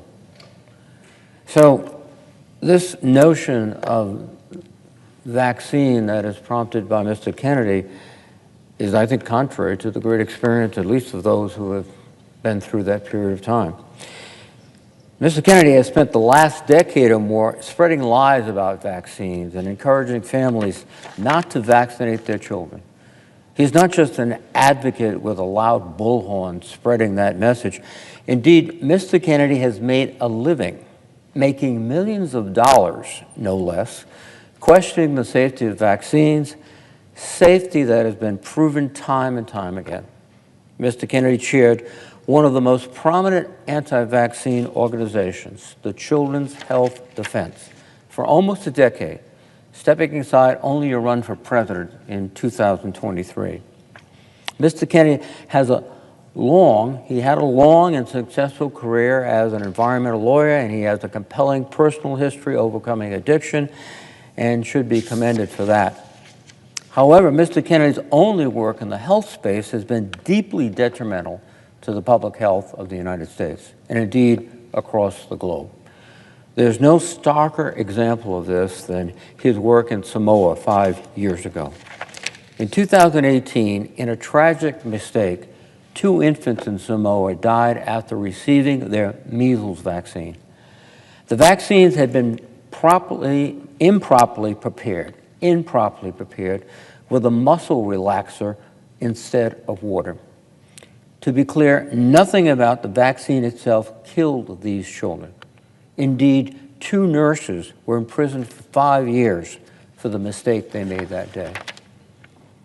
Children's Health Defense, again chaired by Mr. Kennedy, seized on the opportunity and began questioning the safety of the measles vaccine online. Between the tragic accident and the spread of misinformation, the vaccine rate in Samoa fell to dangerously low levels. Children's Health Defense pressed on, paying for Mr. Kennedy to travel to Samoa with a prominent anti-vaccine activist to meet with the Prime Minister and other government officials, as well as other anti-vaccine activists. And the damage was done. A measles outbreak began a few months later, and with such low vaccination rates spread rapidly. By January 2020, there were almost 6,000 cases of measles, which resulted in the death of 83 people. And nearly all of the deaths were in children under the age 5. 2 truly tragic deaths spiraled into over 80 deaths, mostly of young children. And really think about that. Children dying of a vaccine-preventable illness with a vaccine widely available. And Mr. Kennedy was one of the leading voices opposing vaccination, encouraging places like Samoa to embrace a natural experience to see what happens when we stop routine vaccinations. We've seen what happens. Children die.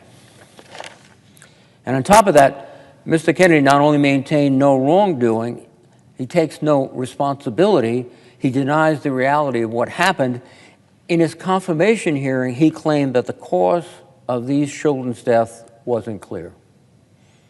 Nothing could be further from the truth. We know exactly what happened. And Mr. Kennedy is still peddling misinformation to the United States Senate and to the people of America. Now, I mentioned that Mr. Kennedy stepped down from Children's Health Defense in 2023 to run for president, which leads me to my next concern. It has been reported that Mr. Kennedy, in fact, approached both the Trump and Harris campaigns, offering his support if he could take on a prominent role in the winning campaign's administration. Then candidate Donald Trump took him up on his offer. In short order, Mr. Kennedy abandoned his campaign, endorsed President Trump, and it appears agreed to do whatever President Trump would demand of him in the new role as Secretary of HHS. The American people I do not believe can trust Mr. Kennedy. Mr. Kennedy has proven time and time again that he will bow to President Trump and his reckless agenda. For example, Mr. Kennedy has a long lifetime record of being pro-choice. Yet, he said in his confirmation hearing that he will do whatever President Trump wants on issues of reproductive health, perhaps taking away life-saving care for women.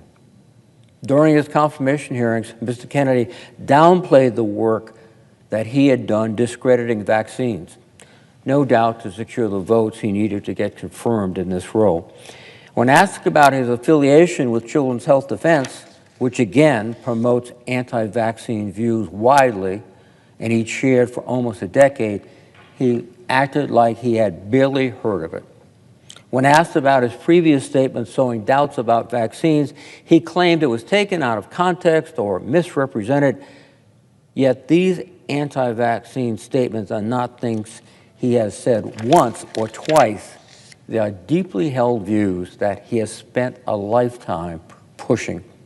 In 2015, for example, Mr. Kennedy falsely associated autism with vaccines, saying, quote, they get the shot, that night they have a fever of 103 degrees, they go to sleep, and 3 months later, their brain is gone. This is a holocaust, what this is doing to our country. He did later apologize for equating autism with the Holocaust, but he has only doubled down on his lies about vaccines and autism. As recently as 2023, in an interview, he said, quote, I've read the science on autism, and I can tell you, if you want to know, David, you've got to answer this question. If autism didn't come from the vaccines, then where is it coming from? Well, ask scientists, not Robert Kennedy. However, this wasn't the first time he had made references to such despicable examples as Nazi Germany when talking about childhood immunizations. When speaking at a conference in 2013 about his claim that vaccines cause autism, a claim that has been debunked decades before and many times since, he stated, quote, to me, this is like Nazi death camps. What happened to these kids?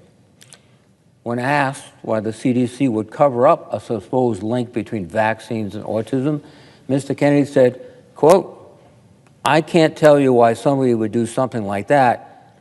I can't tell you why ordinary Germans participated in the Holocaust.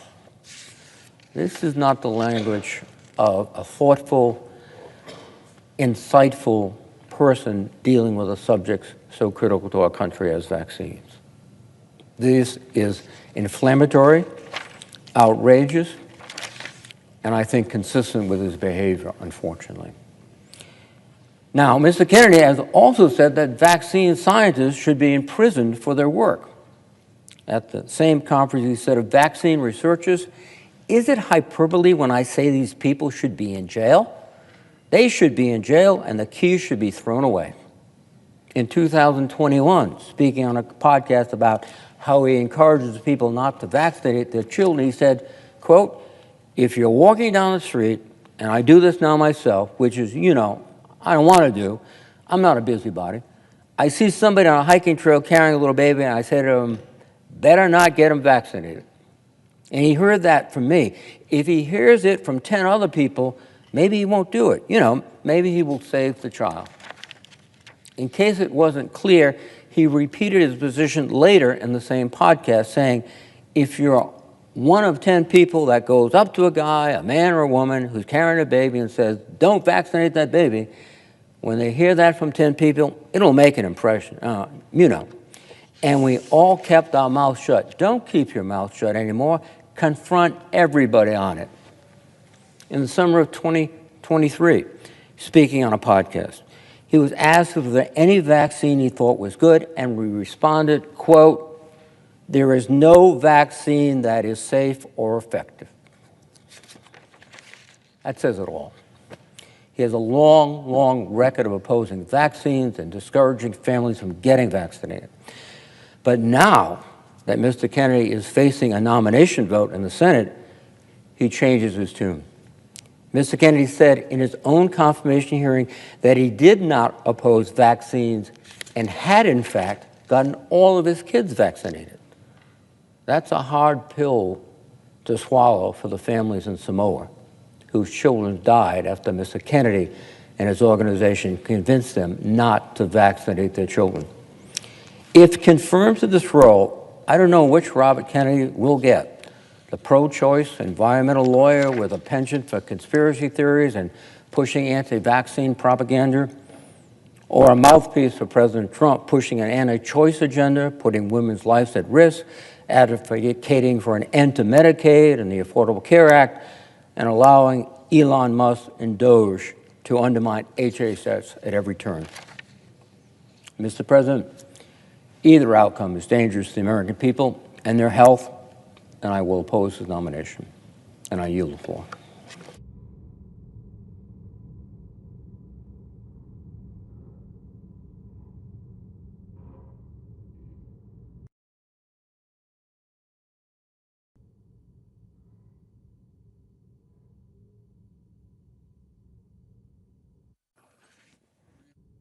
Is mine?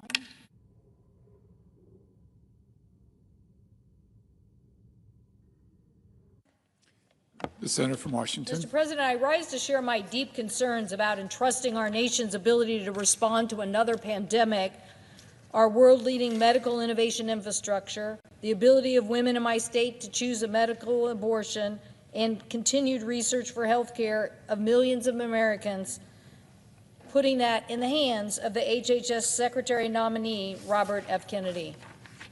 We all agree that our health care system could be reformed. It can be bloated, it can be maddening.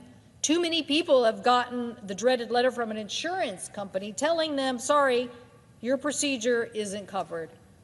And if you don't have insurance, you avoid that doctor visit and you pay out of pocket, or maybe you wait till you end up in the emergency room and have to deal with medical debt. And we all know the cost of prescription drugs are too high. We agree that we're spending way too much and that we need better outcomes. So you only have to look at the health outcomes of virtually every other industrialized nation to know that they spend less and get better results. But rather than choose a new leader for the Health and Human Services Agency that would lead us down that better path, President Trump nominee would get us stuck in conspiracy theories that would cost us lives. The nominee has been a purveyor of disinformation, as my colleague from Rhode Island just mentioned, sowing doubt about life-saving vaccines. He said, quote, the COVID-19 was a bioweapon that spared Jews and the Chinese, end quote. Achieving better health outcomes, both today and in the future, happens when we follow science, not conspiracy theories, but science. I happen to represent a very innovative science state. And right now, it's a choice about innovation versus the skepticism represented by this nominee. Instead of speeding up innovation under Mr. Kennedy, we would be taking a risky step backwards. The COVID pandemic showed us, in my state, one of the first, actually the first in the nation known cases of a COVID-19 case. And 5 years ago, this month, some of the first deaths occurred in my state. Sadly, there were many more. And trust me, I came back here to Washington, D.C., and people talked as if business was usual. All the while, it was spreading across my state. Ultimately, this pandemic killed more than 1.2 million people, and it devastated our economy. It had an impact on our children's education, and it has long-term health care effects on millions of survivors. Now, we are at the possibility of the beginning of another crisis, the avian flu. This crisis is yet another reminder of the importance of medical research and collaboration. I'm not sure our chart is high enough for people to see, but these two stories were on the front page of the Seattle Times just yesterday. The cost of eggs skyrocketing, caused by the avian flu, and the proposed cuts to NIH. Now, what do people not understand? Does it make sense to cut science at the time we might have another pandemic? Does it make sense to continue to cut the collaborative efforts of research? This Washington Animal Disease Diagnostic Laboratory at Washington State University is on the front lines of the avian flu.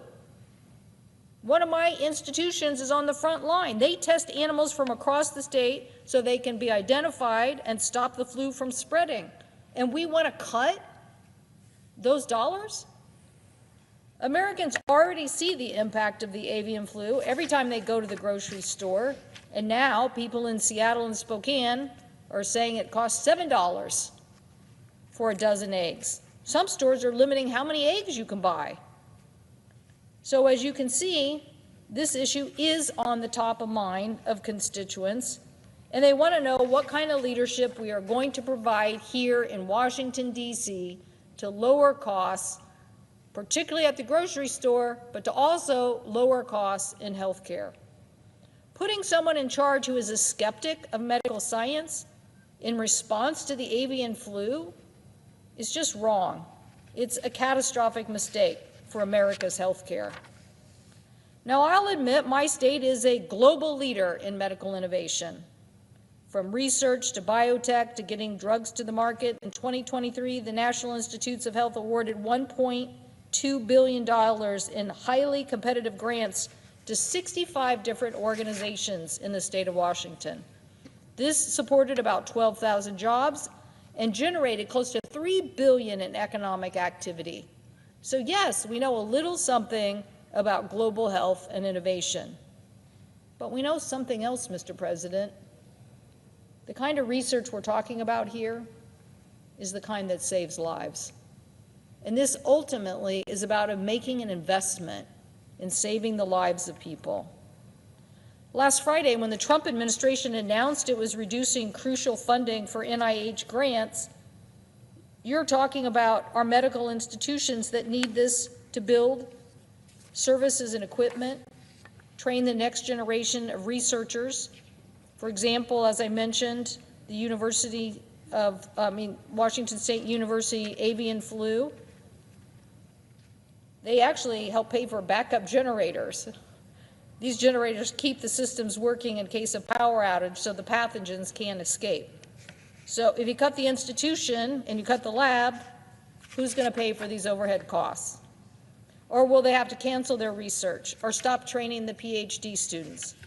So this week, a court stepped in and blocked the NIH headcount cuts for now. But believe me, people are afraid that their life's work will be gone.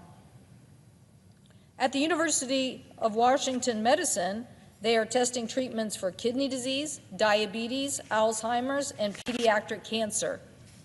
So if the so-called DOGE cap goes into place, these are programs that will see a shortfall. They tell me they have to stop admitting new patients to clinical trials, that they'll have to scale back. And we can't just start and stop medical research like a faucet. Once these people leave, the programs are stopped, it takes a long time to get them started. Once halted, the research data, the clinical trial, the patients, the laboratory, the equipment that led to those innovations will be lost. Now, if you ask me, that is throwing taxpayer dollars away. When you have an opportunity to cure a disease that affects millions of people and can save taxpayers billions, but somebody is arbitrarily going to cut these NIH funds thinking they're saving the American people, they're not saving them. They're causing harm. Cutting NIH and scientific research funding have consequences for every state in this union. North Carolina is home of the famous Research Triangle and receives about $2.2 billion in NIH funding. Texas is home of Baylor School of College of Medicine and receives about $1.85 in NIH funding. As a country, we should be working together to do more research, create more jobs, and decide what are the life-saving science and medical innovations that we want to invest in and are represented in a budget process here in the United States Senate, not the arbitrary decisions of someone who hasn't even been elected to make these decisions. But the risks don't stop at our medical labs. Republicans are proposing to cut $2.3 trillion in federal Medicaid funding so the administration can afford to lower taxes on some of the most extreme wealthy Americans. More than 1.8 million Washingtonians are enrolled in Apple Health, Washington's Medicaid program. So that's 1 in 6 adults, 2 in 5 children, 3 in 5 nursing home residents, 3 in 8 people with disabilities. I'm not confident, Mr. President, that Mr. Kennedy understands how critical this process is and the provisions of Medicaid are to people in my state.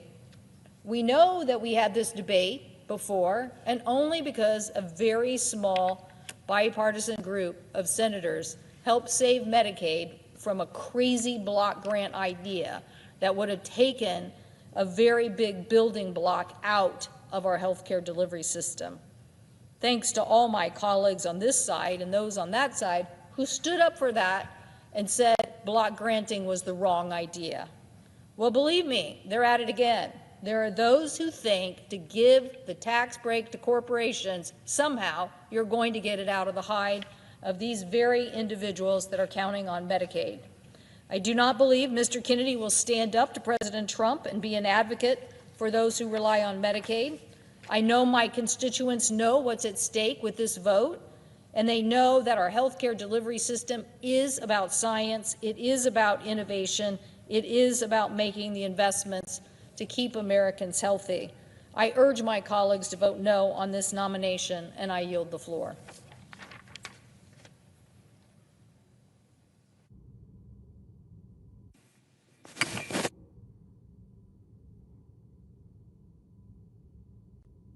President. The Democratic whip. Mr. President, the greatest threat to American prosperity is not food aid to kids in Sudan or a diverse workforce.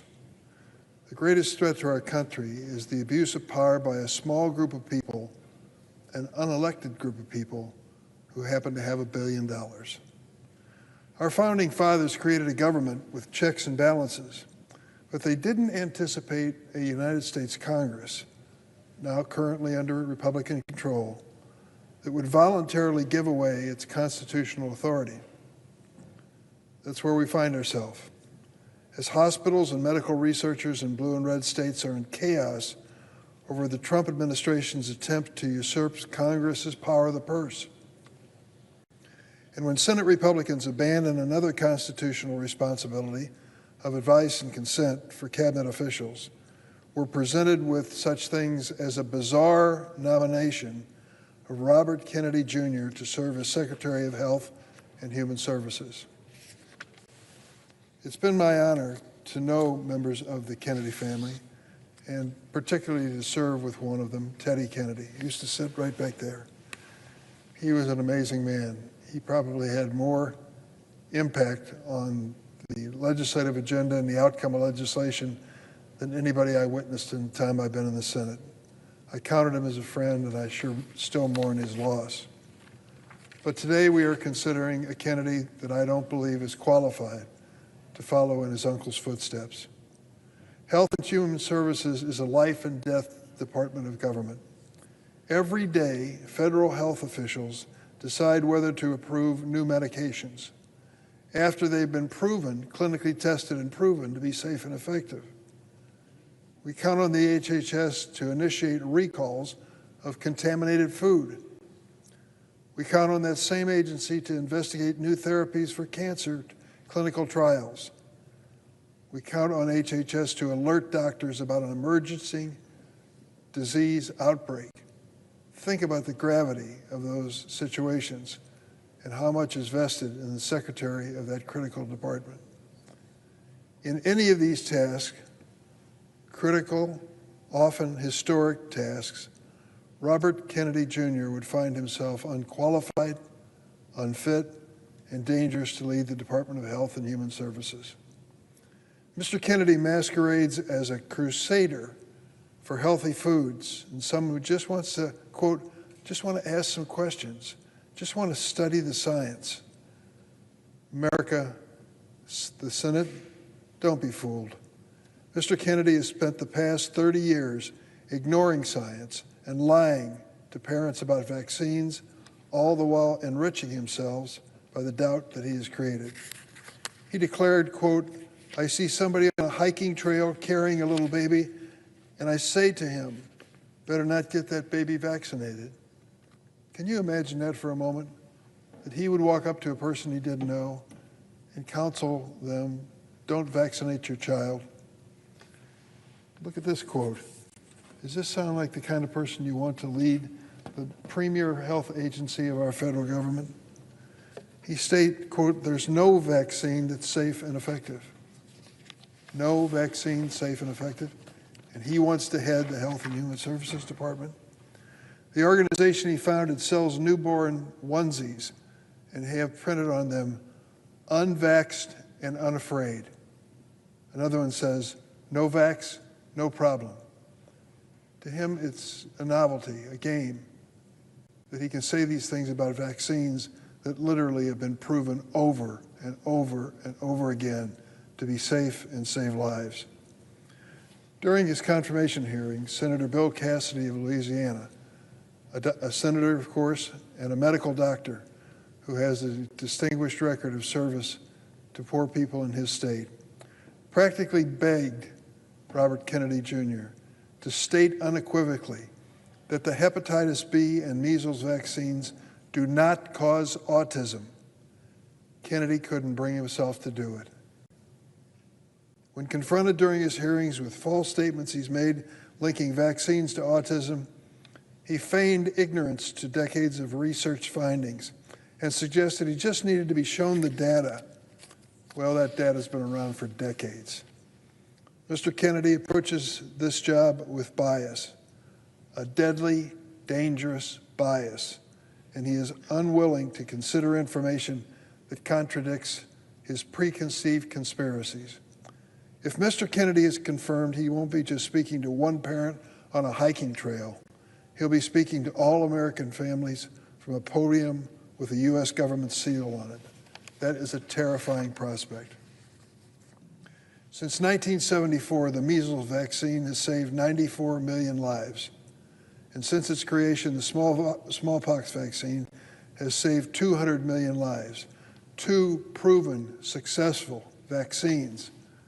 And we have to sell them to a man who wants to head the HHS and says there's no vaccine that's safe and effective. Measles is one of the most contagious pathogens on earth. When I was a kid in the 50s going to school, it was common for kids to get measles. I had them. You stayed home from school a few days and usually got through it all after waiting home for all those red spots to go away.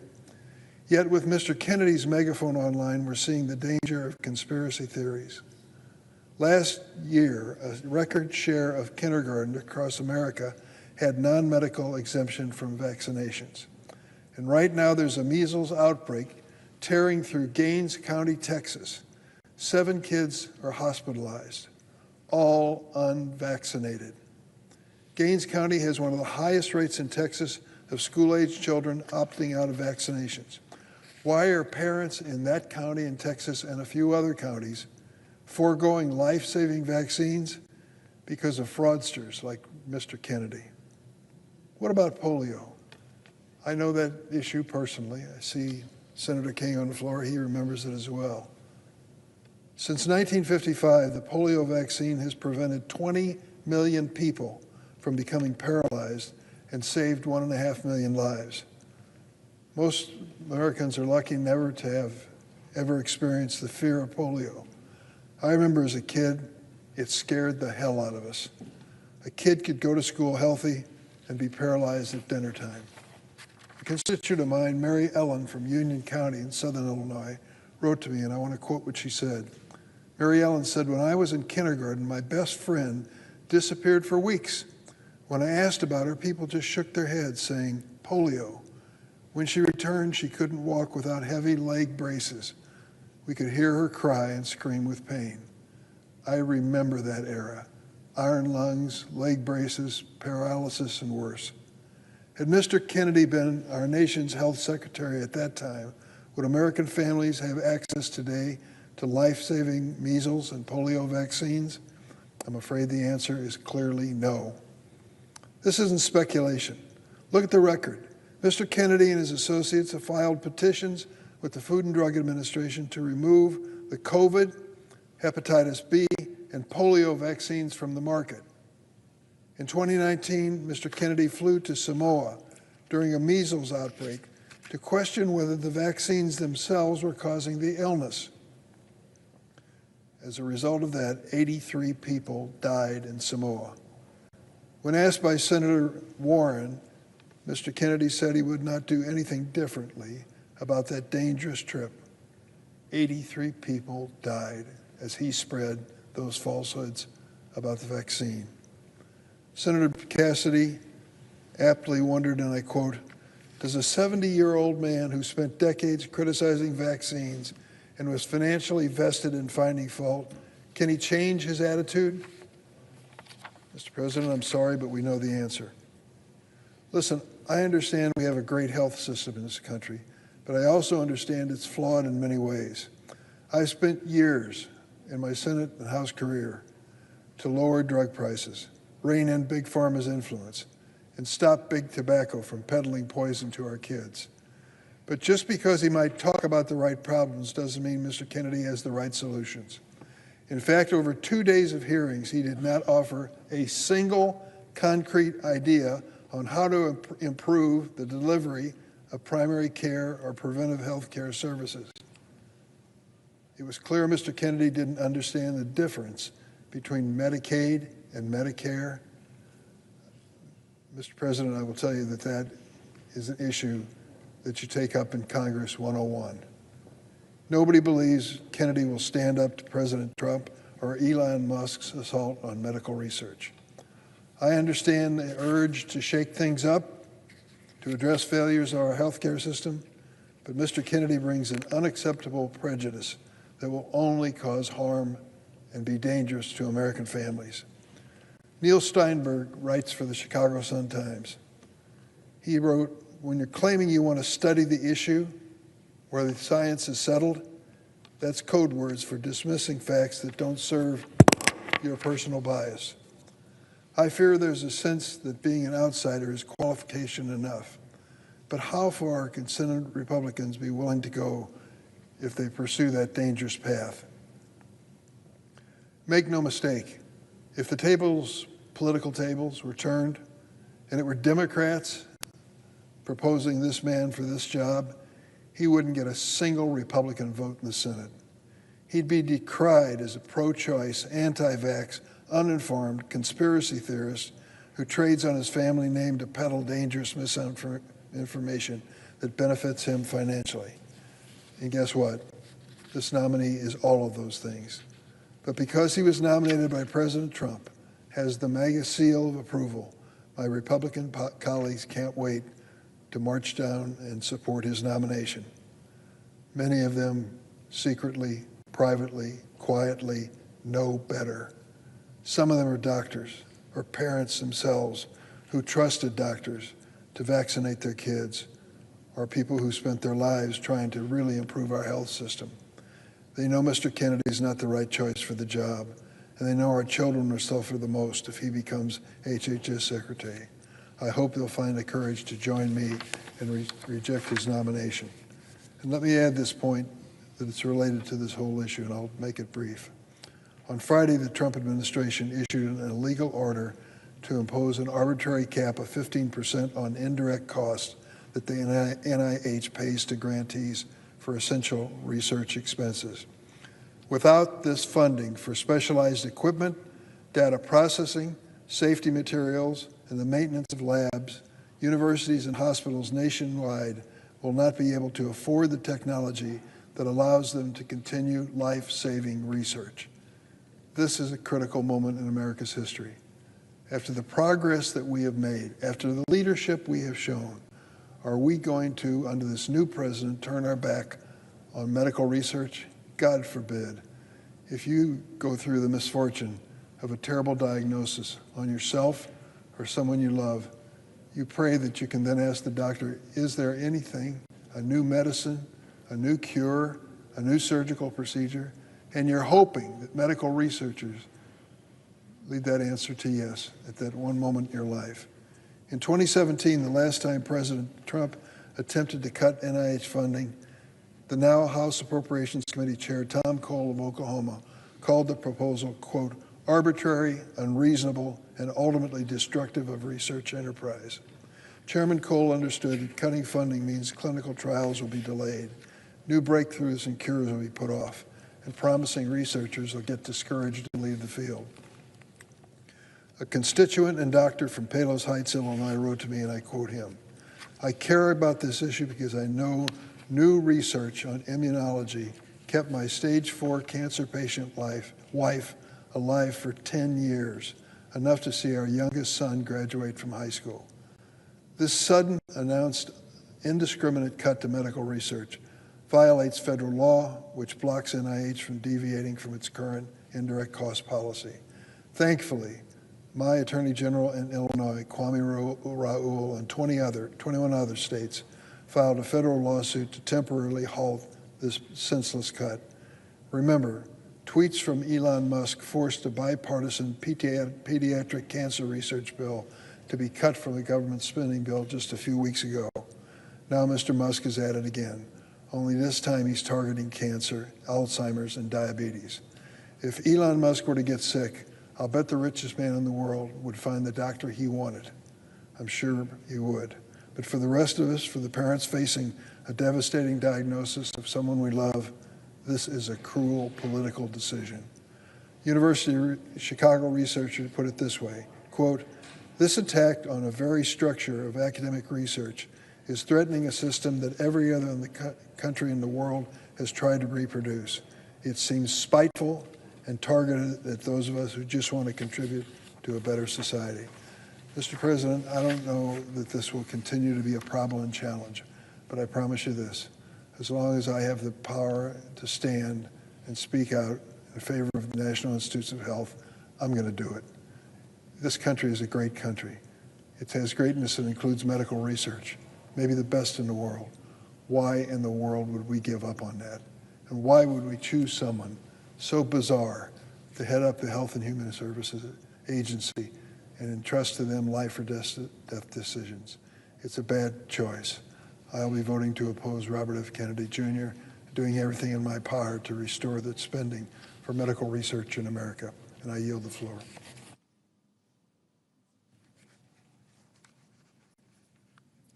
Mr. President, the senator from Colorado. Thank you. I appreciate what the good senator from Illinois has gone through and enunciated with great clarity. Our government plays a critical role in informing the public.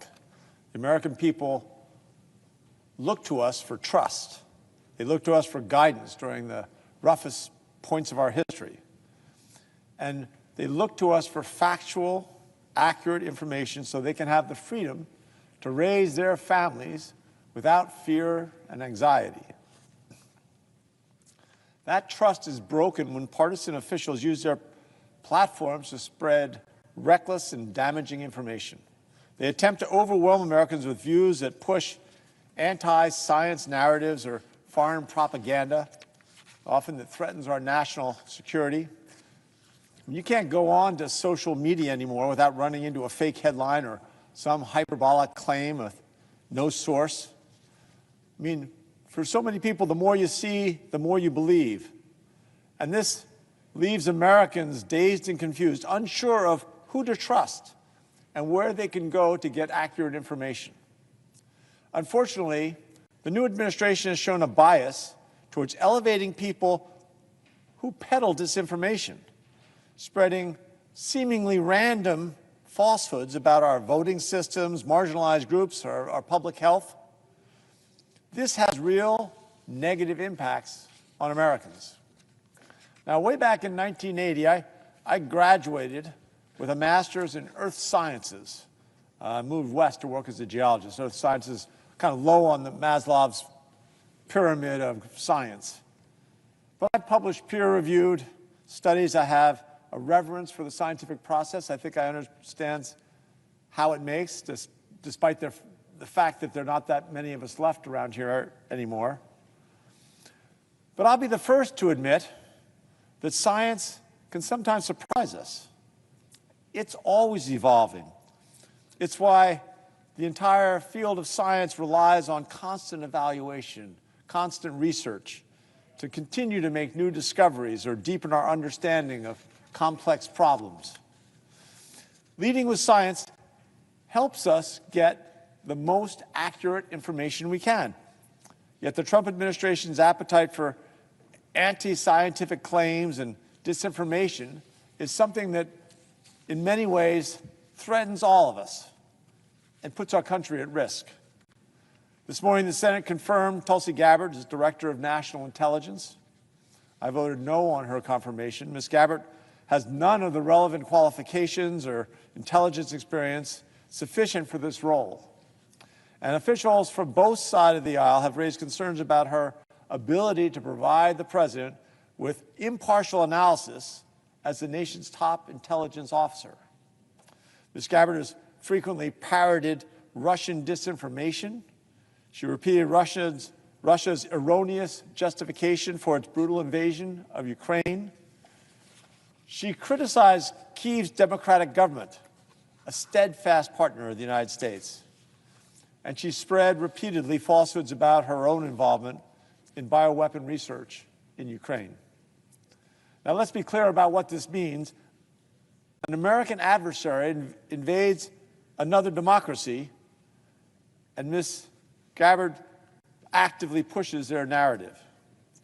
Either she cannot distinguish fact from fiction, or she intentionally chooses to promote false claims. Either scenario should be disqualifying for a cabinet official, let alone one who's responsible for ensuring the president has accurate and timely intelligence. As they say, he who stands for nothing will fall for anything. Regardless of her intentions or what she actually believes, her readiness to champion clear disinformation undermines our national security and puts American service members at risk. As Director of National Intelligence, Ms. Gabbard will have full visibility to every threat that the military and civilian personnel performing these vital missions in Colorado, across the country, and around the world, that they're working tirelessly to address. They need leaders, we need leaders who base every assessment and decision on accurate intelligence, not propaganda, especially not propaganda from one of the most threatening rivals that we have. President Trump's nominee to the Department of Health and Human Services, Robert F. Kennedy Jr., is another clear example of someone willing to overlook facts and science when it's convenient. He has a wide following, and many people look to him for guidance and for leadership. In particular, his ideas of a healthier America appeal to many Coloradans, and indeed they appeal to me as well. But make no mistake, our country can and should be healthier, and we all share a vested effort in that direction. There's a bipartisan appetite to get us there. We should provide better food options and keep unsafe chemicals out of the products that we eat. But we have to be able to do it in tandem with fact-based science and thoughtful policy to protect Americans and to keep them safe. RFK Jr. has shown a propensity for anti-science claims. One of his most anti-scientific claims is that autism is caused by childhood vaccines. This is a claim that's been spread through many communities for decades. And it's all based on a single paper published back in 1998. That paper was retracted years ago, and there have been hundreds of studies on the non-existent link between autism and the measles vaccine ever since. They have all, I repeat, they have all found zero connection between vaccines and the cause of autism. Let me be clear, every single one found zero connection. It's settled science. Vaccines are not only extremely safe, They're extremely effective. Every year they save millions of lives all around the globe. We have effectively eliminated horrible diseases like polio, and we're making considerable progress toward a vaccine for HIV and for AIDS. In the last 100 years, our country's average life expectancy increased by 30 years. 25 of those 30 years are largely attributed to vaccine adoption and clean drinking water. Vaccines not only saved lives, but they also made them healthier and happier as they were extended. Now, some of the damage from disinformation about vaccines is nearly impossible to undo. Why would anyone accept the results of one debunked paper rather than the conclusions of hundreds of studies that have been conducted since? It is completely understandable for parents to have questions and concerns about vaccines that their children receive. I know I have as a parent. As a parent of 2 kids, one who just turned 2 years old, I understand the concern that families feel. We want to make sure that we're doing everything we can do to keep our kids healthy and safe. We do the best we can with what we have to make them as healthy and happy as possible. People who peddle vaccine skepticism are preying upon parents' very rational fears to advance these conspiracy theories. Parents are trying their hardest to keep their kids safe and healthy, and it's irresponsible for people to plague them with pseudoscience and misinformation when the science has been settled on this for decades. The measles vaccine is safe and does not cause autism. It's personal for me, too. My son, Teddy, now in college, unfortunately got pertussis, or whooping cough, when he was 4 months old, before he was able to finish his full vaccination schedule after he interacted with an unvaccinated child. Because of how rare whooping cough is now, it took us a while to get the correct diagnosis.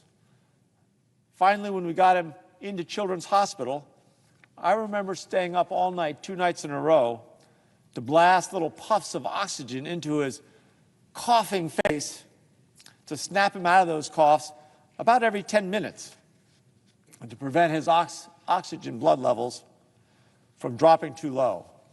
It's one of the most frightening experiences of my entire life.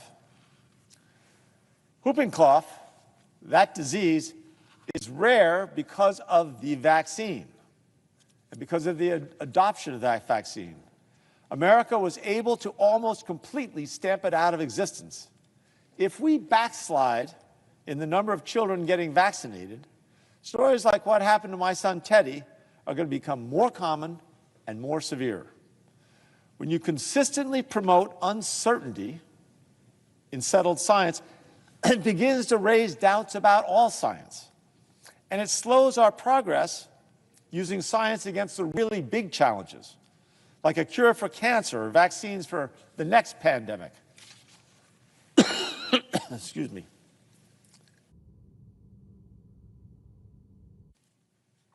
In President Trump's first full term, and at the height of the COVID-19 pandemic, Operation Warp Speed helped bring vaccines to the public in record time. The National Institutes of Health estimate that Operation Warp Speed saved over 140,000 lives by speeding up the development of vaccines by more than 5 months. When the next pandemic comes along, and it's not if, it's when, we're going to need a robust federal response and preparedness plan. We need to get our ability to get to a vaccine down to 100 days. And we need that plan to be guided by actual science. Otherwise, we obviously endanger the lives and health of all Americans. The Department of Health and Human Services also oversees federal medical research, as Senator Durbin pointed out. The research has unlocked groundbreaking achievements in public health and will continue to help us cure diseases and work towards solutions for a variety of illnesses. However, the White House announced late last week that they are slashing funding for the National Institutes of Health. This will have devastating impacts on research projects in Colorado and across the United States, including places in Colorado like CU Anschutz, Fort Lewis College, and National Jewish Health. Our Colorado institutions are at the forefront of medical research for everything from clinical trials for veterans struggling with PTSD to individuals with Down syndrome. These cuts for research institutions, rural hospitals, for our veterans, will impact our most vulnerable communities. All this to give tax cuts to the wealthiest Americans. Again, I'm all for making government more efficient and smaller. If you want to seriously look at how we spend money and where we can cut actual fraud and waste and abuse, I'm in, I'm game. But I struggle to understand how stripping funding for cancer research or Head Start or hiring programs for law enforcement officers is wasteful. These cuts throughout our government are exaggerated by the extreme nominees who are really ill-equipped and ill-experienced to manage large governmental organizations. The administration also continues to illegally dismantle agencies without congressional approval. They have attempted to freeze federal funding, something the courts have halted, but the White House continues to pursue. Colorado and the American people are caught in their crosshairs. I've committed to opposing nominees that pose a genuine threat to Coloradans. We've also helped support lawsuits and oppose some of these executive actions. I'd be the first to admit our government isn't perfect. Government never will be. I'd be the first to recognize that it takes all of our elected officials to do their duty to the American people and to be truthful, and for our constituents to hold us accountable. The American experiment in democratic government is just too important to confirm people who actively spread disinformation and refuse to follow science. It threatens Coloradans. It puts all of us at risk. Mr. President, I yield back the floor.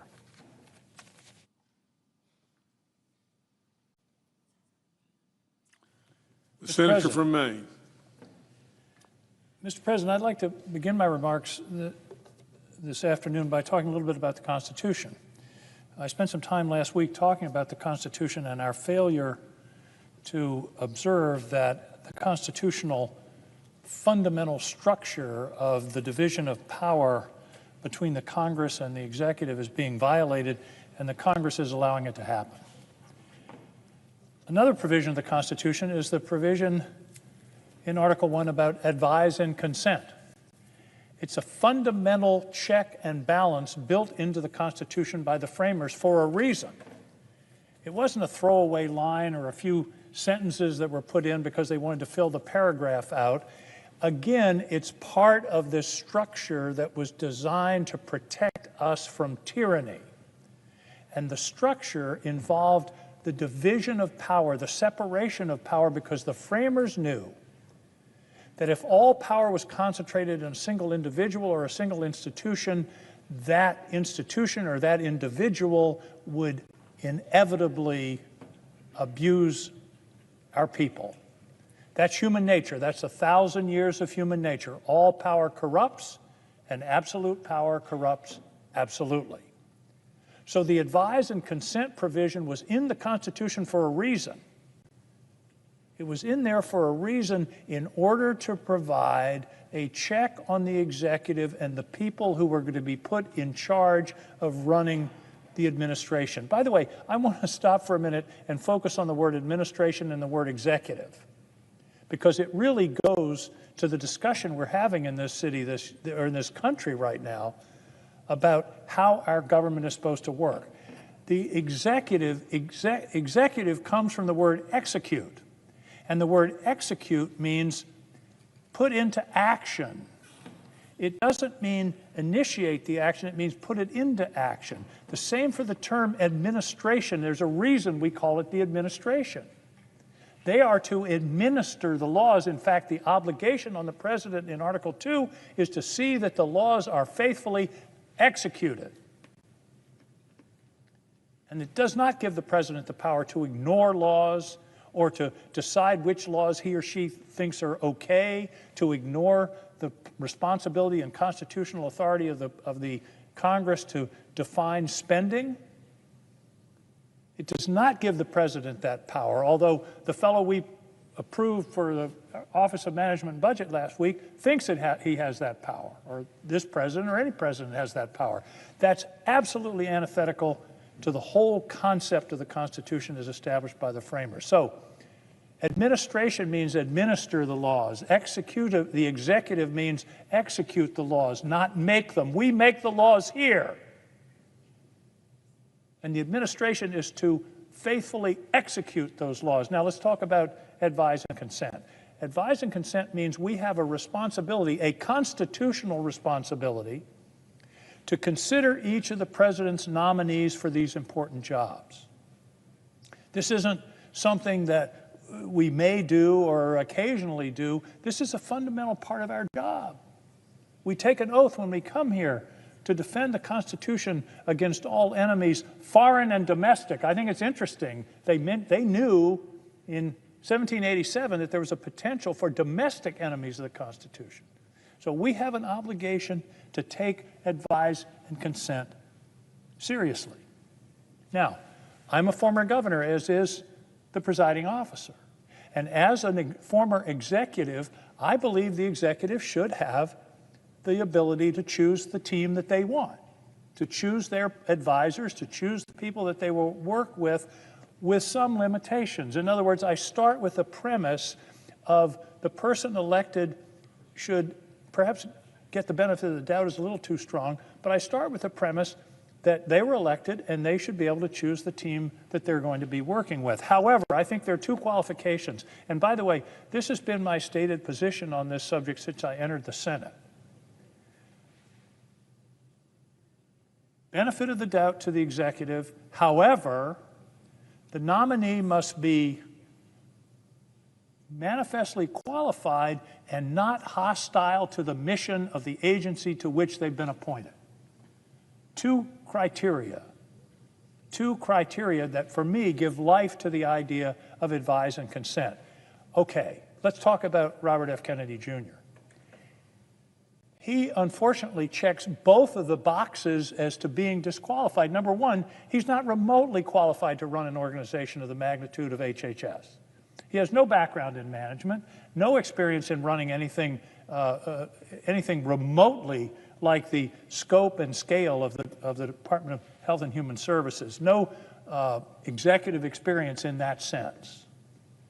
So that's number one. Is he qualified? No, he's grossly unqualified. But the second box is my criteria. Is he hostile to the mission of the agency? And if the mission of the agency, HHS, is to protect the health of the American people, I would argue he is manifestly hostile to that mission. There's been a lot of discussion here today, and I think it's interesting. I don't know how this debate has gone. I haven't heard too many people come up on the floor and support this nominee and tell us why he should be approved. Because you know what, Mr. President? If this were a secret ballot, this man wouldn't get 20 votes. Everybody in this body knows he's not qualified. Everybody in this body knows he has no business anywhere near this position. But here we are. We're going to take a vote. Unfortunately, it will probably be on a party line basis. But let me focus on just one little piece. On January 29, barely a week ago, before the Senate Finance Committee, here's what Mr. Kennedy said. Quote, "News reports have claimed that I am anti-vaccine or anti-industry. I am neither. I am pro-safety. All of my kids are vaccinated." I'll bet that came as news to a lot of the people he's been leading astray over the last 25 or 30 years. "All of my kids are vaccinated, and I believe vaccines have a critical role in health care." I'm reminded of Saul on the road to Damascus, a miraculous conversion. A bright light was shown, and suddenly the scales fell from his eyes in his confirmation hearing. Okay, let's go back a little over a year, July 6, 2023. This is a quote, a direct quote, there is no vaccine that is safe and effective. He later said on the same podcast, vaccines are inherently unsafe. Mr. President, this man shouldn't be confirmed because he told the committee and the Senate something diametrically opposed to the position he's taken all his last 30 years, all his adult life. Maya Angelou said, if somebody tells you who they are, you should believe them. And he's told us repeatedly. And he has acted on his vaccine skepticism. This isn't something that was rumbling around in his head. He's traveled the world. He's written articles. He's gone on podcasts. He's gone on TV. And he's discouraged people from being vaccinated. And now he has this miraculous conversion 10 days ago. All my kids are vaccinated. I believe vaccines have a critical role in health care. The same thing during COVID. He said, it is criminal medical malpractice to give a child one of these vaccines. Wow. Criminal malpractice. And of course, it's been discussed. He said, I do believe that autism does come from vaccines. July of 2023, there was one study in England, I think it was in 1998, that purported to show a tenuous connection between vaccines and autism.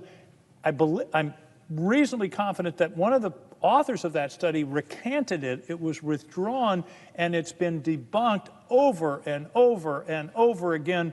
But this man has been peddling this lie for 20 years. And who knows how many parents have fallen for that, and who knows how many children have paid the price. Just to talk about vaccines, at one point during the pandemic, there was a survey, July 2021, remember that was the height of it. They surveyed 50 hospitals in 17 states. 94% of the patients hospitalized in July of 2021 were unvaccinated. What does that tell you? Vaccinations worked, and people who were unvaccinated were at enormously higher risk. 94% of the people were unvaccinated.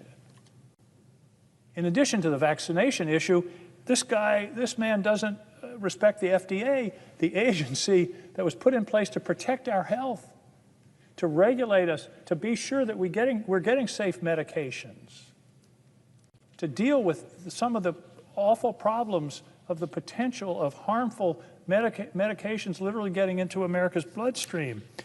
In December of 2024, barely a couple of months, 2 months ago, he said he would fire officials at the FDA. And in October 2024, he said on X, FDA's war on public health is about to end. If you work for the FDA and are part of this corrupt system, I have two messages for you. Prepare your records and pack your bags. He didn't say a certain office in the FDA or a certain part of the FDA, or maybe there was one provision or part that he didn't think was helpful. He said, if you work for the FDA, that's everybody. Preserve your records and pack your bags. This man is not only unqualified, he's anti-qualified. He's a danger. We have physicians in the Senate. I believe that the Hippocratic Oath, do no harm, should apply to Senate votes. You should not be voting for somebody who you know is going to do harm to the public health. So this is it's really a kind of surreal debate, because everybody in this chamber knows this man should not be Secretary of Health and Human Services. Now, I want to end with a personal story. One of the few advantages of being older is that you have a long memory. And in 1952, I was entering the 3rd grade at MacArthur School in Alexandria, Virginia. And in my class in the 3rd grade was a kid named Butch. And he was horribly twisted into a wheelchair. I don't think I'd ever seen a wheelchair when I was going into the 3rd grade. But he was there, and here it is. I'm not even going to say how many years later, but I can close my eyes and see Butch in that chair. Polio was what he had. He was in pain daily. He could barely make himself understood. His arms were crossed, his legs were bent grotesquely in the wheelchair. And 3 years later, the Salk vaccine began what turned out to be the elimination of polio. Where would we be as a country if this man had been the head of the, at that time it was HEW, and somehow put a stop to this vaccine, which I believe he has said even the polio vaccine should be rescinded, which has saved millions of lives around the world? Where would we be? I can't escape the memory of that boy in that wheelchair. I can't escape the memory of my parents not letting me go to the public swimming pool because of the fear of polio, not being able to go out and play in a summer in Virginia because of the fear of polio that stalked the land. The former Republican leader was a victim of polio. The former President, Franklin D. Roosevelt, was a victim of polio, and it was the vaccine that ended it. Mr. President, I hope this place comes to its senses and rejects this surreal nomination. There could probably, it would be hard to find someone less qualified to serve in this position. And I believe that it will lead to damage to our country, to our health, to our children, and I urge my colleagues to vote no. If you vote yes, you'll regret it. Thank you, Mr. President. I yield the floor.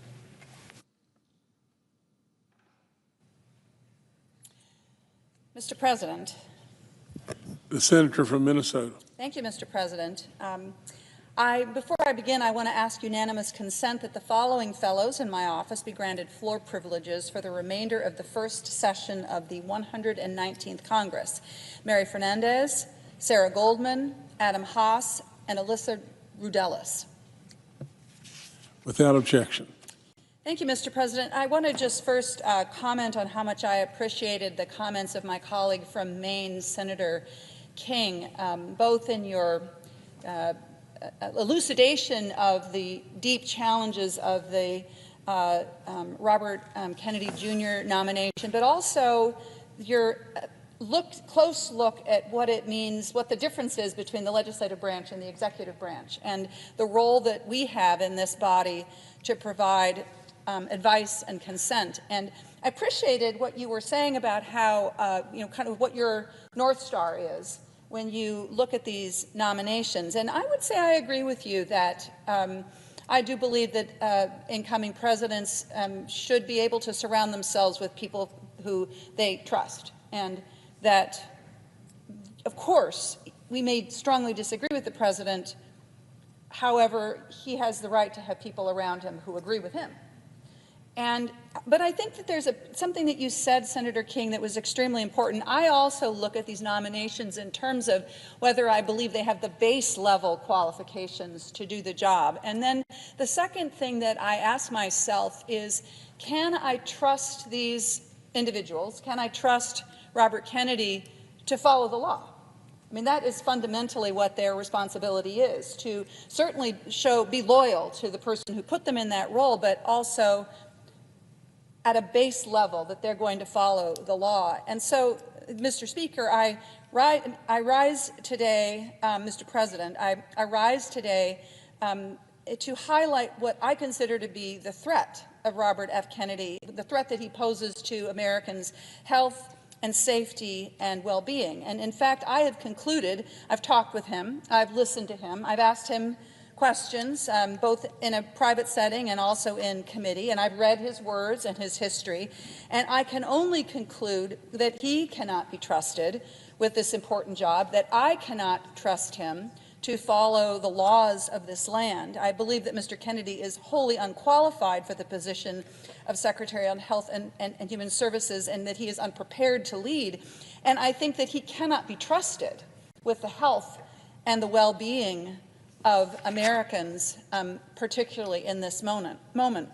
Now, If you're listening to this and you don't really know that much about the Department of Health and Human Services, you've got a busy life, you're trying to figure out how to afford your life and how to kind of hold it together in what is a very busy and complicated world, I want to just be clear about what I think that Mr. Kennedy's confirmation would mean for Minnesota families. If he is allowed to become secretary, I have concluded that your family will be less safe, that your loved ones will be more likely to get sick, and that you and the people that you care about will be less likely to get the care that you need.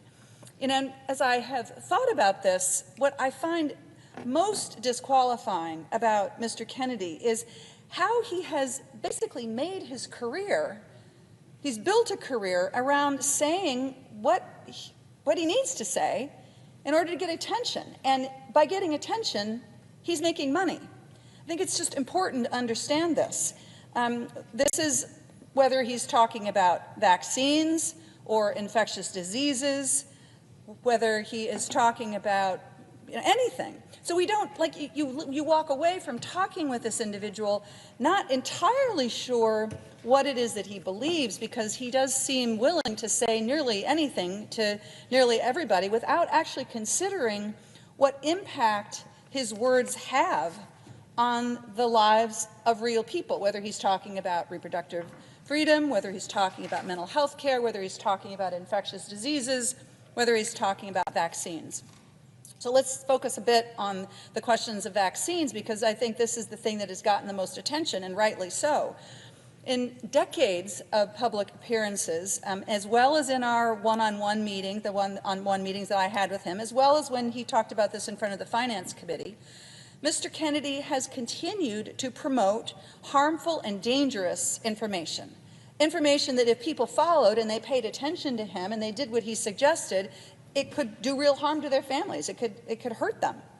If you think about vaccines, this is his long and very public record of denying the safety and the efficacy of vaccines. In fact, he has spent almost the last 2 decades of his life promoting these harmful and false theories that vaccines will cause autism and that they are otherwise unsafe. As an example, in 2021, he proudly described stopping strangers out, on hikes and telling them not to vaccinate their babies. Can you imagine that? You're out walking around and Robert F. Kennedy Jr. comes up to you, man of stature and power, and says, don't vaccinate your children.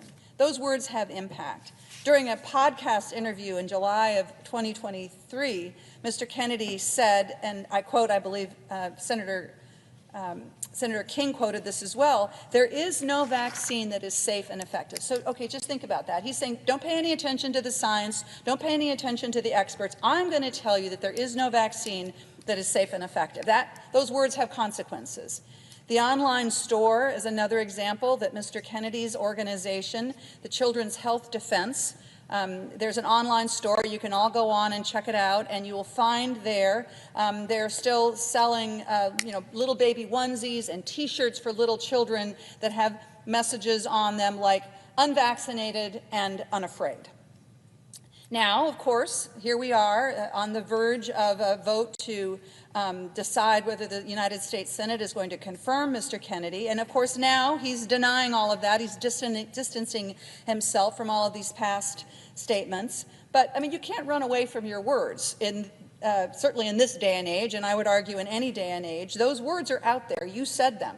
They are on the record. They are on video. And it matters what the Secretary of Health and Human Services say, what he says about these things. And of course, it matters what he doesn't say as well. Words have real consequences.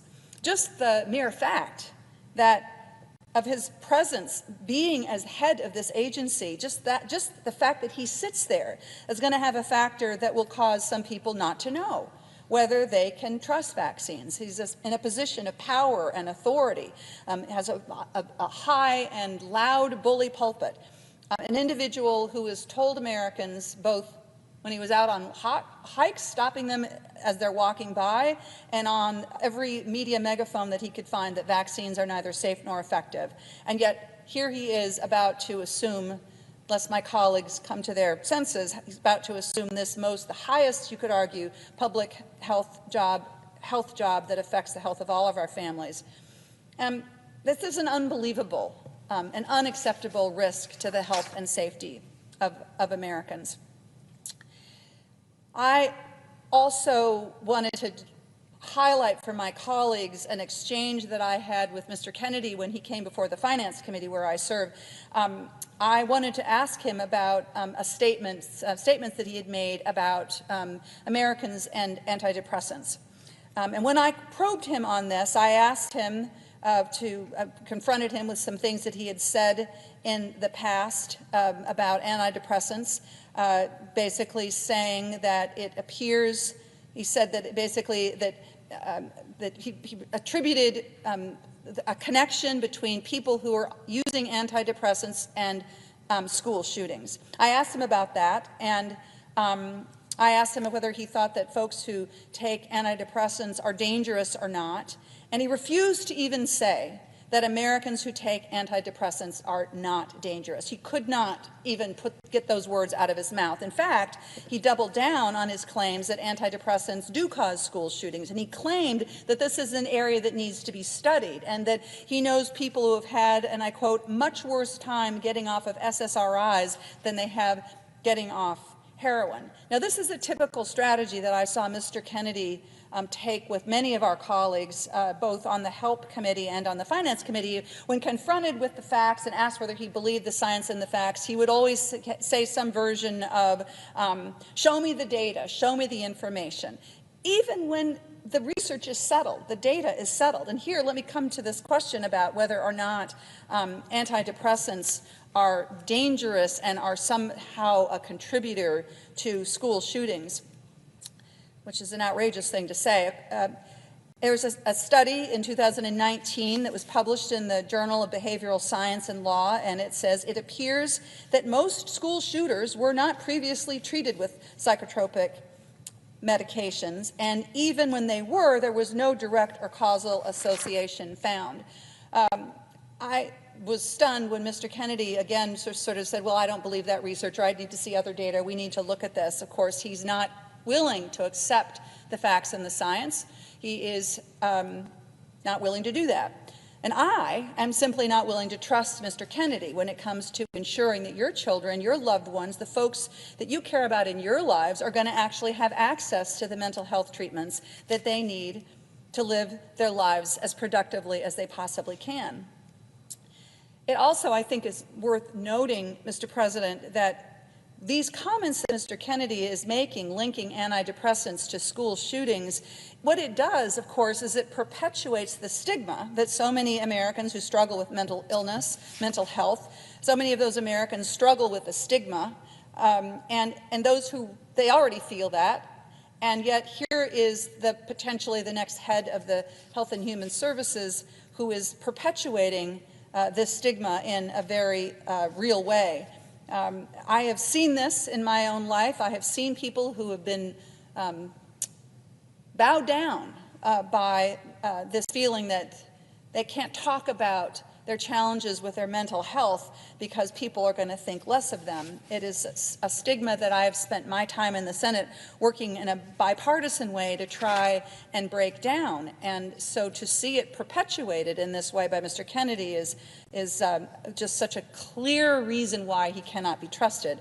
The rigorous peer-reviewed research on SSRIs, common form of antidepressant, is not only the science that is the science that Mr. Kennedy has willingly chosen to ignore, but it's not the only science that he has willfully chosen to ignore.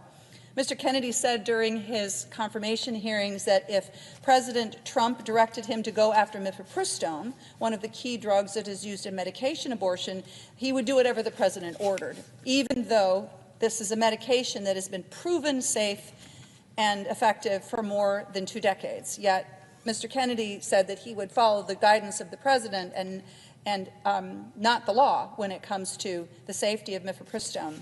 And in fact, as my colleague Senator Hassan made so abundantly clear in the committee, over 40 safety studies have demonstrated what Mr. Kennedy was not willing to see, which is that there is clear evidence that this medication is safe.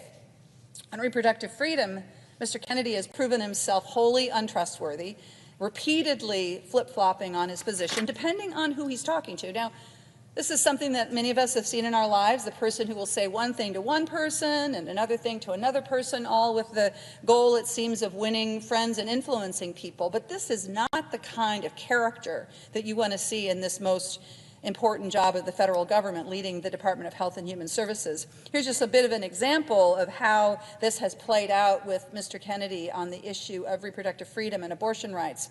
On the morning of August 13th, 2023, Mr. Kennedy said, and I quote, "I believe a decision to abort a child should be up to the woman during the first 3 months of life."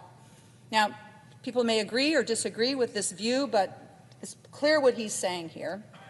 Next day, the very same day, his campaign followed up by saying that his position on abortion is that it is always the woman's right to choose, and that he does not support legislation banning abortion. So on the same day, two different positions. And then on May 19th, 2024, a few months later, in a podcast interview, he said, "I wouldn't leave it up to the states." This is a quote. "I wouldn't leave it up to the states. My belief is that we should leave it up to the woman. We shouldn't have government involved, even if it's full term." Okay, so there's a completely different view. And then the very next day, he tweeted, "Abortion should be legal up to a certain number of weeks and restricted thereafter." Mr. Kennedy seems to change his mind so often that we don't know what he actually thinks, what he actually stands for. But when you're the Secretary of Health and Human Services, you have to stand up for something. You have to stand up for the laws of the land. And what is clear through all of this back and forth, it is clear to me, is that the Trump administration and Mr. Kennedy are more than willing to restrict or even ban access to medication abortion, despite the fact that they've been determined to be safe and effective, and that he and Mr. Kennedy and President Trump are in fact dangerous to a woman's access to medication abortion. And I want people just to think about this for a minute. If you live in a state like mine in Minnesota, where the state has determined that abortion should be accessible, that this is a decision that is up for people to be able to make on their own without government interference, and roughly 60%, maybe a bit more now, of abortions are done through medication abortion. Robert F. Kennedy Jr. and Donald Trump are going to affect your rights in Minnesota if they take away the right to mifepristone, just as much as they affect the rights of somebody who's living in Texas or any of our states.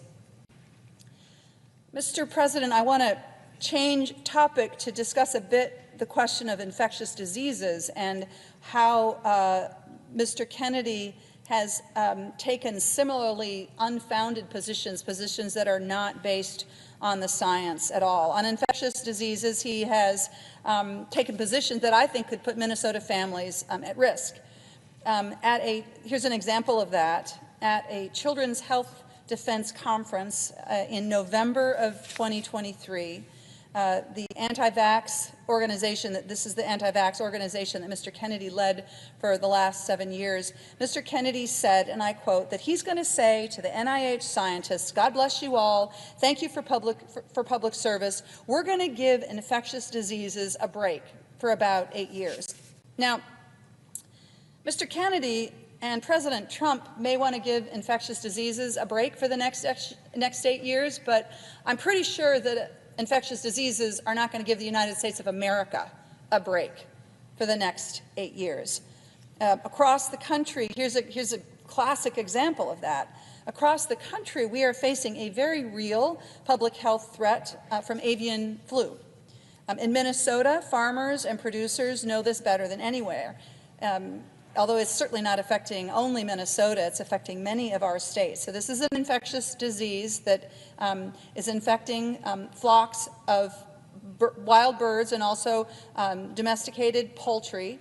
And nearly 150 million chickens across the United States have had to be culled, to be euthanized to prevent the spread of the virus.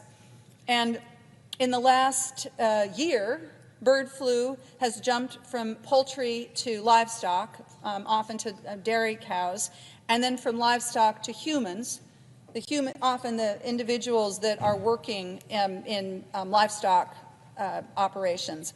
So this is something that we have to take seriously. This is important for us to pay attention to. We need surveillance. We need to be working on treatments. We need to be evaluating whether, finding a pathway potentially to some sort of a vaccine.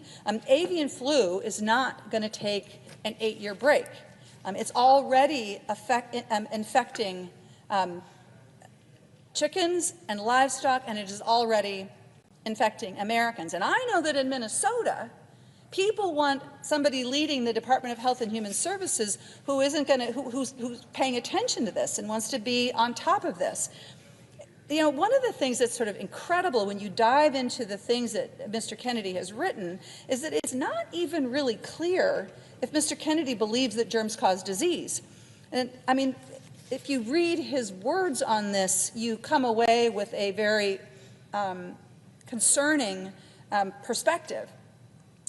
For 6 pages in one of his recent books, just as an example, he extols the virtue of something that's called the miasma theory, while simultaneously casting doubt on the basic and well-accepted scientific evidence that germs cause disease.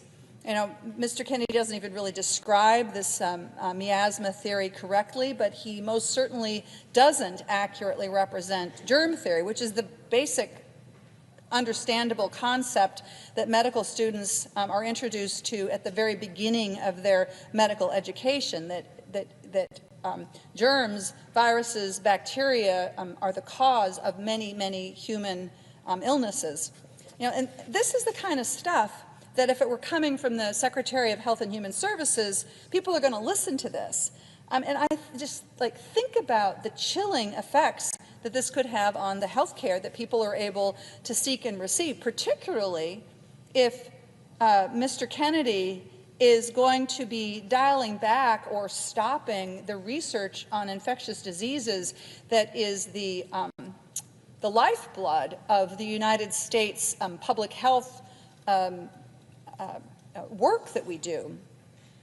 At the Finance Committee, and then the next day at the Health Committee, my colleagues and I gave Mr. Kennedy opportunity after opportunity to dispel the false and misleading claim he has spread for decades, and to distance himself from these past positions. And we gave him the chance to tell Americans that he would keep them and their children safe, and that he wouldn't threaten their access to treatments or to cures or to care, and that he believed that the research is out there, that he believed the research that is out there and accessible to anybody and everybody who wants to see it, the research that is taught in medical schools, the research that is followed by the National Institute of Health, and he couldn't do it. He couldn't tell us, he couldn't just say that vaccines don't cause autism. He couldn't just tell us that antidepressants don't cause school shootings. He couldn't just tell us that he will make sure that America's health insurance is protected. I mean, he could barely, in his conversations and the questions that he was asked, Mr. President, he could barely articulate that he understood the difference between Medicare and Medicaid. Instead, what happened is that Mr. Kennedy repeatedly talked about following the good science, the science that is good. But the science that he relies on is not good. And in so many circumstances, he quotes science or studies that have been disproven. The studies that he has referenced have been withdrawn, or they don't say what he claims or purports to say that they do.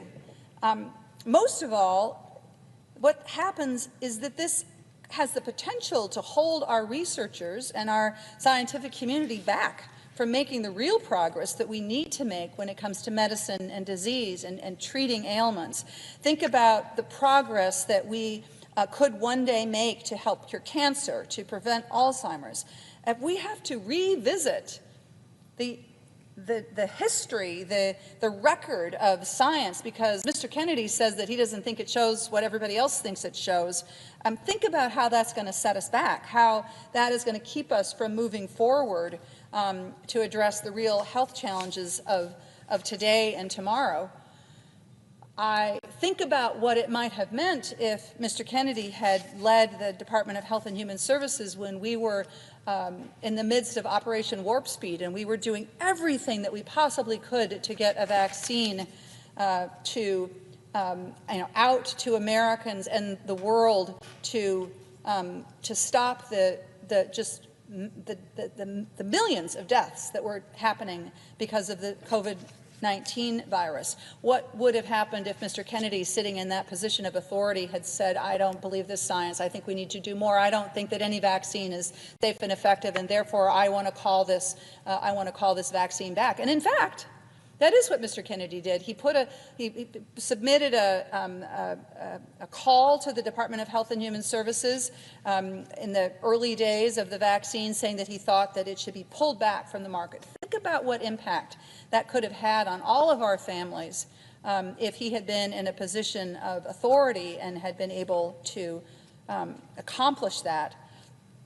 Over and over again, when he is faced with the actual science, for example, on the science that proves that SSRIs are not associated with school shootings, that vaccines do not cause autism, that germs do cause illnesses, he has refused to accept it, and he has doubled down on his dangerous beliefs.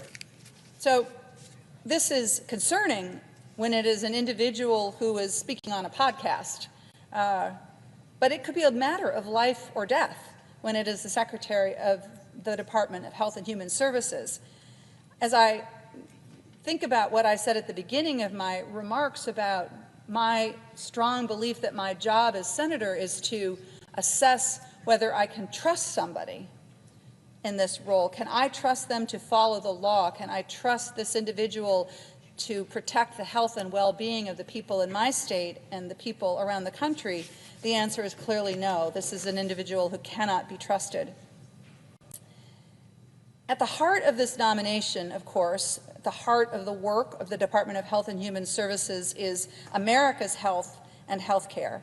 And it is clear to me that Mr. Kennedy has made it clear that he will enable the Trump and Musk agenda of chaos, that he will enable what they are doing not to execute the laws of this country, which is their constitutional responsibility, but to attempt to write the laws make the laws of this country.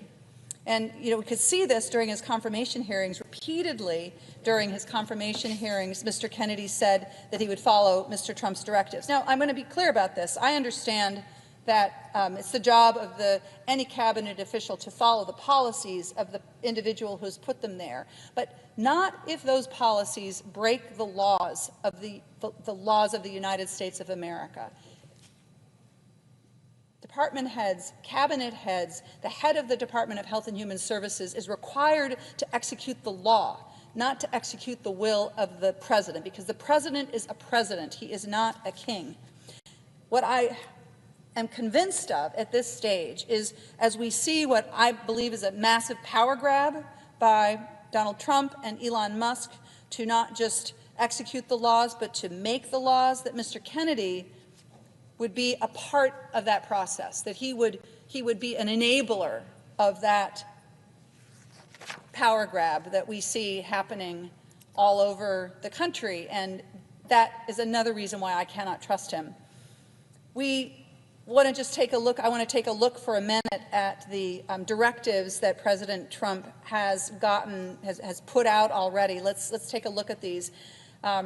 These directives of stopping lawfully executed payments to healthcare organizations that have been made following the will of Congress, the people who are supposed to be making the laws in this country.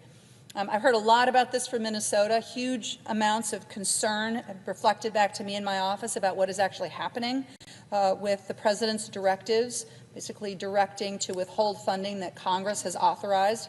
I heard from Minnesota's community health centers that they were going to begin doing layoffs because of this federal funding freeze. It was basically a massive cut that they're experiencing. You know, community health centers are all over the country, and in my home state of Minnesota, they are the place that individuals can go to get basic preventative health care. It is a very important part of our health care network, and yet many of these have come to me and said that they're basically going to be laying off providers and other folks that are providing direct care to patients. One community health center CEO in greater Minnesota, outside of the metro area, said that it was the worst day of his 38-year career when he got word of this freeze. Now, I understand, Mr. President, that this freeze has been unfrozen for now, at least in some cases, though in other cases it seems like it's back on again. In fact, I hear repeatedly that it's off and on and off and on in this sort of chaotic and confusing dance that they have started. But these clinics are still facing real challenges about getting access to their federal funding, and this is threatening their operations. Imagine if you were running like a small bootstrap and small little health center, and every day you are just trying to make payroll. You don't have millions of dollars sitting in your bank account waiting for a rainy day. Every day is a rainy day, and every day you're just trying to make it work. And there suddenly one of your most important ways of paying to provide health care to individual has just evaporated overnight. So then what happens? Because people still get sick, people still need health care, even if they're unable to get it at a community health center, so what do? Well, think about this. Right now in Minnesota, it's probably the same in West Virginia and other parts of the country, Minnesota emergency rooms are packed full of people who have the flu or RSV or norovirus. They go to the emergency rooms. You want to go to the emergency room when you really, really need emergency care. You go to a community health center when you need to be able to get access to urgent care, but the care that you need right now. And what's happening is that because there is so much, there's a lot of illness. People are getting sick in the wintertime. It's like 20 below in Minnesota right now. If they can't get their primary care in a doctor's office, in a clinic, they're going to end up in the ER. And then what happens to all the rest of us who really might need emergency care? The ER is jammed to overflowing. There's no space. You have to wait 5 hours to get the to get the care that you need. That's what's happening with this funding that is being put in jeopardy. That means that community health centers might not be able to help the patients that they typically help. And I'm not talking about a small number of people here. That's 170,000 people in Minnesota who rely on community health centers. And what's going to happen? Those folks are going to end up in emergency rooms, and that's going to increase wait times, and it's going to stress the capacity of hospitals to provide care that people need. President Trump did this. Robert F. Kennedy, if he were head of Health and Human Services, I have no reason to trust that he would stop this. In fact, I believe the opposite. I believe he would enable it, and this is why I think his nomination will end up making all of us less healthy and less safe and less secure. President Trump, in another example, unlawfully cut National Institute of Health grant funding earlier this week. This amounts to millions of dollars that supports life-saving research into Alzheimer's and cancer and Parkinson's disease. And that's, I'm just talking about in Minnesota there. This was retroactive. It happened overnight. Hospitals are left struggling. Big research hospitals like the University of Minnesota and the Mayo Clinic are suddenly looking at massive cuts to their research. They have trials for important, treatments and cures for serious diseases that are suddenly thrown into chaos. And you have individuals who are part of those trials who are hopeful that they're going to be getting, they're hopeful that in some way that this is going to help them to find a cure for what disease is ailing them. And with this cut to NIH funding overnight, massive cuts, what does that mean for people's health and safety and security? It means people are less well off. National Institute of Health is under the umbrella of the Department of Health and Human Services, the organization that Mr. Kennedy is asking Congress to provide advice and consent on. Again, I have no confidence. In fact, I am sure that Mr. Kennedy would be an enabler to President Trump's power grab here and his undermining, along with Elon Musk, his undermining of this extremely important research that keeps all of us, helps us be healthy, helps us find the treatments and the cures for diseases that are a threat to all of us. So I see my colleague from Massachusetts is here. I know she has an important perspective on this, with Massachusetts being another, as is Minnesota, is another center of research and education and medical education, and I suspect that we agree with one another when it comes to the threat that Robert F. Kennedy poses to all of our health and well-being. And so with that, Mr. President, I will yield the floor to my colleague from Massachusetts. Mr. President. The senator from Massachusetts. Thank you, Mr. President. And I want to say thanks to the senator from Minnesota for her leadership on this point. I know that the great research institutions in Minnesota that count on her support are out there fighting, thanks to Donald Trump, as they are in Massachusetts. And the people all around this country who rely on those research institutions, who are looking for those cures, for those better treatments, for those opportunities in their lives that right now Donald Trump and his co-president Elon Musk seem to want to cut off. So we will stay in this fight. We will indeed.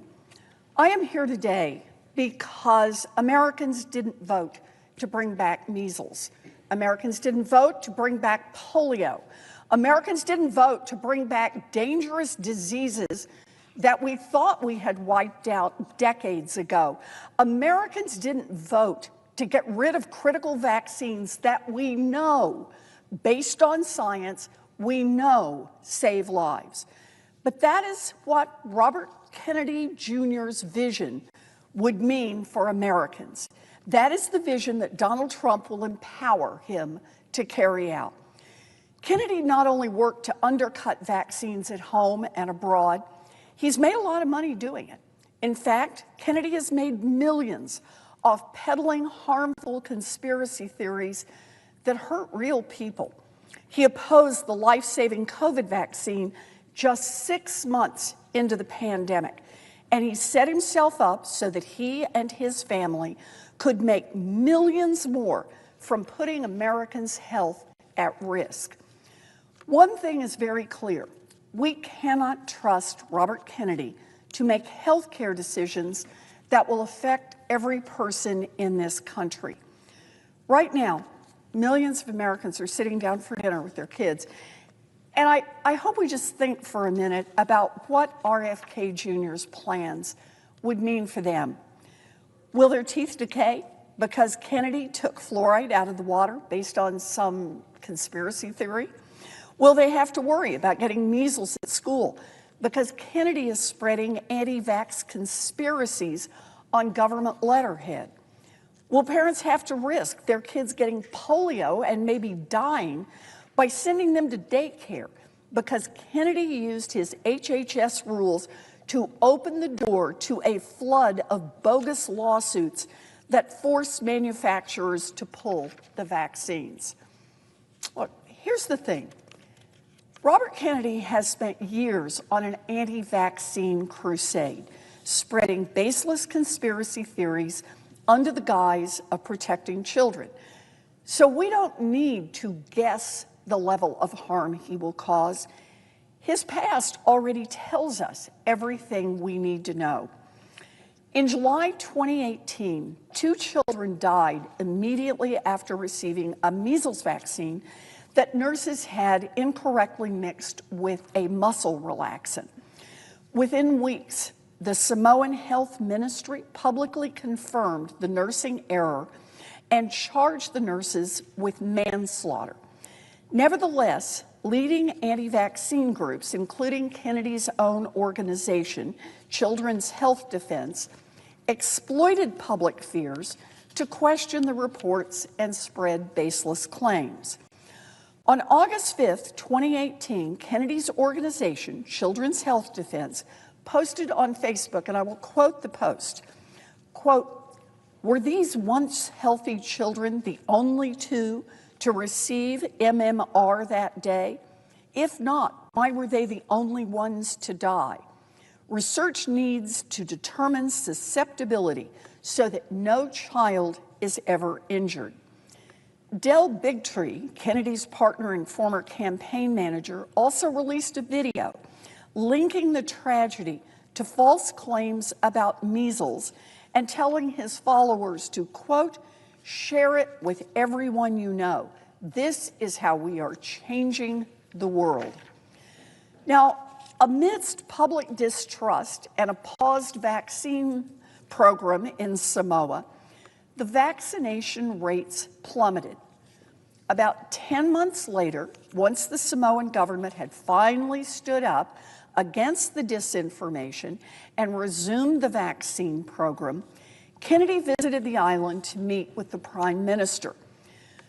Later, recognizing the blowback that comes with how much went wrong when a conspiracy theory cost people their lives, Kennedy has since denied that his visit had anything to do with vaccines and said that anything suggesting otherwise was, quote, "an industry propaganda trope." In other words, totally false. Industry propaganda trope. Kennedy lied. A blog post that Kennedy himself wrote in 2021 admits that he went to Samoa to meet with the Prime Minister, who wanted to discuss the possibility of, quote, "measuring health outcomes following the natural experiment created by the nation's respite from vaccines." Think about what that means. Another way to say it is that Kennedy was interested in taking advantage of how the vaccination rate had plummeted, caused by misinformation, so that they could conduct uncontrolled trials on whether unvaccinated kids were healthier than vaccinated kids, a conspiracy theory that he had widely spread. You see, at the time, one of his traveling partners was working on a similar study with two anti-vaccine activists, which was ultimately retracted following an investigation that, quote, raised several methodological issues and confirmed that the conclusions were not supported by strong scientific data. Now, there's no surprise here. The Prime Minister of Samoa declined Kennedy's outrageous proposal. He didn't want his country to be Kennedy's guinea pig. He didn't want unvaccinated children to be studied to see what happened to them when measles or other diseases broke out. But that didn't stop Kennedy from spreading his message.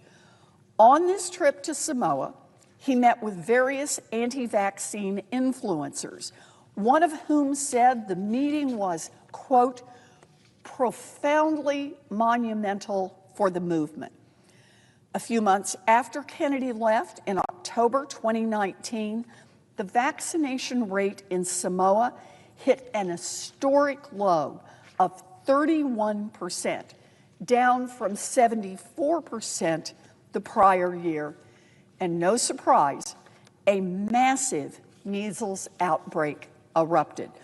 So here is Kennedy telling us now, no, he had nothing to do with this. His trip to Samoa had nothing to do with the measles vaccine, and calling any claim industry propaganda trope. And yet, he himself posted a blog about meeting with the Prime Minister and talking about a study to measure health outcomes following a natural experiment of studying children, some with no vaccination and some that were vaccinated. And the anti-vax groups he met with talked about how profoundly important it is. Then Mr. Kennedy leaves, vaccination rates drop down to 31%. The measles outbreak was truly tragic. In total, more than 70 children died, right up until a door-to-door vaccination campaign brought the disaster to an end. As HHS Secretary, Kennedy would be responsible for whether we keep our children vaccinated or subject them to, in his words, the same natural experiment that he was interested in testing in Samoa. Is that really what we want for our kids? Is that what we want for our elderly parents? That is a living nightmare, and it could truly be our reality with Kennedy heading up the Department of Health and Human Services.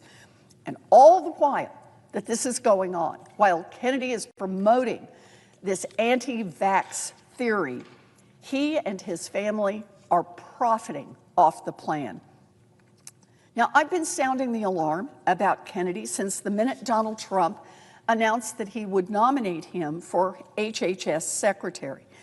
It's not just that he is unqualified. His long history of promoting anti-science conspiracy theories make him disqualified. This is a man who claimed, quote, "There is no vaccine that is safe and effective." No vaccine. He said that the polio vaccine, quote, "killed many, many more people than polio ever did." Now, Kennedy came to our committee and said, don't worry. He swears he is not anti-vaccine, but he has spent years on an anti-vaccine crusade, spreading baseless conspiracy theories under the guise of protecting children and making millions of dollars in the process. And when, in Senate hearings, he was confronted with his own words, he simply denied saying them. Despite the videotapes, the transcripts, the blog posts, and the people who heard them. Kennedy thinks he knows what he needs to say to try to get the job that will put him in charge of our vaccine program. So he says he didn't say exactly what he said. Kennedy's actions speak louder than his latest words. And time again, Kennedy has shown us who he is, an anti-science conspiracy peddler who is willing to gamble with American lives. We know who he is. We need to pay attention. Let's do a quick count of some of the ways that, as HHS Secretary, Kennedy could make the anti-vaccine lawsuits and his own payouts even bigger. What could Kennedy do? Well, as Secretary of HHS, he could publish his anti-vaccine conspiracies, but this time on U.S. government letterheads, something that might impress a jury in a subsequent trial. He could appoint people to the CDC vaccine panel who share his anti-vax views and let them do his dirty work. He could tell the CDC vaccine panel to remove a particular vaccine from the vaccination schedule. He could remove vaccines from a special compensation program, which, quote, would open up manufacturers to mass torts lawsuits. He could make more injuries eligible for compensation, even if there's no causal evidence. He could change vaccine court processes to make it easier to bring junk lawsuits that could get vaccines pulled from the market. He could turn over FDA to his friends at the law firm, and they could use it however benefits their lawsuits. In short, as HHS Secretary, Kennedy would have the power to make healthcare decisions that would affect millions of Americans, working Americans, kids, seniors, on everything from vaccines to abortion to life-saving drugs.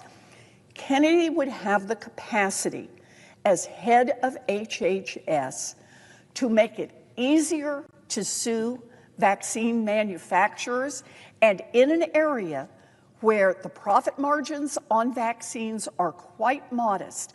If those lawsuits mount up, vaccines could simply disappear from the market altogether. Manufacturers could decide, you know, it's just not worth the lawsuits, we'll go produce other drugs. Those kinds of decisions are critically important, and the consequences are grave. For many Americans, they may be the difference between life and death, and they can change lives forever.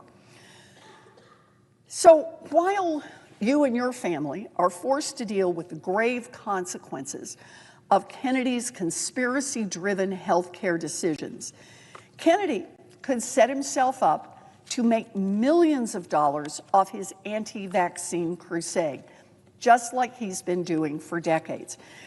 Remember, the very first ethics agreement that Kennedy submitted to us on the Senate Finance Committee, he said that even while he served as Secretary of HHS, he planned to keep a financial stake in ongoing litigation, including vaccine-related litigation. That means that from the jump, Kennedy's plan was to keep making money off the backs of lawsuits against vaccine manufacturers, some of which directly related to the very products that he would have the power to regulate as Secretary of HHS. So there he is. He has the power to regulate these drugs. He has the power to make life a little better or a little worse for the vaccine manufacturers. He has the power to make it more likely that lawsuits against vaccine manufacturers would succeed. And his initial plan was, even while he sat there as Secretary of HHS, he was going to keep on making money from that. This was a damning conflict of interest. So we called it out. Kennedy told us, okay, he would submit an updated ethics agreement. Sounds good? What was his update? Well, he said instead of personally keeping the millions that he would make off these ongoing lawsuits, he would hand that money directly to his son. Later, he confirmed that the son he's handing his interests off to is the one who works at Wisner Baum, the same law firm that Kennedy has maintained this very lucrative arrangement with over the years, so far netting him a reported $2.5 million just in the last few years. And Kennedy has made clear that he can use his tools as HHS Secretary to open up the door for more anti-vax litigation, and once he's through as Secretary of HHS, go right back to Wisner Baum and cash in on the new flood of cases that Kennedy himself has unleashed. So that is Kennedy's idea of fixing an ethics issue. And beyond that, Kennedy has flip-flopped countless times in his answers to the Finance Committee. He is untrustworthy. He has made so many contradictory statements that it has come to the point it is hard to believe anything he says is true. For example, Kennedy originally said he was not an attorney of record in any of these vaccine-related lawsuits. But we did a little homework, and we found at least 5 cases related to the vaccine litigation that hadn't been disclosed where Kennedy appears to be the attorney of record. That is important because what it means is that Kennedy is a lot closer to these cases than he's revealing. Cases that he and his family will be able to make bank off even if as he serves as Secretary of HHS. The importance of this litigation cannot be overstated. Just 20 years ago, we watched vaccine makers pull their products off the market because they didn't have protection from these kinds of lawsuits. The consequence of Kennedy's ability to make those lawsuits easier is also the ability to shut down access and manufacturing for vaccines for every one of us. And I think that is a terrible mistake. Kennedy claims that he is taking on Big Pharma, but that is the lie he is peddling to hide his conflicts. I pressed him on real ways to take on the industry, including using march-in on Big Pharma's patents when they use taxpayer funds to bring drugs to market and then turn around and jack up prices on hardworking Americans, and by having the government negotiate prices directly with Big Pharma on behalf of Medicare beneficiaries. But Kennedy, after talking a big game about taking on Big Pharma, said, nah, he doesn't support march-in rights, and no, he didn't want to commit to defending Medicare price negotiations, two proven methods to take on the drug industry and put money back into Americans' pockets. So whose side is he on? Well, one thing for sure, RFK Jr. is on the side of his own bottom line. He has also refused to share a list of cases that he stands to benefit from. Now, I told you, he said, nope, he was not attorney of record on any cases. We dug around and we found 5. How many more are there? Well, here's what Kennedy said when we said, just give us a list of the cases that you're participating in so we can take a look at the possible conflicts. His answer, the list is so long and the conflicts so clear that evidently it would be more damning than what we already know. Kennedy's list of ethics issues and financial issues are a mile long, and there's still too much that he refuses to reveal. Think about this.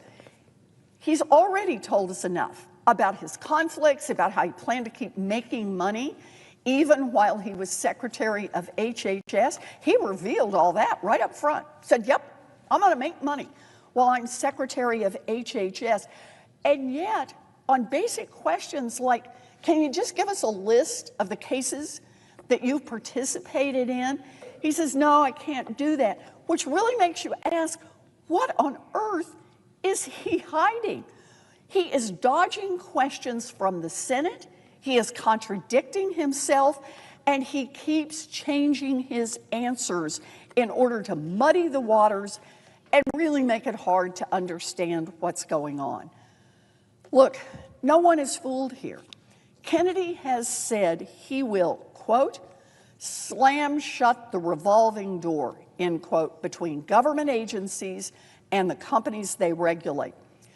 But what he won't agree to is cut off his own family's steady stream of money flowing in from lawsuits that he personally can directly affect while he is Secretary of HHS. Kennedy knows that these conflicts are serious, and that's why he scrambled to update his ethics agreement and to hand off his interests to his son in a desperate attempt to fix things.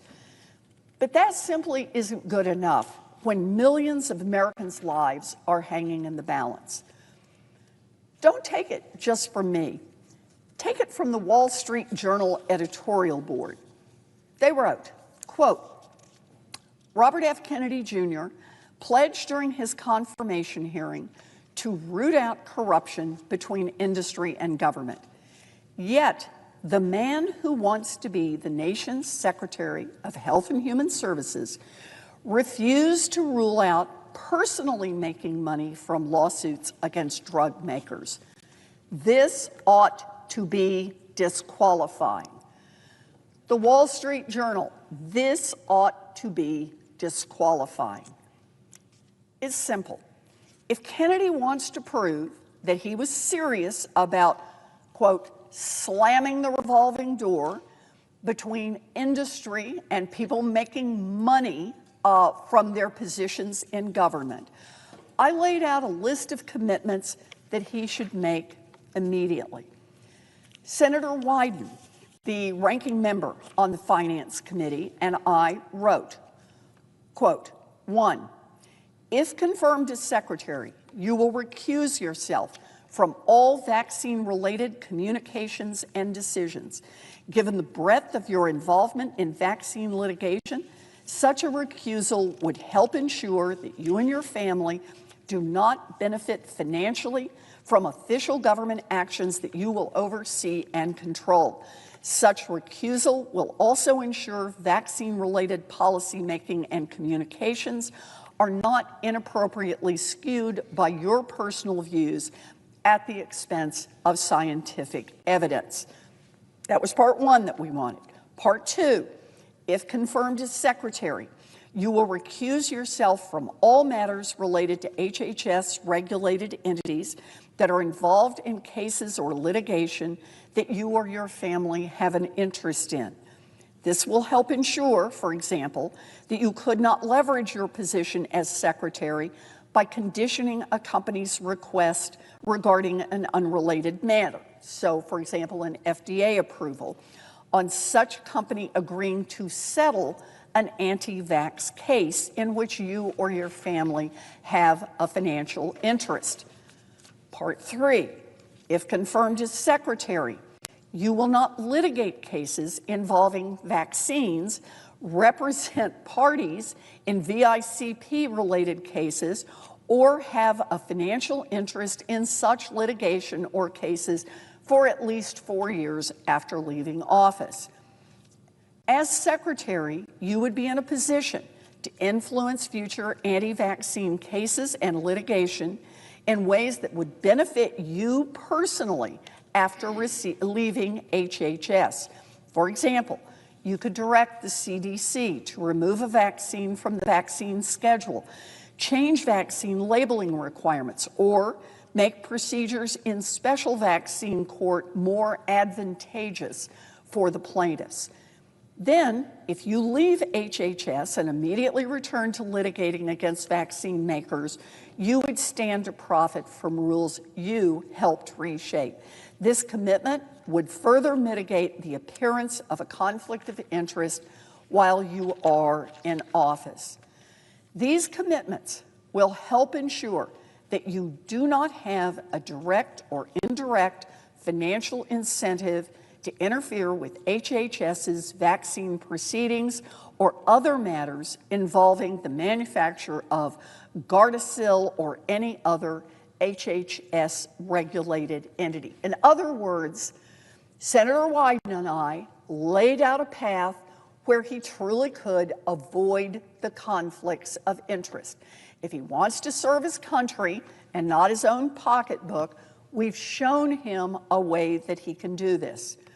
Now, Senator Kaine and I followed up on this and wrote to Kennedy, quote, at your Senate confirmation hearing, you pledged to, quote, remove the financial conflicts of interest in HHS agencies, close quote. Continuing back with our letter, you should start by mitigating your own conflicts of interest, including by, 1, relinquishing your direct and indirect financial interests in matters over which you will have power at HHS.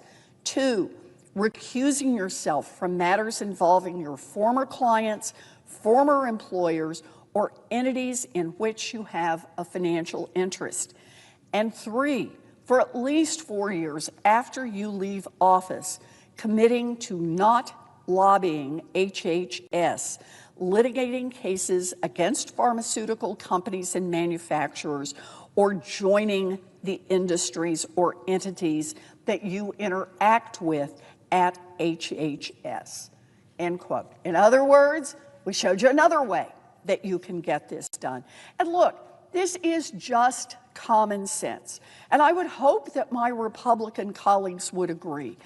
Our HHS nominee should not have ongoing lucrative agreements that enable his immediate family to line their pockets while he influences healthcare decisions that impact millions of Americans. And it's not just attacks on vaccines that we have to worry about from the Trump administration. In the middle of the night last Friday, Donald Trump announced deep cuts to the National Institutes of Health funding, which powers the life-saving research and medical breakthroughs at universities and medical institutions across the country, and especially in my home state of Massachusetts. These Trump cuts will stop research that is working to help cure diseases. It will force people who are working now to lose good jobs, and it will literally threaten people's lives. As head of HHS, Kennedy would oversee the National Institutes of Health, and he would greenlight Trump's plan to gut the agency.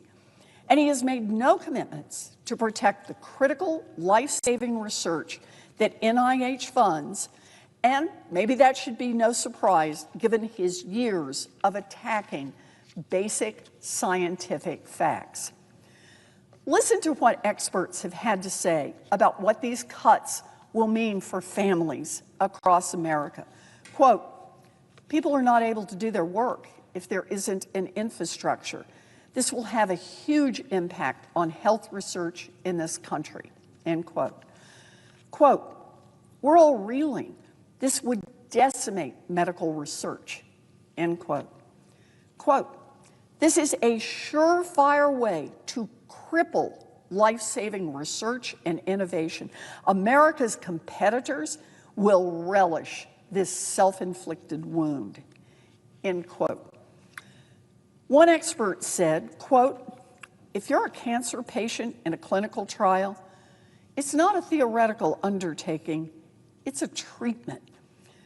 For so many rare diseases and illnesses where research is already underfunded, like childhood cancer, researchers have said, quote, if it's not federal funding, there's nowhere else to go.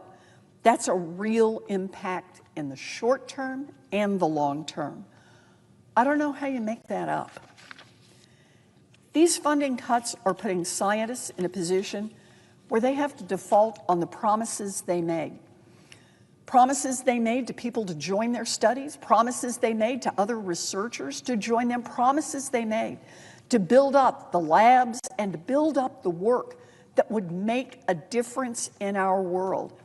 When the NIH and NSF put out their solicitations, they are asking for critical scientific research to be done on behalf of the American people.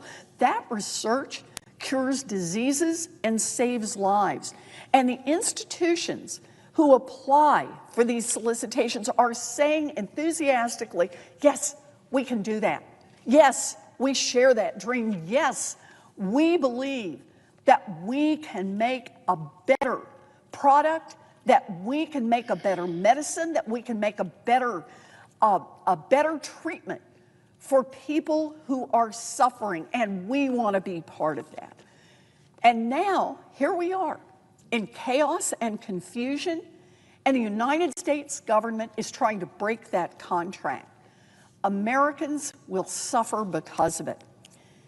This is Trump's plan for Americans' health, and Kennedy will be a rubber stamp for whatever Donald Trump wants to do.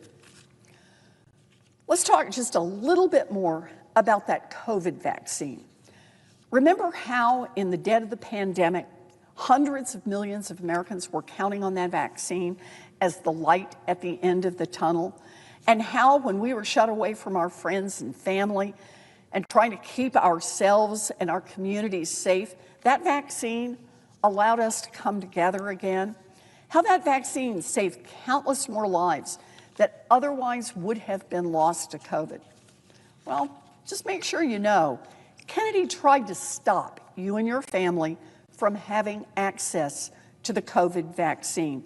I'll just read a little portion of one of the articles from last month on this.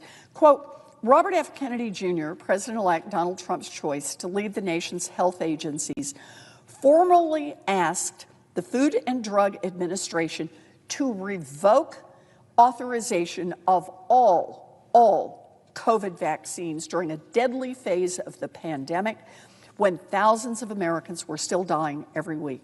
Mr. Kennedy filed a petition with the FDA in May 2021, demanding that officials rescind authorization for the shots and refrain from approving any COVID vaccine in the interim. Just 6 months earlier, Mr. Trump had declared the COVID vaccines a miracle. At the time Mr. Kennedy filed the petition, half of American adults were receiving their shots. Schools were starting to reopen and churches were filling. Estimates had begun to show that the rapid rollout of COVID vaccines had already saved 140,000 lives in the United States. The petition was filed on behalf of the nonprofit that Mr. Kennedy founded and led, Children's Health Defense, which we've talked about earlier. It claimed the risks of vaccines outweighed the benefits and that the vaccines weren't necessary because good treatments were available, including ivermectin and, I just can't believe this, hydroxychloroquine, which had already been deemed ineffective against the virus. The petition received little notice when it was filed. Mr. Kennedy was then on the fringes of the public health establishment, and the agency denied it within months. Public health experts told about the filing said it was truly shocking. You know, I want to underscore this one because Mr. Kennedy is saying now, not only is he saying he's not an anti-vaxxer, he's saying he wants you to still be able to vaccinate your children if you want to do that. And yet, look at Mr. Kennedy's own actions. Mr. Kennedy tried to stop all of us, everyone in America, from getting access to the COVID vaccine.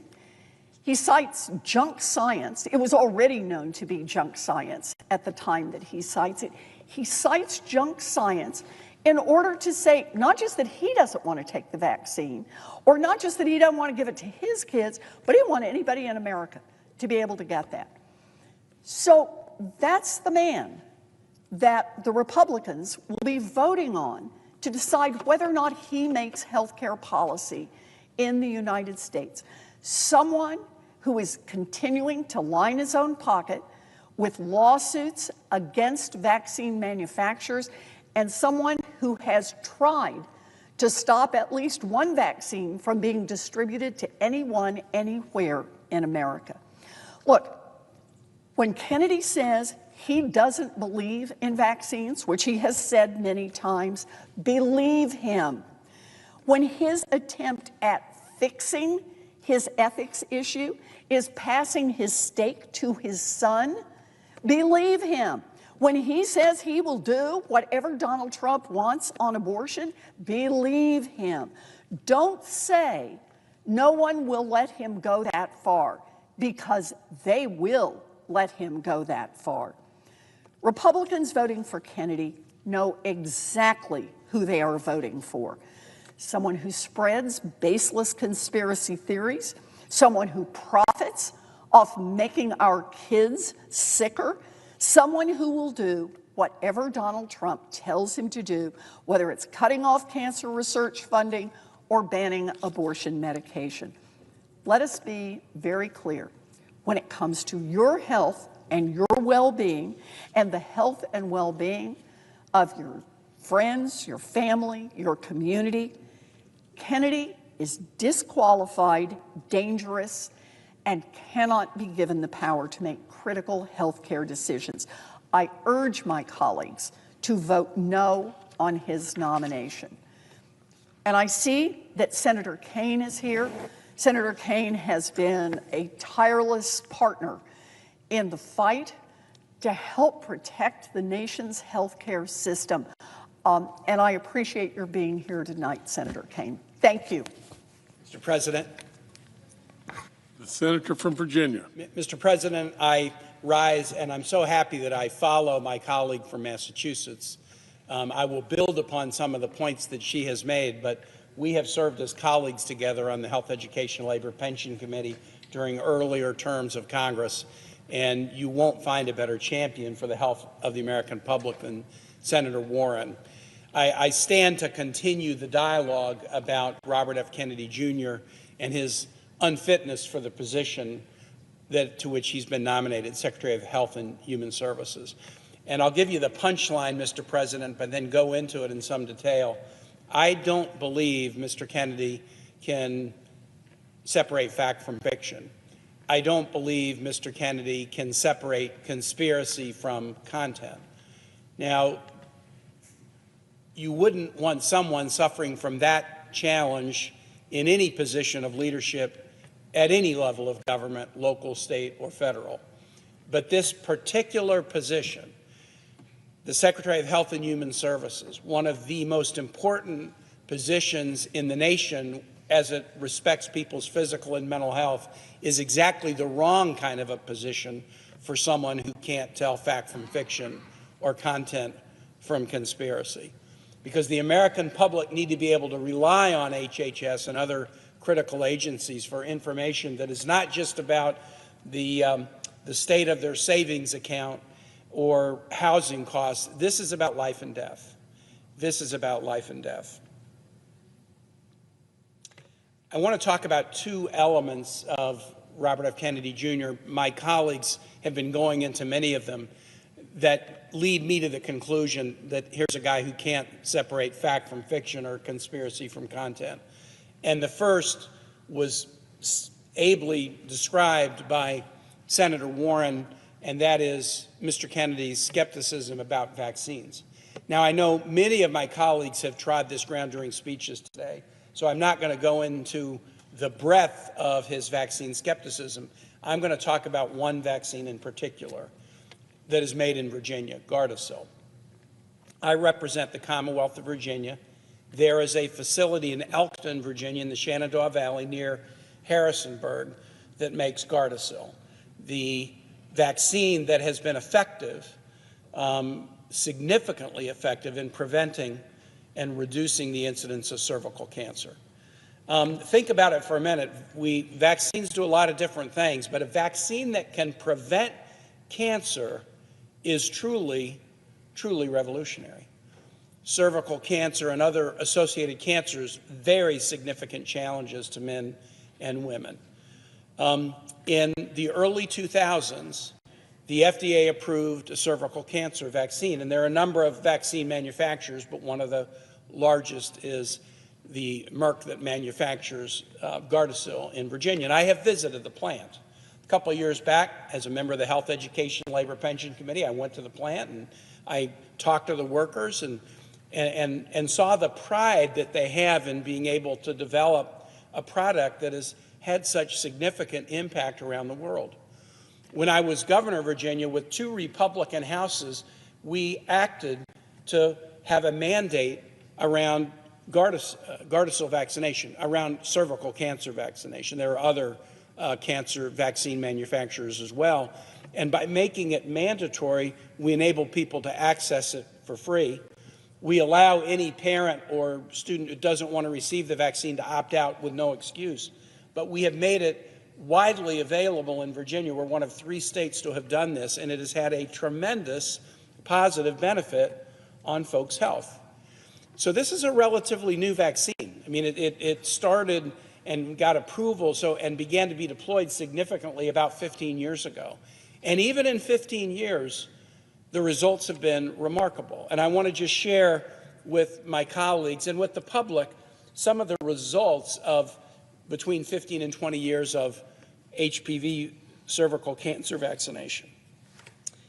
And I'll give you results from many countries and from many research institutions and hospitals to show you that this is not a question of significant medical controversy.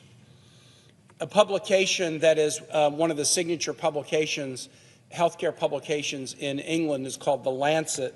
And there was an article in The Lancet in February of 2020 titled "The Impact of HPV Vaccination and Cervical Screening on Cervical Cancer Elimination."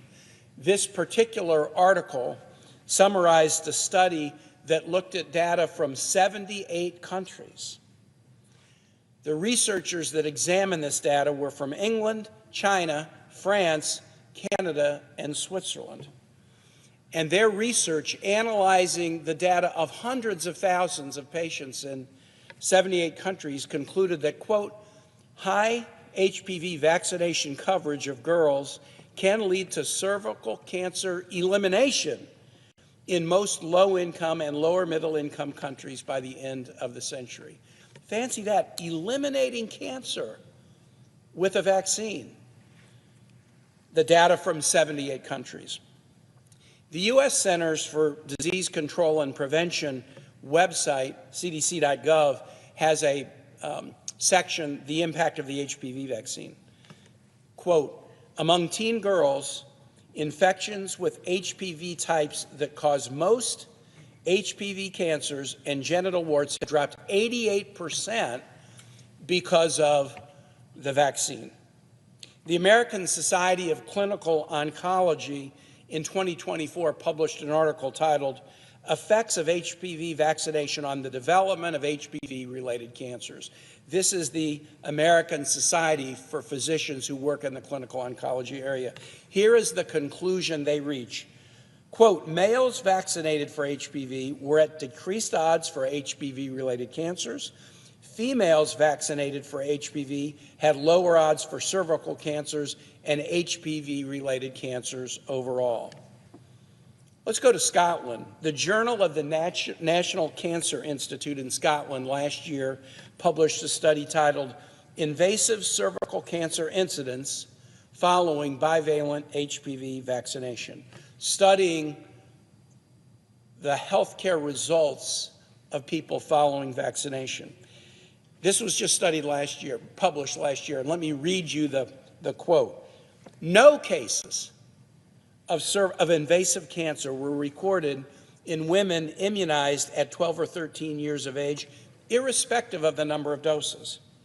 Women vaccinated at 14 to 22 years of age and given 3 doses of the bivalent vaccine showed a significant reduction in incidence compared with unvaccinated women. Again, those first 2 words, no cases of invasive cancer were recorded in women who were vaccinated and studied in Scotland in this study that came out in 2024. Another article in The Lancet looked not at 78 countries, but it looked at the effect of HPV vaccination programs in England. This article was published in 2021. Quote, the HPV vaccination program in the UK has almost successfully eliminated cervical cancer in women born since September 1, 1995. The elimination of cervical cancer. No cases of invasive cancer. There was a study done in Australia in 2013 by BMC Medicine. The article is entitled Impact of a Population-Based HPV Vaccination Program on Cervical Abnormalities. This was still relatively early in the mass vaccination because Gardasil wasn't, and the other HPV vaccinations weren't used until the mid-2000s, 2007, 2008. And here is the conclusion reached about the Australians' experience. Australia was one of the first countries to introduce a publicly funded national HPV vaccination program commenced in April 2007.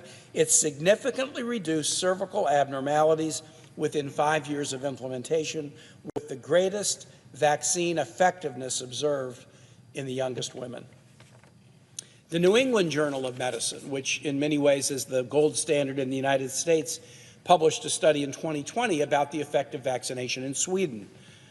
Quote, among Swedish girls and women 10 to 30 years old, quadrivalent HPV vaccination was associated with a substantially reduced risk of invasive cervical cancer at the population level. All right, those are the studies by the researchers in the journals, but I also wondered, I'm not a great scientist, I don't generally read medical journals. What about our healthcare institutions that are just in the business of providing health advice to everyday Americans who are seeking information about their health? I went to the website of the Mayo Clinic. Here's what mayoclinic.org says. HPV vaccine, who needs it, how it works. On their website, Getting vaccinated against HPV helps prevent cancer in men and women, period. No qualification, no waffling, no wobbling. That's the advice that the Mayo Clinic gives to its patients and to all who go to the mayoclinic.org to seek health information.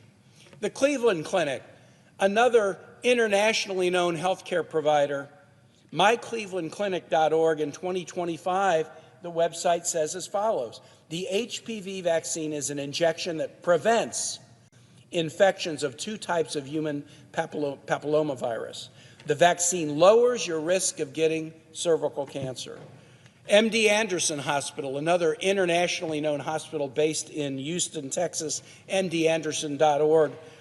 Here's what they say to their patients or others going to their website to seek advice. Quote, all males and females aged 9 to 26 should get the HPV vaccine. It is a safe and effective method of protection against HPV infection. So what I've just done is read you a variety of conclusions from a variety of researchers and healthcare providers from a variety of countries, all pointing to the effectiveness of HPV vaccinations to prevent HPV infections that lead to cancers and other serious medical conditions. But what does Robert F. Kennedy Jr. say? He has said that the vaccination is one of the most dangerous vaccines ever created. He has said that it's dangerous and effective. On one of his website articles on his blog, he said, quote, it is inescapable that Gardasil kills girls. The weight of medical evidence is that this is an effective tool to prevent cervical cancer. Robert F. Kennedy, with no medical training, with no scientific research background, he claims otherwise. He cannot separate fact from fantasy, content from conspiracy. Now, is that just because his brain doesn't wrap itself around facts, or is there something more serious? I needn't repeat at length what my colleague Senator Warren said, but she laid out the facts that Robert F. Kennedy Jr. has a massive financial stake in lawsuits against the manufacturer of HPV vaccine. In fact, he disclosed it on his ethics form that if there are recoveries against HPV vaccine manufacturers in lawsuits, he's entitled to 10% of the recovery in massive class action lawsuits. When we pressed him in the hearing, first he said he wasn't going to give up that 10% stake, but he eventually felt some pressure, and so he transferred it to his adult son. His family stands to gain significantly if these lawsuits hit. As the director of HHS, the secretary, he would have the ability to have huge influence on the vaccine injury compensation program. Vaccine manufacturers get an immunity from civil suit until a case has gone through the vaccine compensation court. And that was put in place many years ago because the number of vaccine manufacturers were in precipitous free fall. They were going out of business or stopping making vaccines because they were getting hit with big lawsuits. And so there is a special court that focuses these any arguments against vaccine in these courts.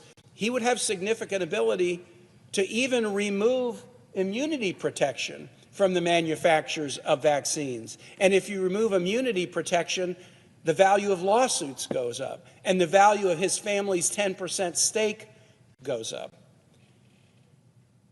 This should cause everyone serious concern about putting someone in who stands without any medical training against the weight of medical evidence saying that vaccination against cervical cancer is a remarkable thing that should be done and has been successful since the mid-2000s. I'm going to conclude in a minute because my able colleague from Colorado is here, but I want to raise one more issue. This inability to tell the difference between fact and fiction and content and conspiracy would be dangerous enough if it was just about health information. If it was just about vaccines, that in and of itself should disqualify Robert F. Kennedy Jr. from being HHS secretary. But This individual's inability to tell the difference between fact and fiction and between conspiracy and content is not limited just to health. In July of 2024, when he was running for President of the United States, Robert F. Kennedy tweeted this: "My take on 9/11. It's hard to tell what is a conspiracy theory and what isn't.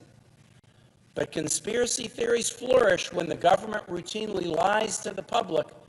As president, I won't take sides on 9/11 or any of the other debates, but I can promise is that I will open the files and usher in a new era of transparency. I won't take sides on 9/11.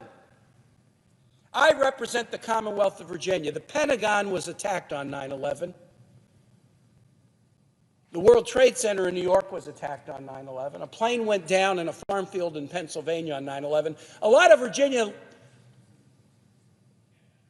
families lost loved ones that day. I know people who were in the Pentagon at 9/11 who had to race through a burning building to go to the child care center to make sure they could get their child out and that their child was safe. I don't take it very well when someone says they won't take sides about 9/11. When someone admits it's hard to tell what is a conspiracy theory and what isn't. I asked Robert F. Kennedy Jr., is this a common problem for you? I mean, that's kind of a candid thing to admit. It's hard to tell what is a conspiracy theory and what isn't. No, it's not. It's not hard for Virginians to understand what happened on 9/11. They lost loved ones. They went to funerals. Their family members never came home. And then in the aftermath of 9/11, we were in 20 years of war where tens of thousands of Virginians were deployed to battle against al-Qaeda, the perpetrators of 9/11, and many lost their lives then. I won't take sides on 9/11? Well, like, what side is there? What side is he talking about? I mean, it's a bad thing. Does he think it's a good thing? It was an attack by Osama bin Laden and al-Qaeda. Does he think it was an inside job or something else? And why would he even do this? This tweet is dated July 5, 2024. It was 23 years after 9/11. 23 years after 9/11, for some reason on July 5th, he just, well, why don't I just share with people that I won't take sides on 9/11, that I still can't tell 23 years later what is a conspiracy theory and what isn't. If you cannot tell what happened on 9/11, if you decide to just freelance an opinion 23 years later and tell the American public, and he's running for president at the time, I will not take sides on 9/11, you should not have been nominated for this position in the first place. And I am finding it very hard to believe that my colleagues in this body, who I've sat with on the Armed Services Committee, who I've sat with on the Foreign Relations Committee, who have invested their time and energy in making investments to battle terrorism around the world, to battle al-Qaeda and other terrorist groups, the group that perpetrated the 9/11 attack. My colleagues many of my colleagues served in the military and were deployed in the war on terror in the aftermath of 9/11. They're now going to be okay with a guy who says he won't take sides on 9/11, who says he can't tell the difference between what is a conspiracy theory and what isn't. This is a very, very dangerous vote that we will cast tomorrow. Of any position in the federal government that needs somebody who can tell the difference between fact and fiction, conspiracy and content, HHS Secretary is that position. And Robert F. Kennedy Jr. so badly flunks the test of what is needed: careful, reasoned information that people can count on, that I urge my colleagues, even if you voted in a committee, even if you voted on a stop now. You can still stop now. Don't hurt this country. Don't hurt the health of this country by putting someone in office who can't even understand what happened on 9/11. With that, Mr. President, I yield the floor.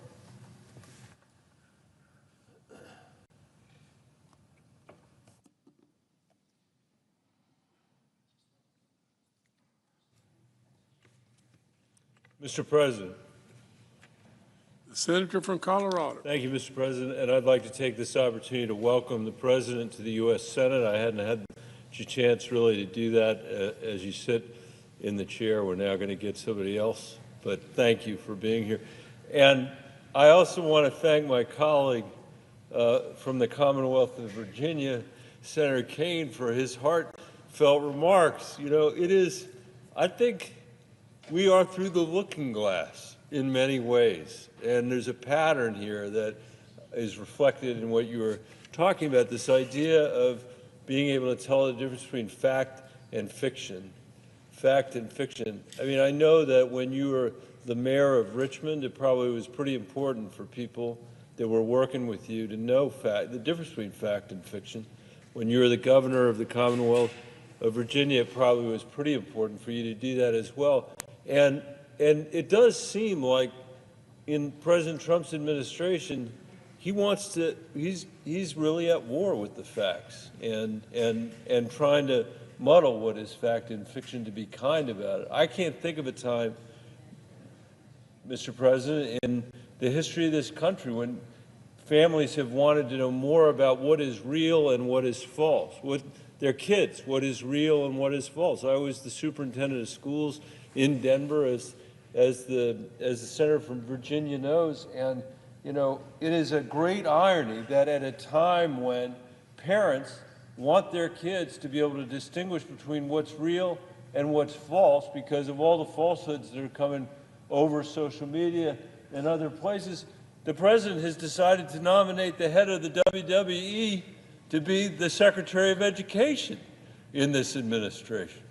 And you're talking about the inability of Bobby Kennedy to pick which side he was on, and when it came to what happened on 9/11, it reminds me exactly of the situation with Congressman Gabbard, who decided over and over and over again that she was going to choose not America's side, but our adversary's side. You know, whether it was the chemical weapons in Syria, I mean, hard to even contemplate that, or the fact that at 12:30 at night, or I guess it was 11:30 at night, literally the night that Putin invaded Ukraine, a country that was at peace, crossing a peaceful border, the first time a tyrant had done that in Europe since World War II, when the United States had led the international and global order that created these incredibly important institutions, NATO being one of those.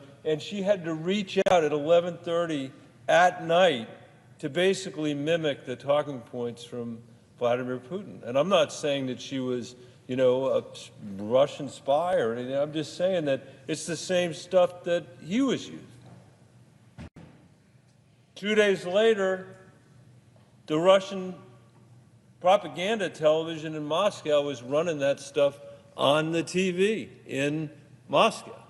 And so I think it really does matter that people are telling the truth to the American people, and that where possible, where there are differences of opinion, that we try to get to the bottom of the truth. There are a lot of reasons to have differences of opinion. We live in a democracy. And we have the freedom to have differences of opinion. We have freedom to have different understanding of the facts, but we need to be pretty certain about that when it comes to public health, when it comes to health care in this country. Mr. President, we live in the richest country in the world. We are blessed to live in the richest country in the world. If you look at our national wealth as a function of our population, there is nobody who's remotely even close to us. That is the reflection of an economy that has been much more dynamic than economies across the world, innovation that is much more dynamic. I would say a culture that is not beset by corruption in the way many countries around the world are. But even though we are the richest country in the world and the richest per capita, shockingly, we have some of the worst health outcomes of any country that's wealthy. We have the lowest life expectancy among large, wealthy countries.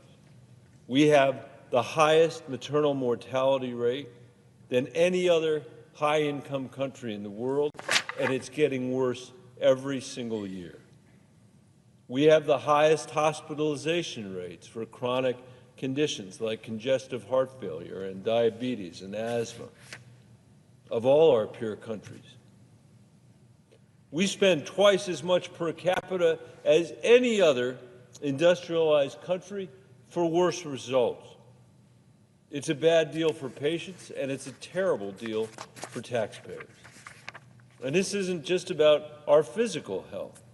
We've got the highest suicide rate among high-income countries. We've got the second highest drug-related death rate among high-income countries. We have some of the lowest numbers of mental health practitioners per capita in many parts of the country. In my own home state of Colorado, there are entire counties that really don't have any mental health expertise at all. And at a time when there's an epidemic in our country, I would say especially among young people, that's a shameful failure on our part. Americans in every corner of our country are getting sicker in 2025.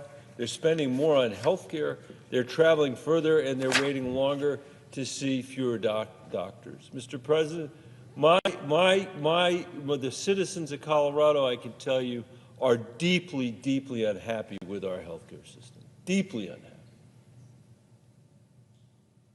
And I'll actually say, you know, I was here when we passed the Affordable Care Act during the Obama years, and it has not fixed the issues that we're facing.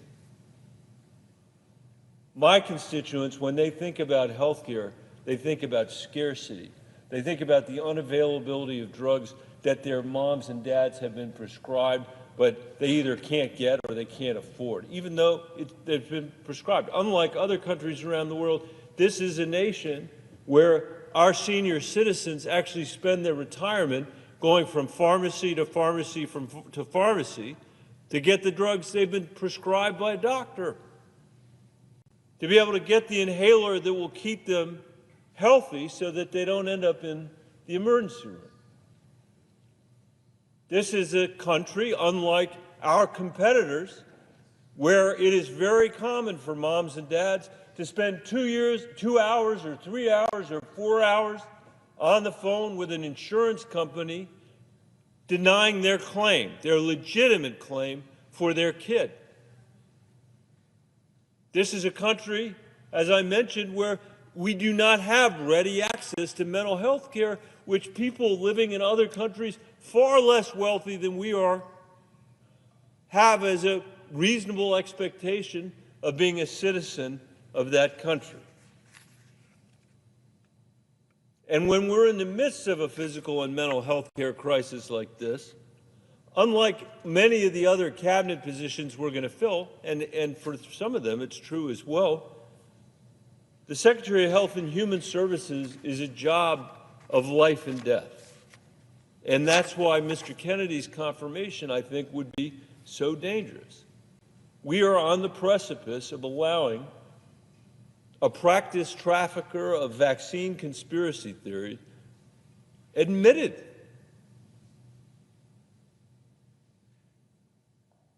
of these theories to administer health care to over 29 million children in America who receive routine life-saving vaccines through Medicaid, a man who has made his fame and fortune by treating our most vulnerable children as his personal science experiment.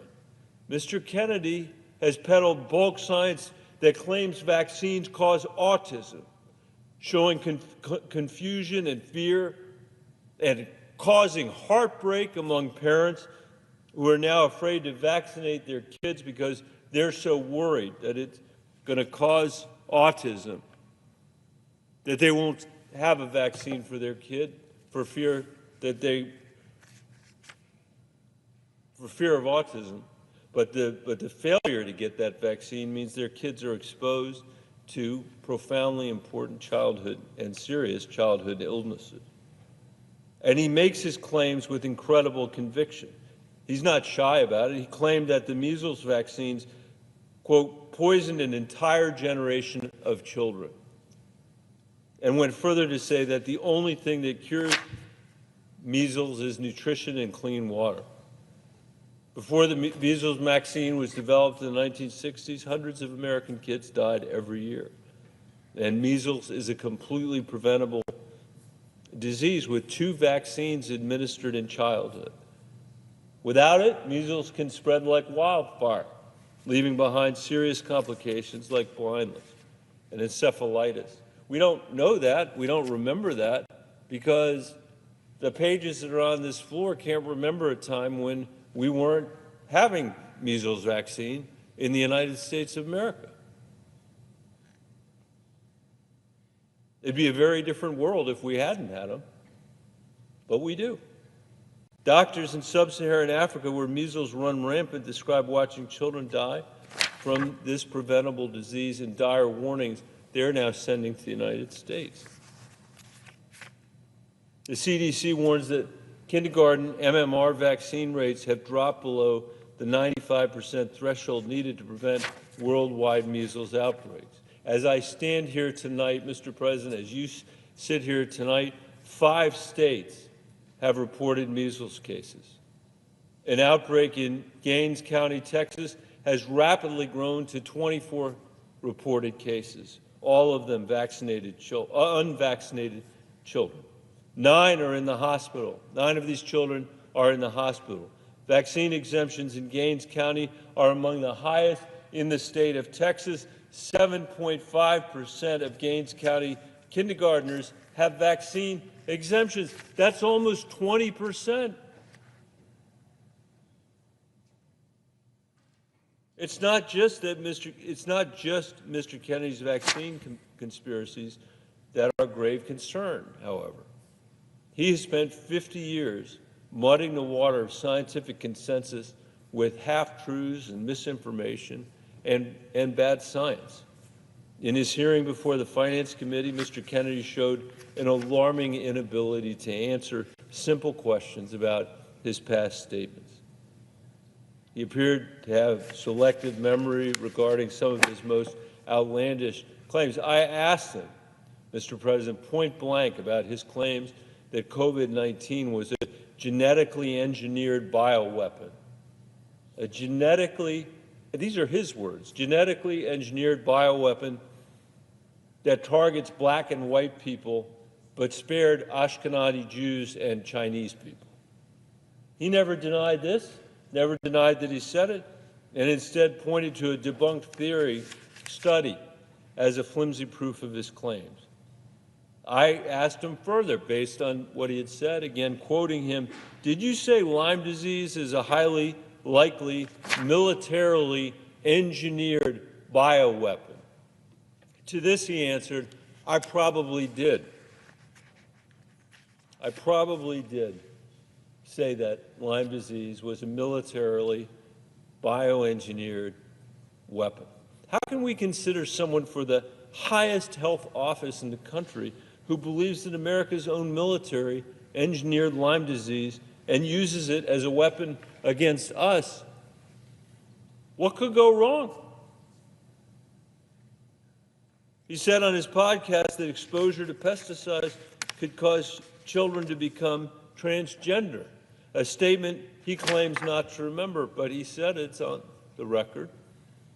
He insisted he forgot writing in his own book that it's, quote, undeniable that African AIDS is an entirely different disease from Western AIDS, and could provide no explanation for this false statement either. Mr. Kennedy likes to talk about the need for more research. In fact, that was his answer to many of my colleagues' questions. He even told me to look at an NIH study when I asked him about some of his unfounded claims about COVID-19. Now, the NIH, as you know, is under attack tonight as we're here, and all Mr. Kennedy has to say about that is that he'll look into that. The NIH is the gold standard worldwide for scientific research and innovation.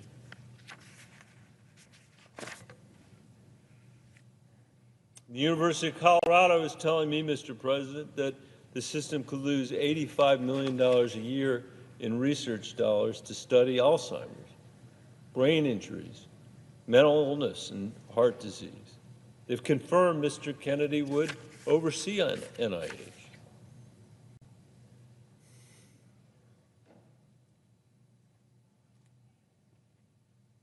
I guess I really think, Mr. President, that we could do better than a known peddler of junk science to run the most important medical research in the country. As a vaccine denier, the best we can do for our doctors who are working around the clock, and our nurses too, in the midst of the worst flu outbreak in 15 years. Is a man who became a millionaire many times over by claiming vaccines cause autism, the best we really can do for our kids? Do we really want parents making a choice that is unsafe for them and for their communities because people at the highest offices in the country are making false statements about science? Out of 330 million Americans, Mr. President, we can surely do better than this. I appreciate the presiding officer's patience, and I yield the floor.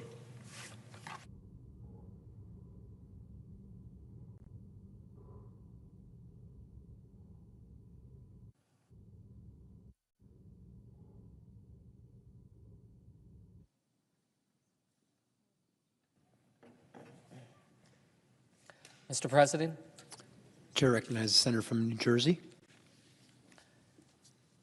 Mr. President, I rise today because there is nothing that keeps a parent up at night like the health of their child.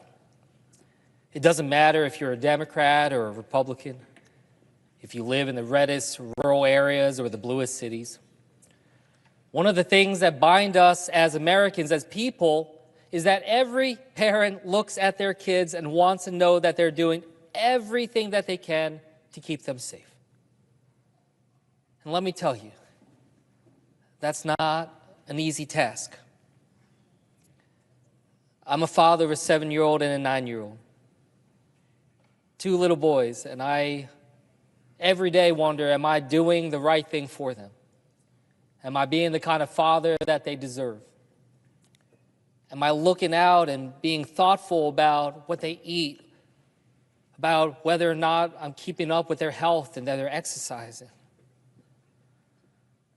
And like most families, I can tell you it's tough to know that you're always doing the best thing for your kids. But like most families, we do what we can. My wife and I, we try our very best. But we don't have all of the answers. I mean, how many parents out there, when your kid gets sick and it's too late in the night to find a way to call the doctor or the nurse, you're trying to figure out where to turn to for information? Where do we go when it is that we feel like we reach the limits of our own personal knowledge and we need to find a place that we can trust? That's what this is about. It's about knowing that there's someone you can trust when you feel like you don't know where else to turn. That someone can have your back and that you can trust that they have your best interest at heart. When we think about our doctors, when we think about our nurses, our health professionals, when we think about those making decisions in this great nation of over 330 million people about our health care, we want to trust those individuals, these people, that are making these decisions. And I know for the people in New Jersey, over 9 million people there in the state of New Jersey, they are wondering who they can trust. We live in tough times. In fact, we live in the time of the greatest amount of distrust that we've ever seen in modern history of this country. And that is most pronounced, most clear when it comes to our health. And one of those people we need to trust the most in our country is the person who runs the Department of Health and Human Services. Mr. President, I rise today because I have met with Robert F. Kennedy Jr. I have questioned Mr. Kennedy in committee. I have read his statements and examined his record. And I want to say here on the floor of the Senate that he is not someone I can trust with my kids' health. And in good conscience, I cannot vote for him. If I cannot trust him with the health of my own kids, how can I ask the families of the 9 million other New Jerseyans to go to do it? Or for families across our country to trust this man? I've had the chance to be able to meet him, talk to him in person, ask him questions. That is more than most ever anyone in my own state is going to have a chance to talk to him. And I took that as a deep responsibility to try to use that time and that opportunity to try to deduce whether or not this man rises to the level of trust that I think the people of New Jersey and this country deserve. And I've come to the conclusion that I cannot support Mr. Kennedy to lead an agency in charge of our nation's health. And he has too often diminished that trust in the very health care that he would be in charge of, and too often has spread disinformation about the diseases and challenges and threats that we face. Now, what you would hear from his supporters is a story of an advocate for change. They'll tell you that he's fighting against a broken system, that he simply wants to make America healthy. And look, I think all of us hopefully can say that we want to make America healthy, that we care about the health of Americans across this nation. And I don't think anyone in this chamber would disagree that there are broken problems that we face when it comes to our health care, to our government, to so many aspects of our society. But unfortunately, like most things coming out of this current administration, what we are seeing is corruption and conspiracy disguised as false promises of change. It's important that we take this moment to call it out and to expose it, to explain to the American people why this is a position. The Secretary of Health and Human Services is a position where trust is so important. Because if he's confirmed, Mr. Kennedy will have an incredible platform, well beyond the strong platform that he already has developed, a bully pulpit. But this would be an official platform of the United States, of our government, paid for by the taxpayers, to shape the health of my children and yours. Let's begin with the agency he's nominated to lead. HHS employs more than 80,000 people across the United States and around the world. Their mission is simple: to enhance the health and well-being of all Americans. And to put that another way, their job is to make it easier for parents to sleep at night by making sure their kids can stay healthy. Now, I'm not going to go over every single one of the 13 operating divisions of HHS, but let me name a few that you've probably heard of. The Centers for Disease Control and Prevention. They are on the front lines of preventing the next pandemic.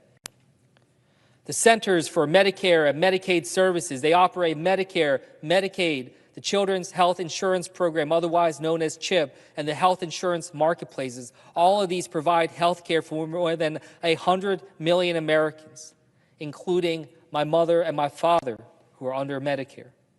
That's about 1 in 3 people under the services of the Centers for Medicare and Medicaid Services.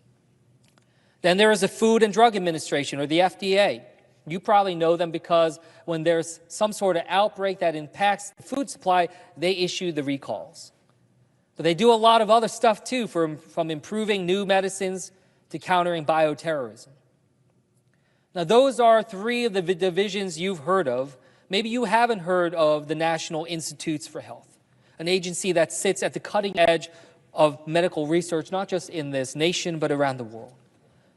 Or the Substance Abuse and Mental Health Services Administration, an agency that does work to combat the real addiction and mental health crisis our country is facing. The Lakewood Community Service Corporation in Lakewood, New Jersey received a $2.5 million grant to improve mental health care in one of our state's fastest growing services. Cape May County Council on Alcoholism and Drug Abuse received a $300,000 grant to tackle substance abuse issues in South Jersey. Both important causes that my colleagues from both sides of the aisle can agree to support. And then finally, there's the Administration for Children and Families. And whether you heard of it or not, you or someone you know probably is touched by it. It's the second largest agency in HHS, and it's the agency that manages temporary assistance for needy families, Head Start, child care, and foster care programs. I wanted to outline all this because I want you to understand the enormity of the task ahead of the next HHS secretary. This is not just someone who can walk in and just say, we need to be healthy again. This is someone who will be tasked with operating programs on a day-to-day basis that mean the very life and death of over a third of all Americans. So when I say that trust is important, it's not just a buzzword. Who do you trust with your health? Who do you trust with your children's health? Who do you trust with your parents' health as they age and face challenges of physical and cognitive decline? Let's look at some of the things that show why we should not trust Mr. Kennedy. One of the first things that many parents have to deal with, vaccines. A lot of us have had to hold our kids through those vaccines. When we talk to our pediatricians, people we trust, and they talk to us about the importance of making sure that our kids are protected. Mr. Kennedy has used his stature to push lawsuits that he personally stands to profit from, including over a common vaccine given to children. And throughout all of this, Mr. Kennedy has claimed that he is, quote, not anti-vaccine. While it's clear we cannot trust him, what's even more clear is that his deception has had a real impact on the lives of people.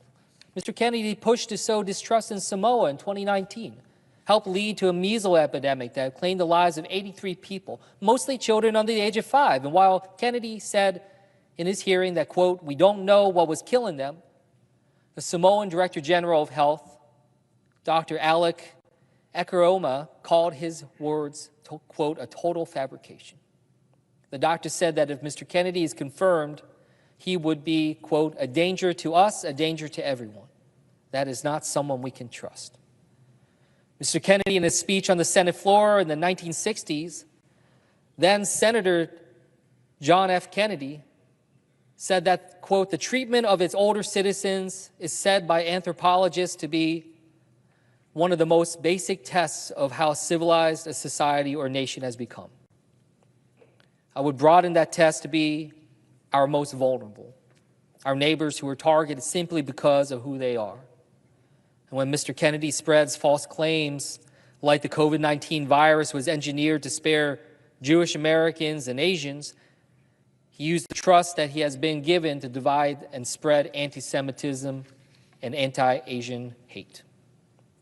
And when Mr. Kennedy, in response to the questions asked of him by members of this body, refused to acknowledge the importance of taking common sense steps in our foster care system to protect trans youth, he said that the trust he has been given to divide, he uses the trust he has been given to divide and spread hate and fear. That is not someone we can trust. Mr. President, my reasons for opposing Mr. Kennedy's nomination doesn't just come from the concerns I have for my children. It comes from an understanding I have from my parents. A little over 50 years ago, my parents came to America from South Korea to start a better life. They did so by working to keep Americans healthy. My father earned a PhD and became a genetic researcher trying to cure cancer and Alzheimer's. My mother worked as a nurse in hospital systems across New Jersey. They worked hard to earn the trust of people around them, their colleagues, their patients, that they had worked on every single day.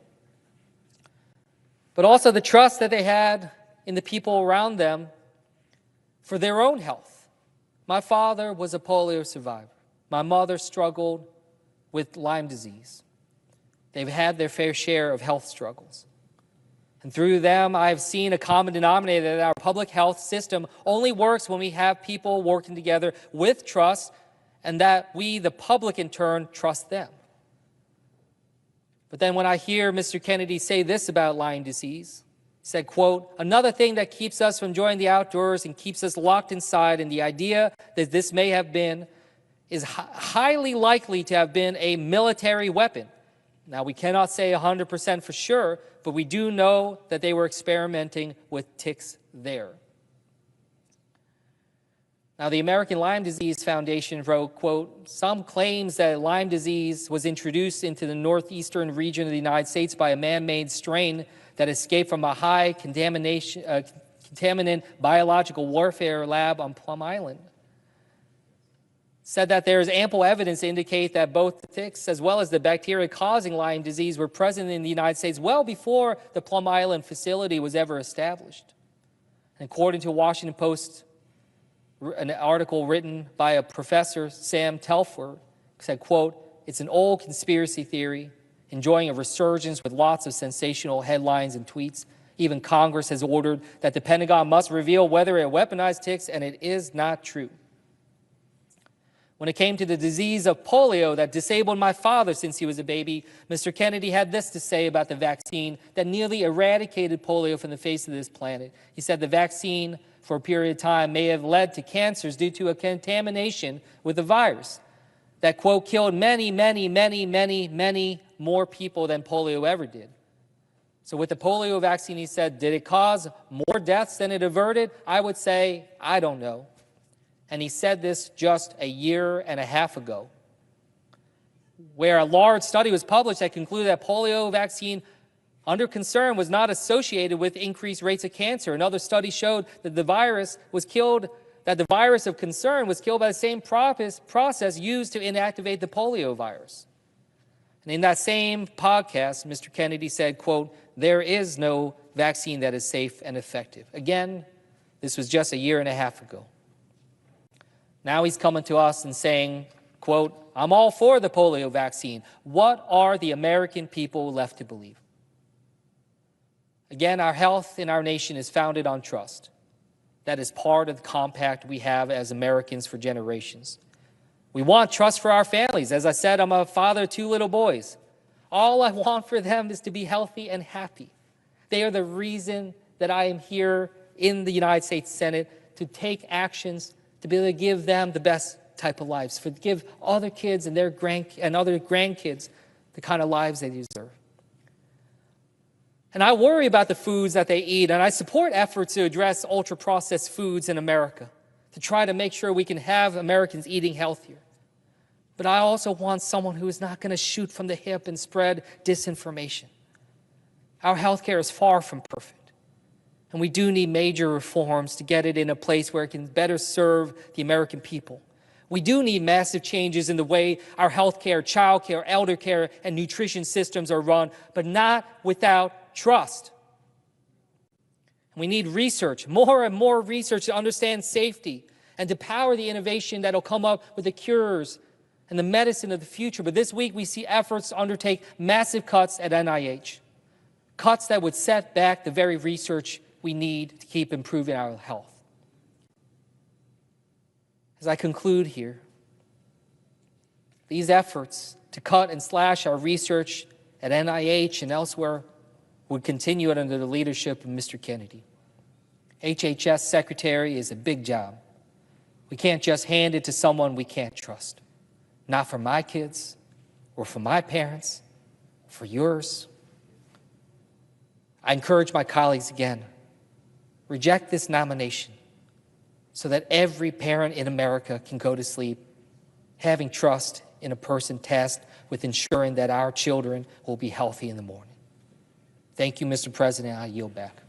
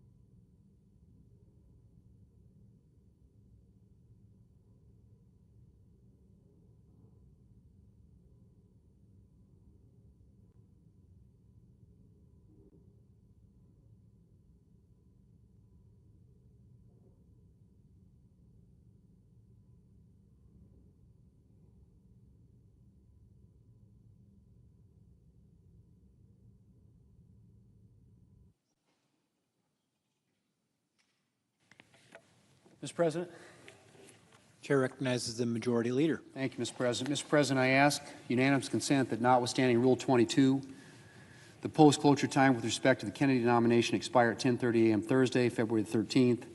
I further ask that following disposition of the Kennedy nomination, the cloture motion with respect to the Rollins nomination be withdrawn and Senate vote on confirmation of the Rollins nomination with no intervening action or debate. Further, following disposition of the Rollins nomination, the Senate resume consideration of the Lutnick nomination and the Senate vote on the motion to invoke cloture on the Lutnick nomination at 1:45 p.m. And if cloture is invoked on the Lutnick nomination, all time be considered expired, and the Senate vote on the motion to invoke cloture on the Loeffler nomination. And if cloture is invoked on the Loeffler nomination, all post-cloture time be expired, and the Senate vote on confirmation of the Loeffler and Lutnick nominations at a time to be determined by the Majority Leader in consultation with the Democrat Leader no earlier than Tuesday, February the 18th. Without objection. Mr. President, I ask unanimous consent that the Senate resume legislative session and be in a period of morning business for debate only, with senators permitted to speak therein for up to 10 minutes each. Without objection. Mr. President, I have 7 requests for committees to meet during today's session of the Senate. They have the approval of the majority and minority leaders. Duly noted.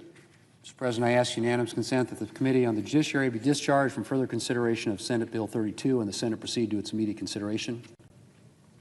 The clerk will report. S32, a bill to clarify where court may be held for certain district courts in Texas and California. Without objection, the committee is discharged. The Senate will proceed to the measure.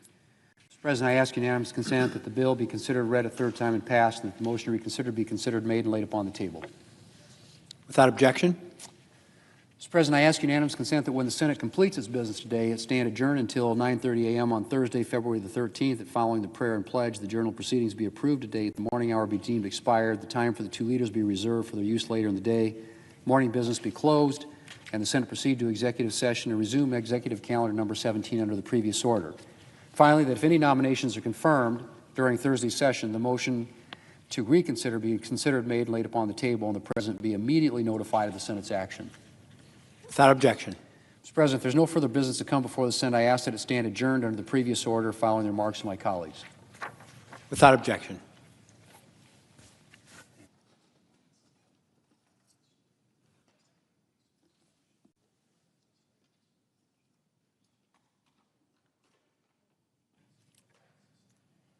Mr. President. Chair recognizes the senator from Delaware.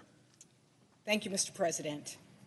On the eve of the vote for the nominee for the Department of Health and Social Services, I stand before you acknowledging that I will vote no on the confirmation of Mr. Robert F. Kennedy.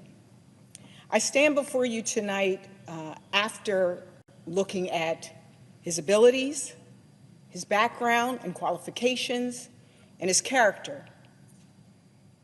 For me, I listen to my constituents and the calls that we have received into our office. And I've read articles, I've looked at petitions and lawsuits, listened to podcasts, even watched a video that he produced. There were inconsistencies in his positions.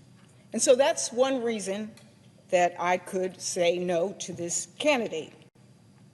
Even as the former Deputy Secretary of Health and Social Services from Delaware, I thought about the potential for another pandemic in our country, and would he be ready for the job? I thought about the fact that I come from a state that's also an agriculture state, and we are right now dealing with issues and concerns and fears about avian flu. Would he be ready for the job? I thought about senior citizens in my state who are on Medicare, and children with special needs who may be on Medicaid, and the fact that in our hearing and also in my one-on-one conversation with him, he confused the two. Even within a week's time, did not learn the differences between the two. That was concerning enough. But tonight, in the time that I have, I want to also say I stand here as a grandmother.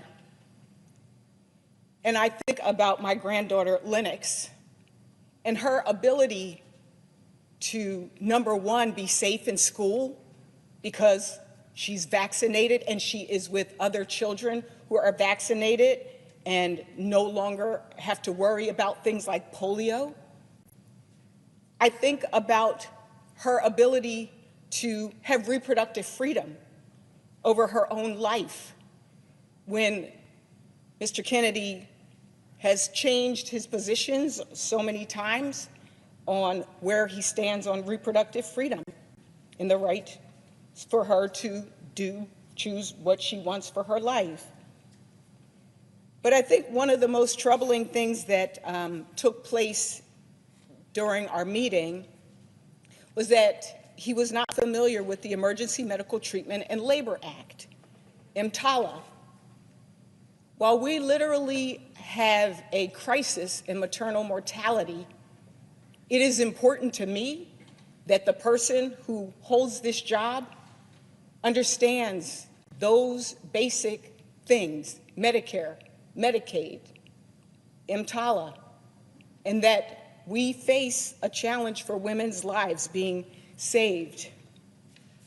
I asked him specifically if he agreed about making sure that if someone was having complications during their pregnancy, that they should get the care that they need. This is both something that is being experienced across the country, but it's also personal for me. A few years ago, after my son and daughter-in-law went through so much to get pregnant through IVF, Christmas morning, I remember beginning to make the family dinner. And I got a call from my daughter-in-law saying, "Mom, something's wrong. My water broke."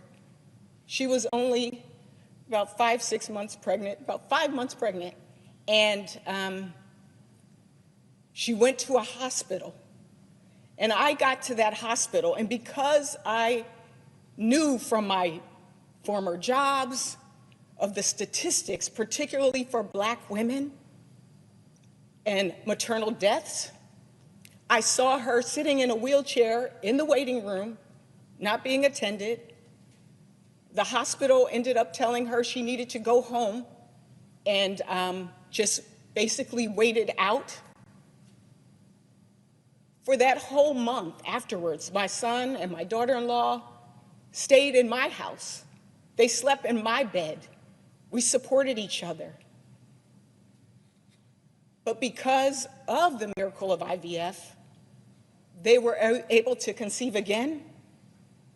And 2 years ago this weekend, I became a grandmother of my granddaughter, Lennox. Tonight, I stand here on behalf of the children who want and need to be healthy. I stand here on behalf of the women across the country who need to know that there is a cabinet secretary who understands the need for emergency care, who understands the rights of women to make choices with their doctors and their families, and if they have a pastor or a rabbi, with their rabbi and their pastor. As someone who has focused much of my career on health and social services and dealing with health disparities, it is important that we do better as a country with our health status and that we are healthier. But I go back to the beginning. Does the candidate have the qualifications, the background, the character, and the ability? For this candidate, unfortunately, the answer is no. And tonight, I stand here for all of the children of our country, all of the families of our country, and I will be voting no on this nomination. I yield back.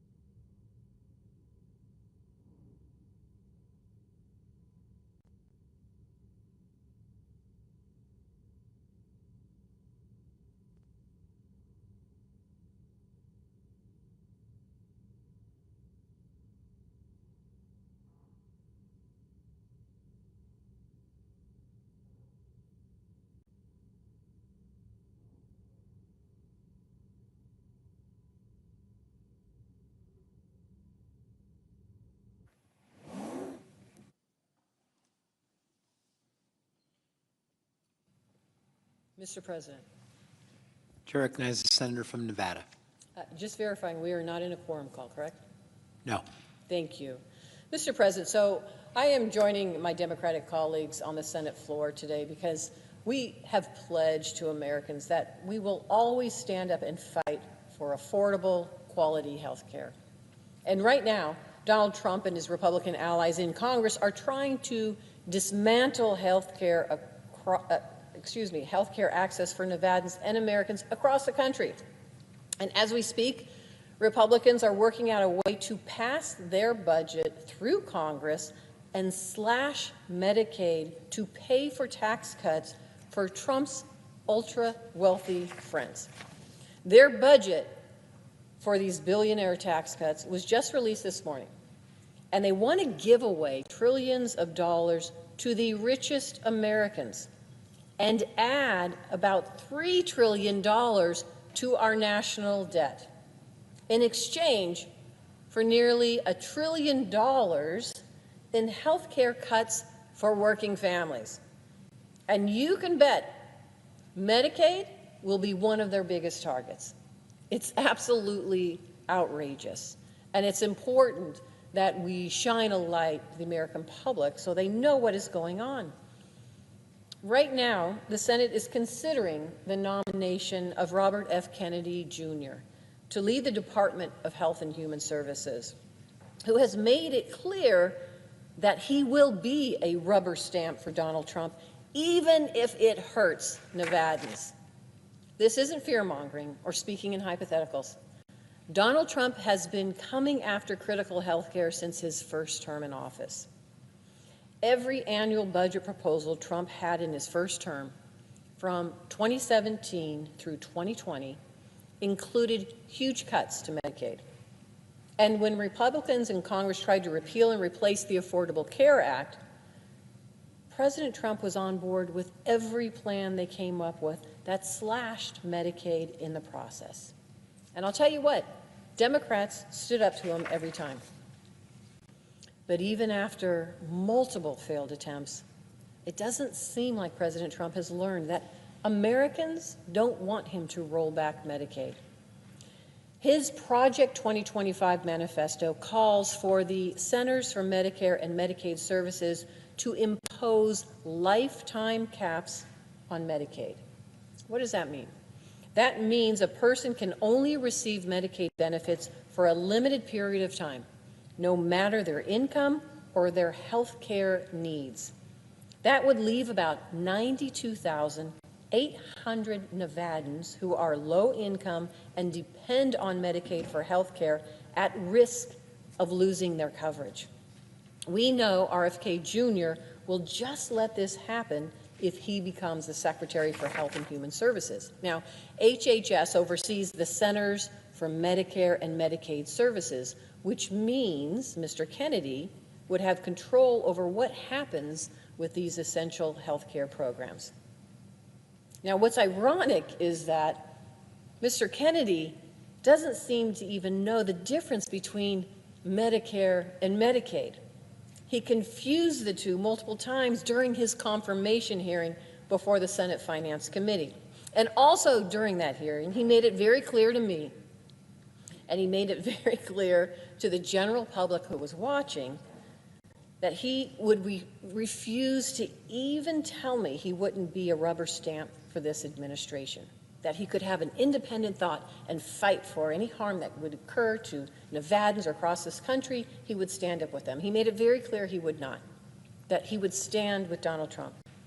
Now, I cannot support someone who would let Donald Trump give his billionaire friends tax cuts at the expense of Nevadans' health care.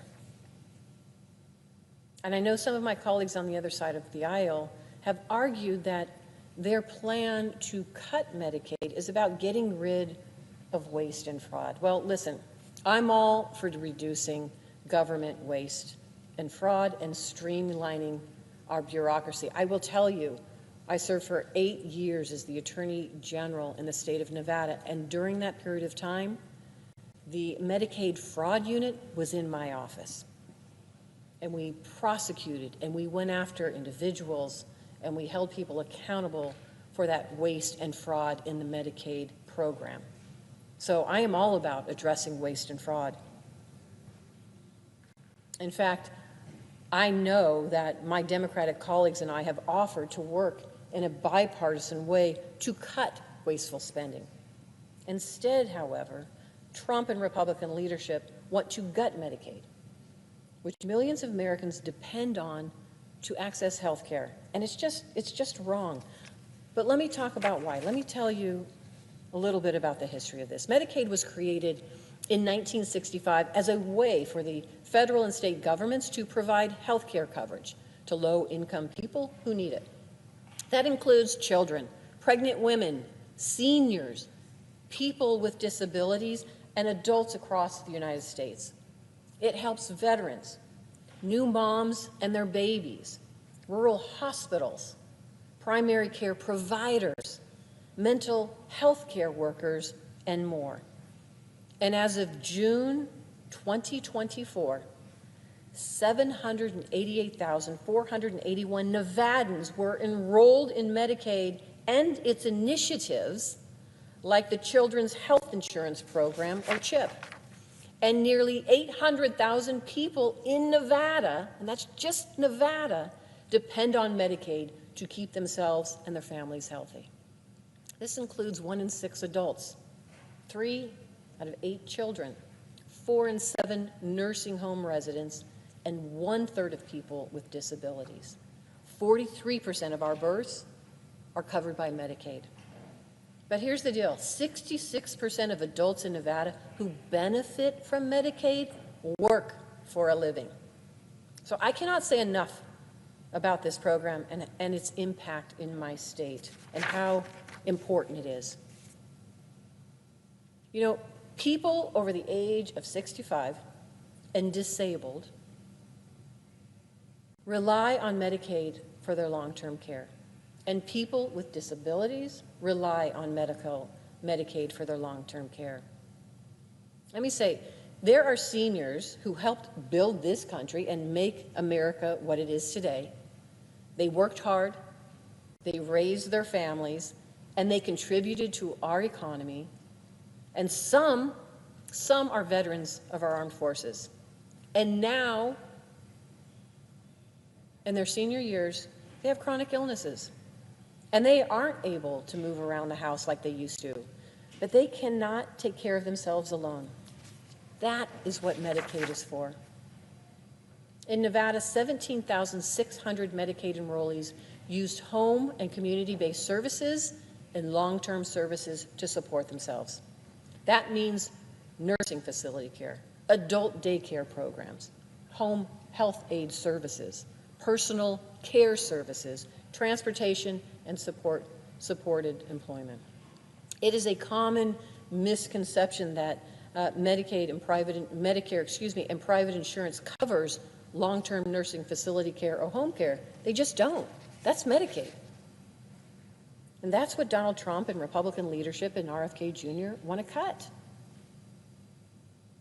To thank our seniors for everything they've done for our country, they want to roll back the health care benefits that are giving them the dignity that they deserve in their retirement. But that's not all.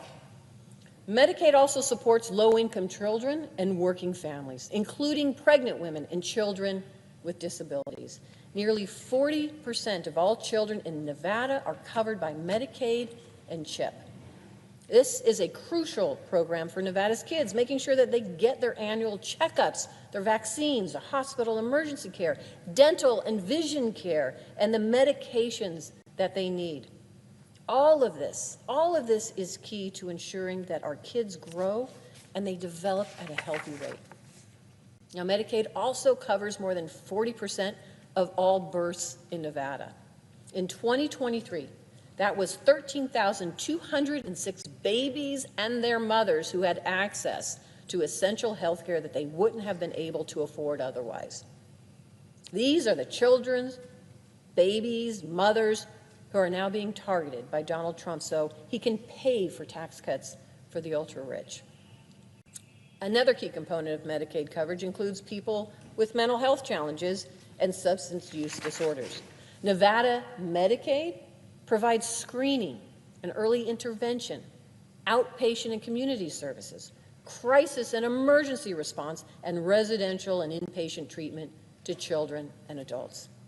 Now, I know we have a mental health care crisis and a drug epidemic in this country. I see it.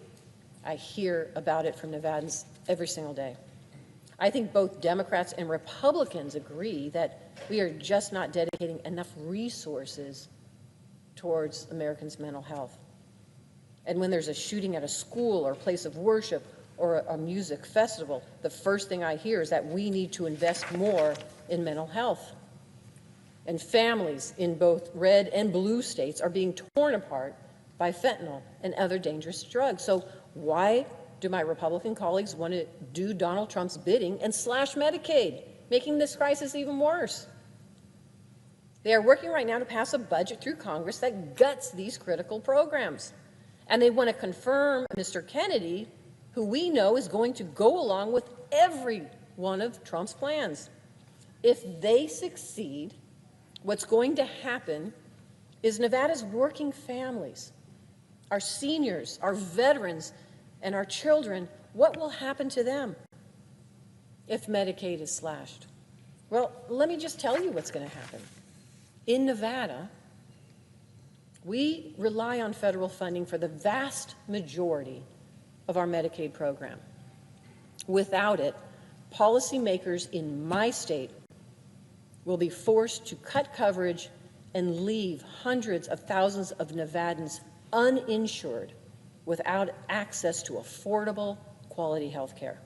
I've said it before, nearly 800,000 Nevadans will be in danger now, who have Medicaid now, will be in danger of being kicked off their health insurance.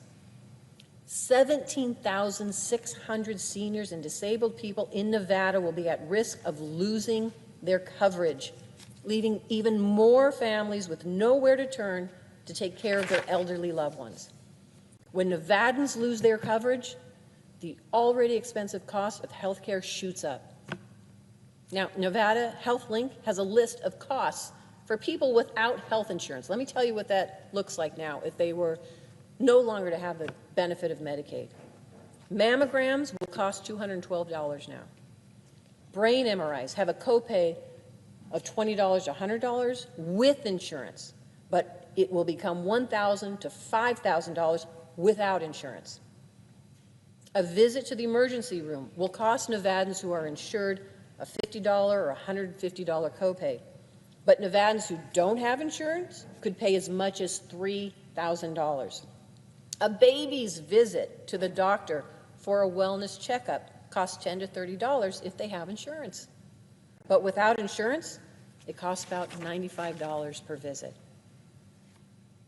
These are the kinds of costs the average Nevada family cannot afford to pay. But Donald Trump is threatening to make this a reality. If Donald Trump cuts health insurance in Nevada, even more healthcare providers may be forced to close up shop because their patients can't pay for their care. And let me just stress this even more. Nevada's rural hospitals rely heavily on Medicaid. If Medicaid is cut, these hospitals that are already understaffed and overwhelmed would have to reduce their services, if not shut down entirely. Now, that is not unique to Nevada. Every rural community that relies on Medicaid is going to have the same problem. And if you know our rural communities, you know that this is very rarely is there access to health care in a rural community. And when those providers are there, that is the place for our rural Americans to go. And sometimes they have to drive, in my state, 2 to 3 or 4 hours just to get access to health care. If we take away those areas and the location for health care in our rural communities, that will devastate rural Americans. And the reality is, in Nevada, we just don't have enough providers in our Medicaid program. It's one thing to have a clinic to open that door. It's another to have a hospital to be able to open those doors to communities. But if you don't have the providers, that's essentially shutting down health care for individuals and people across this country. Now, I will say my state is working to build out networks and encourage providers to come to Nevada, but we can't do it without critical funding from Medicaid. And if Donald Trump cuts Medicaid, one of the first things my state will have to do is cut payment rates for healthcare providers, which will make our shortage of providers even worse. And it will disincentivize providers coming to live and work in Nevada. And the ripple effect that will have on my state's economy will be disastrous. We just can't let this happen. This is going to affect Americans in every state across the country. We have to come together as a Congress and protect our working families from Donald Trump's billionaire tax cuts. And that includes voting no on RFK Jr., who Trump handpicked to lead HHS because he knew that Mr. Kennedy wouldn't do a thing to stop him. And with RFK Jr. running our Department of Health and Human Services, it's not just Medicaid that is in danger. Trump also wants to dismantle the Affordable Care Act.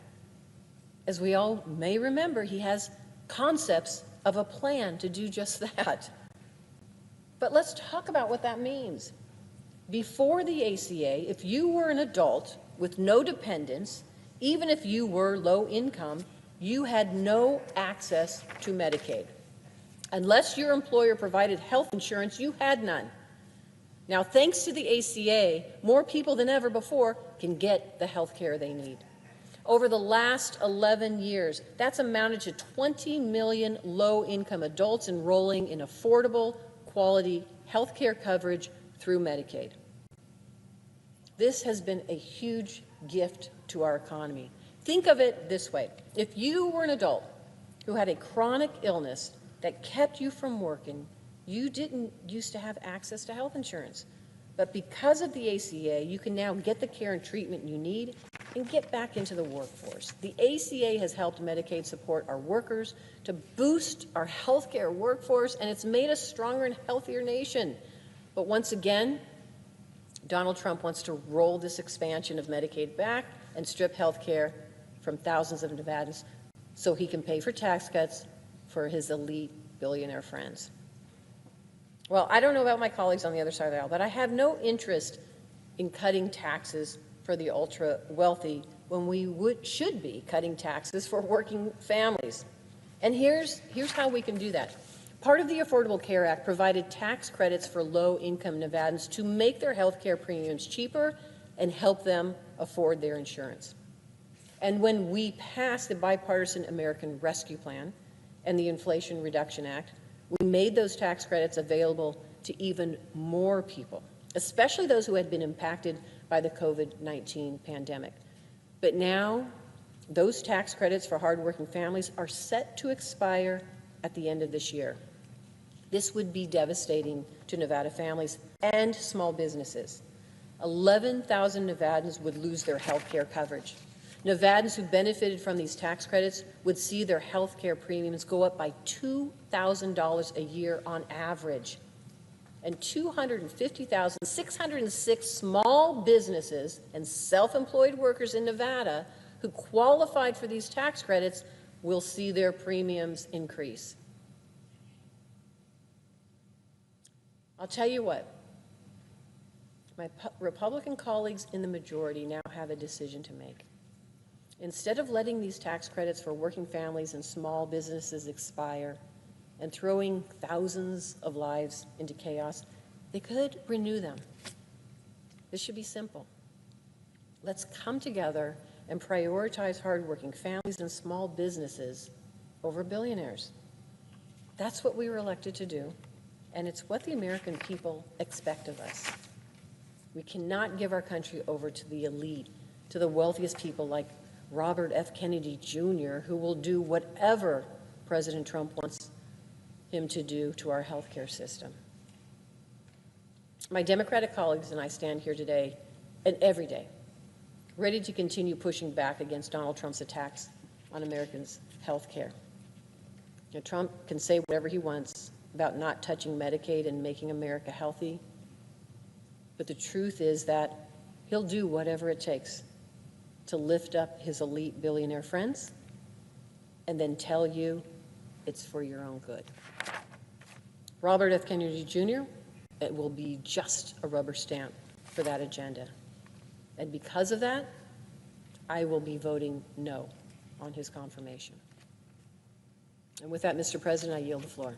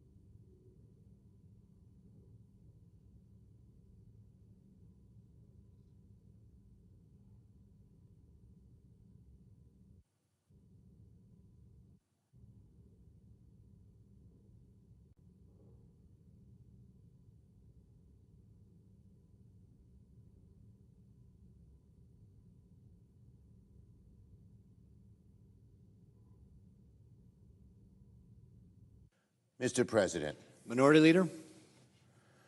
Mr. President, unfortunately and sadly, we are witnessing an alarming abdication of duty from Republicans here in the Senate. The job of the Senate, when it comes to nominees, is very simple. When a nominee is obviously qualified and experienced, we should consider them seriously, even if we don't agree with their political views or ultimately vote for them.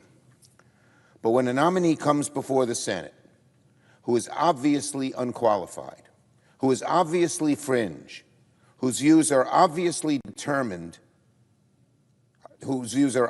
detrimental to the well-being of the American people, well, senators have a duty to reject them and to tell the president to send someone better.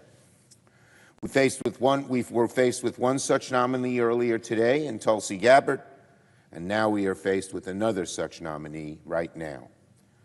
Robert F. Kennedy Jr. is not remotely qualified to become the next Secretary of Health and Human Services. In fact, I might go further.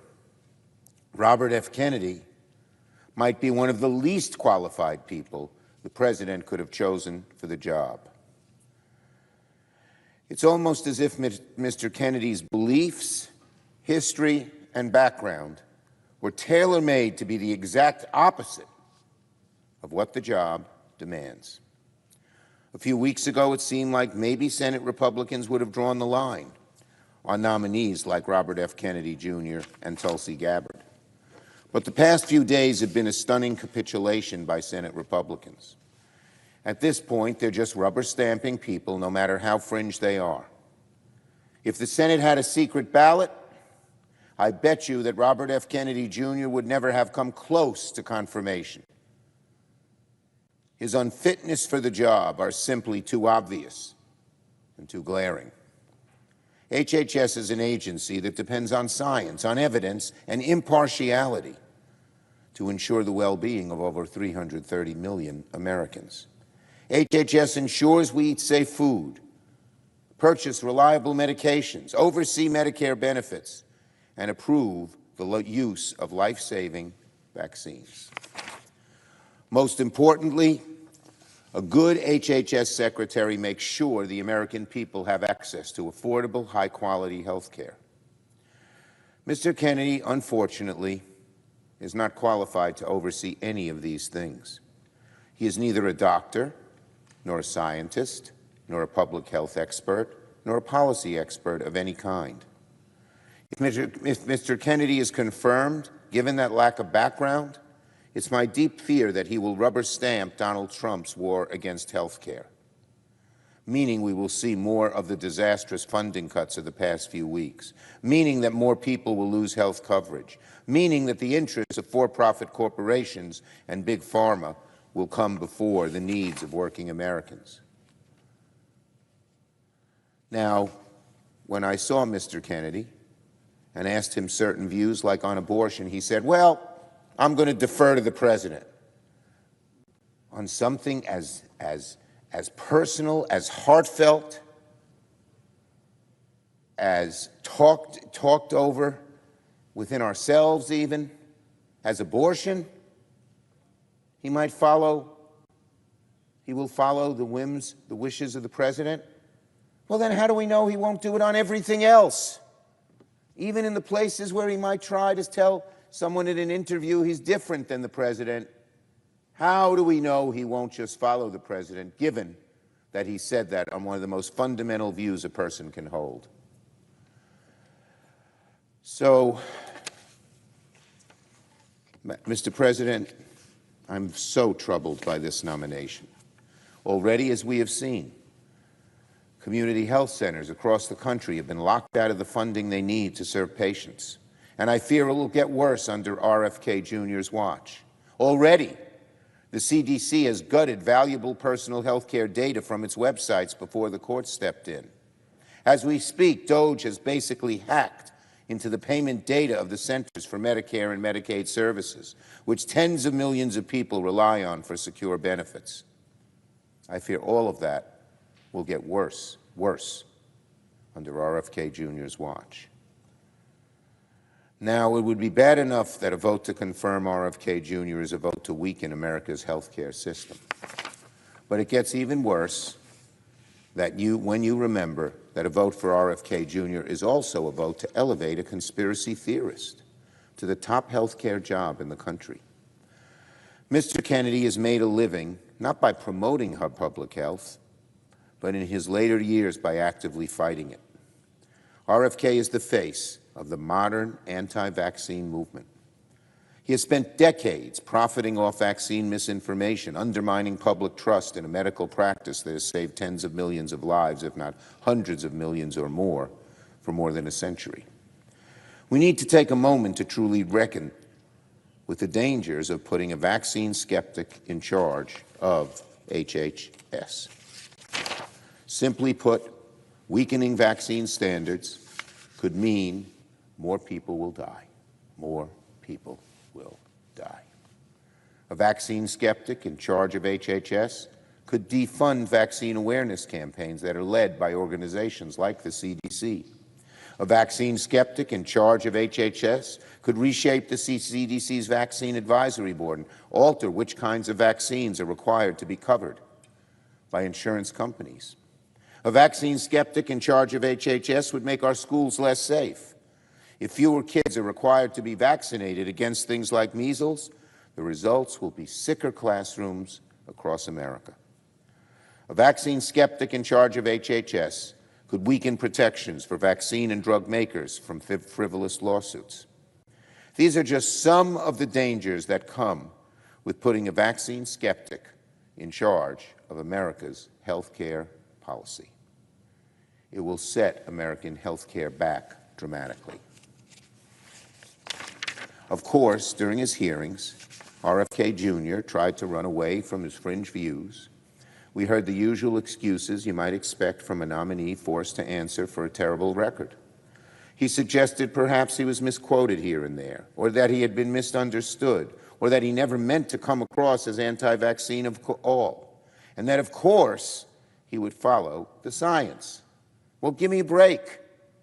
Are senators supposed to believe that someone who has spent decades writing books and giving speeches and making trips around the world undermining vaccines has suddenly had this epiphany and come around on vaccines? That suddenly, now that he's been nominated to lead HHS, he is fully on board with vaccines and that we have nothing to worry about when it comes to his views? How convenient. Again, give me a break. We should look less at RFK Jr.'s 11th hour conversion and instead examine the things he has said again and again, going back decades. We should look at the way RFK Jr. has used his powerful platform to spread misinformation for years. Like in 2023, not very long ago, when Mr. Kennedy went on Fox News and said, "I do believe autism does come from vaccines." When Mr. Kennedy gave a speech at a conference linking the CDC vaccine division to fascism.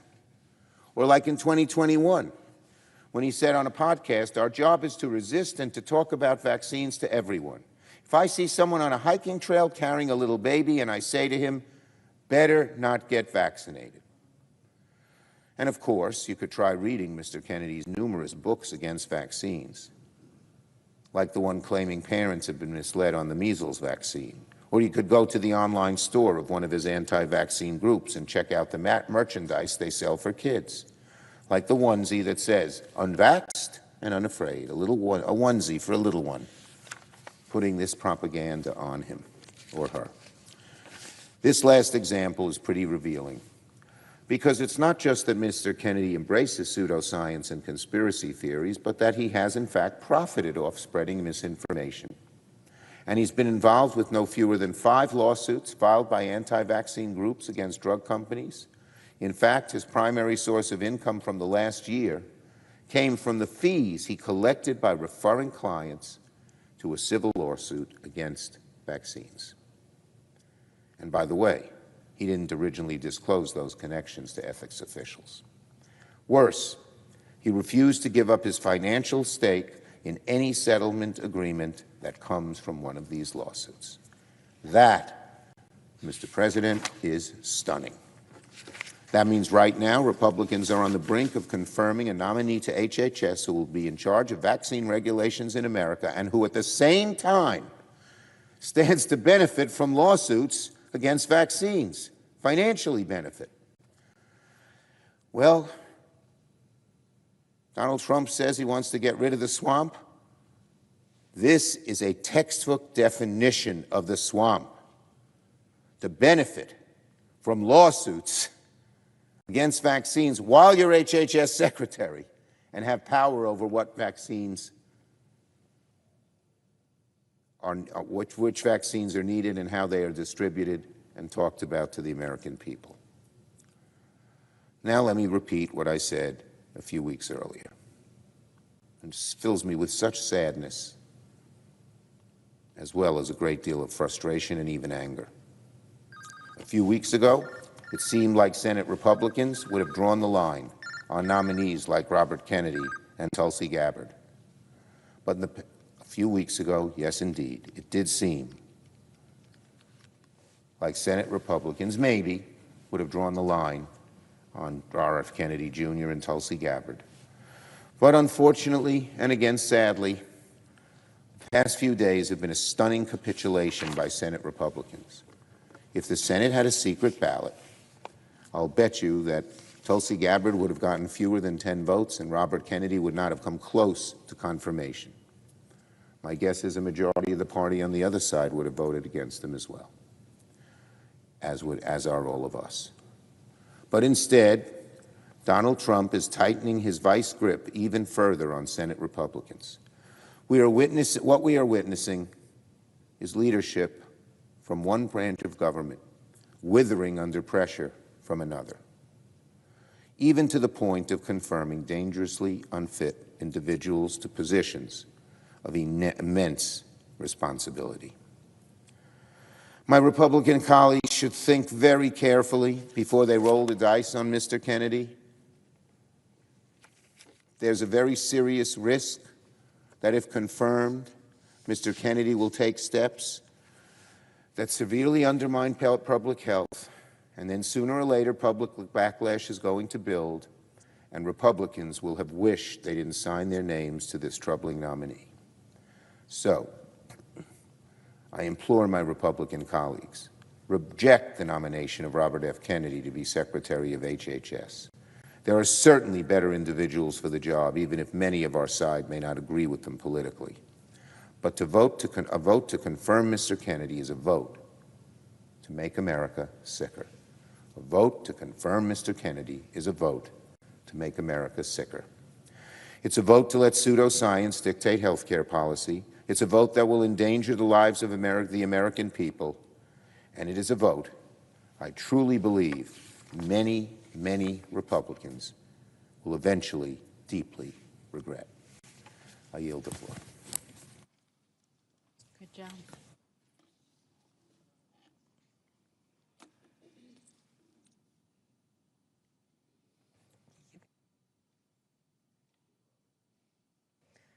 Mr. President. Senator from Minnesota. Mr. President, I rise today alongside Senator Schumer and Senator Cortez Masto and so many others that have come to the floor today in opposition to the President's nomination of Robert F. Kennedy Jr. to lead the Department of Health and Human Services.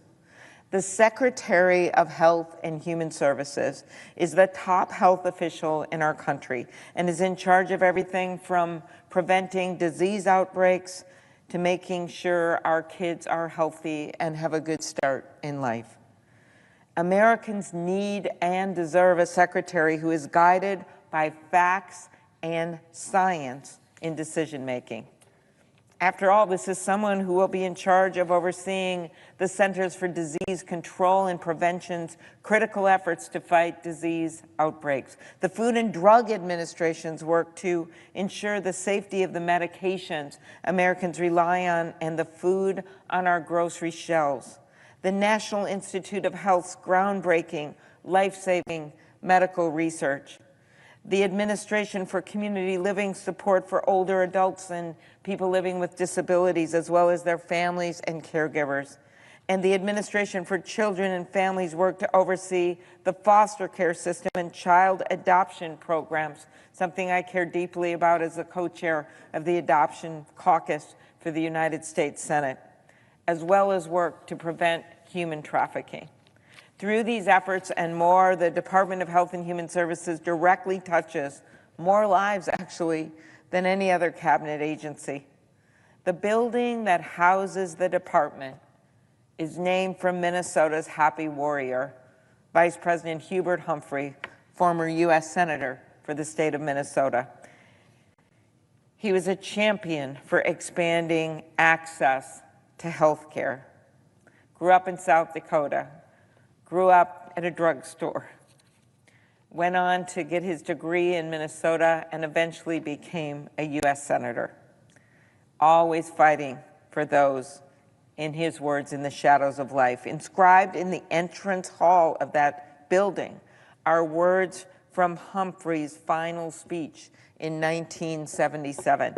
He said, "The moral test of government is how that government treats those who are in the dawn of life, the children, those who are in the twilight of life, the elderly, and those who are in the shadows of life, the sick, as well as, of course, those with disabilities."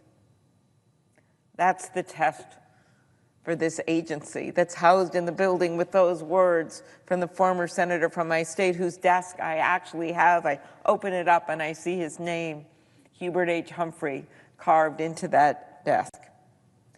So you need someone as the secretary of this department that believes deeply in those words and believes in them with all the modern science and every tool we have to keep people healthy.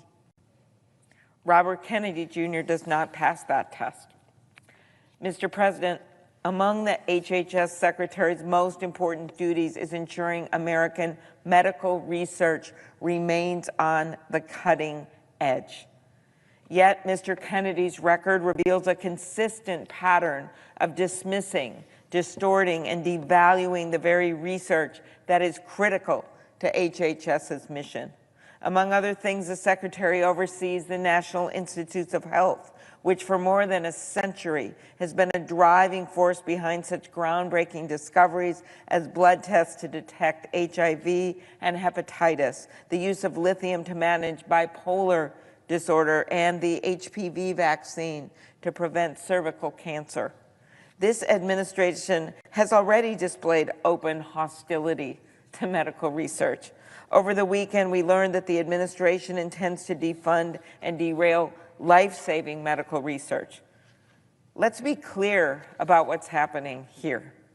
They're looking for money everywhere: Head Start programs, firefighter grants. They're looking for money over at NIH with that life-saving research. Why? Because the Republicans, led by Donald Trump, are about to reveal over $2 trillion in tax cuts for the wealthy.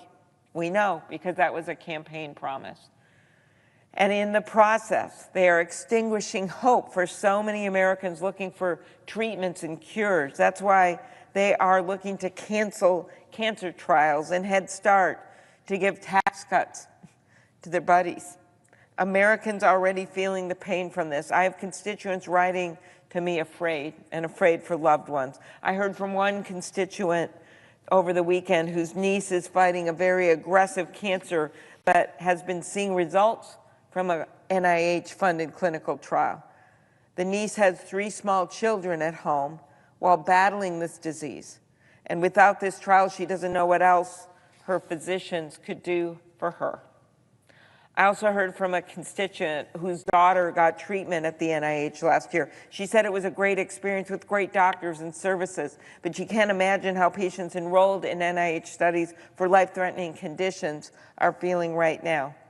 Another constituent told me one of her kids is living with a rare cancer, and the administration's directive to suspend NIH funding threatens the prognosis. Simply put, this constituent wrote,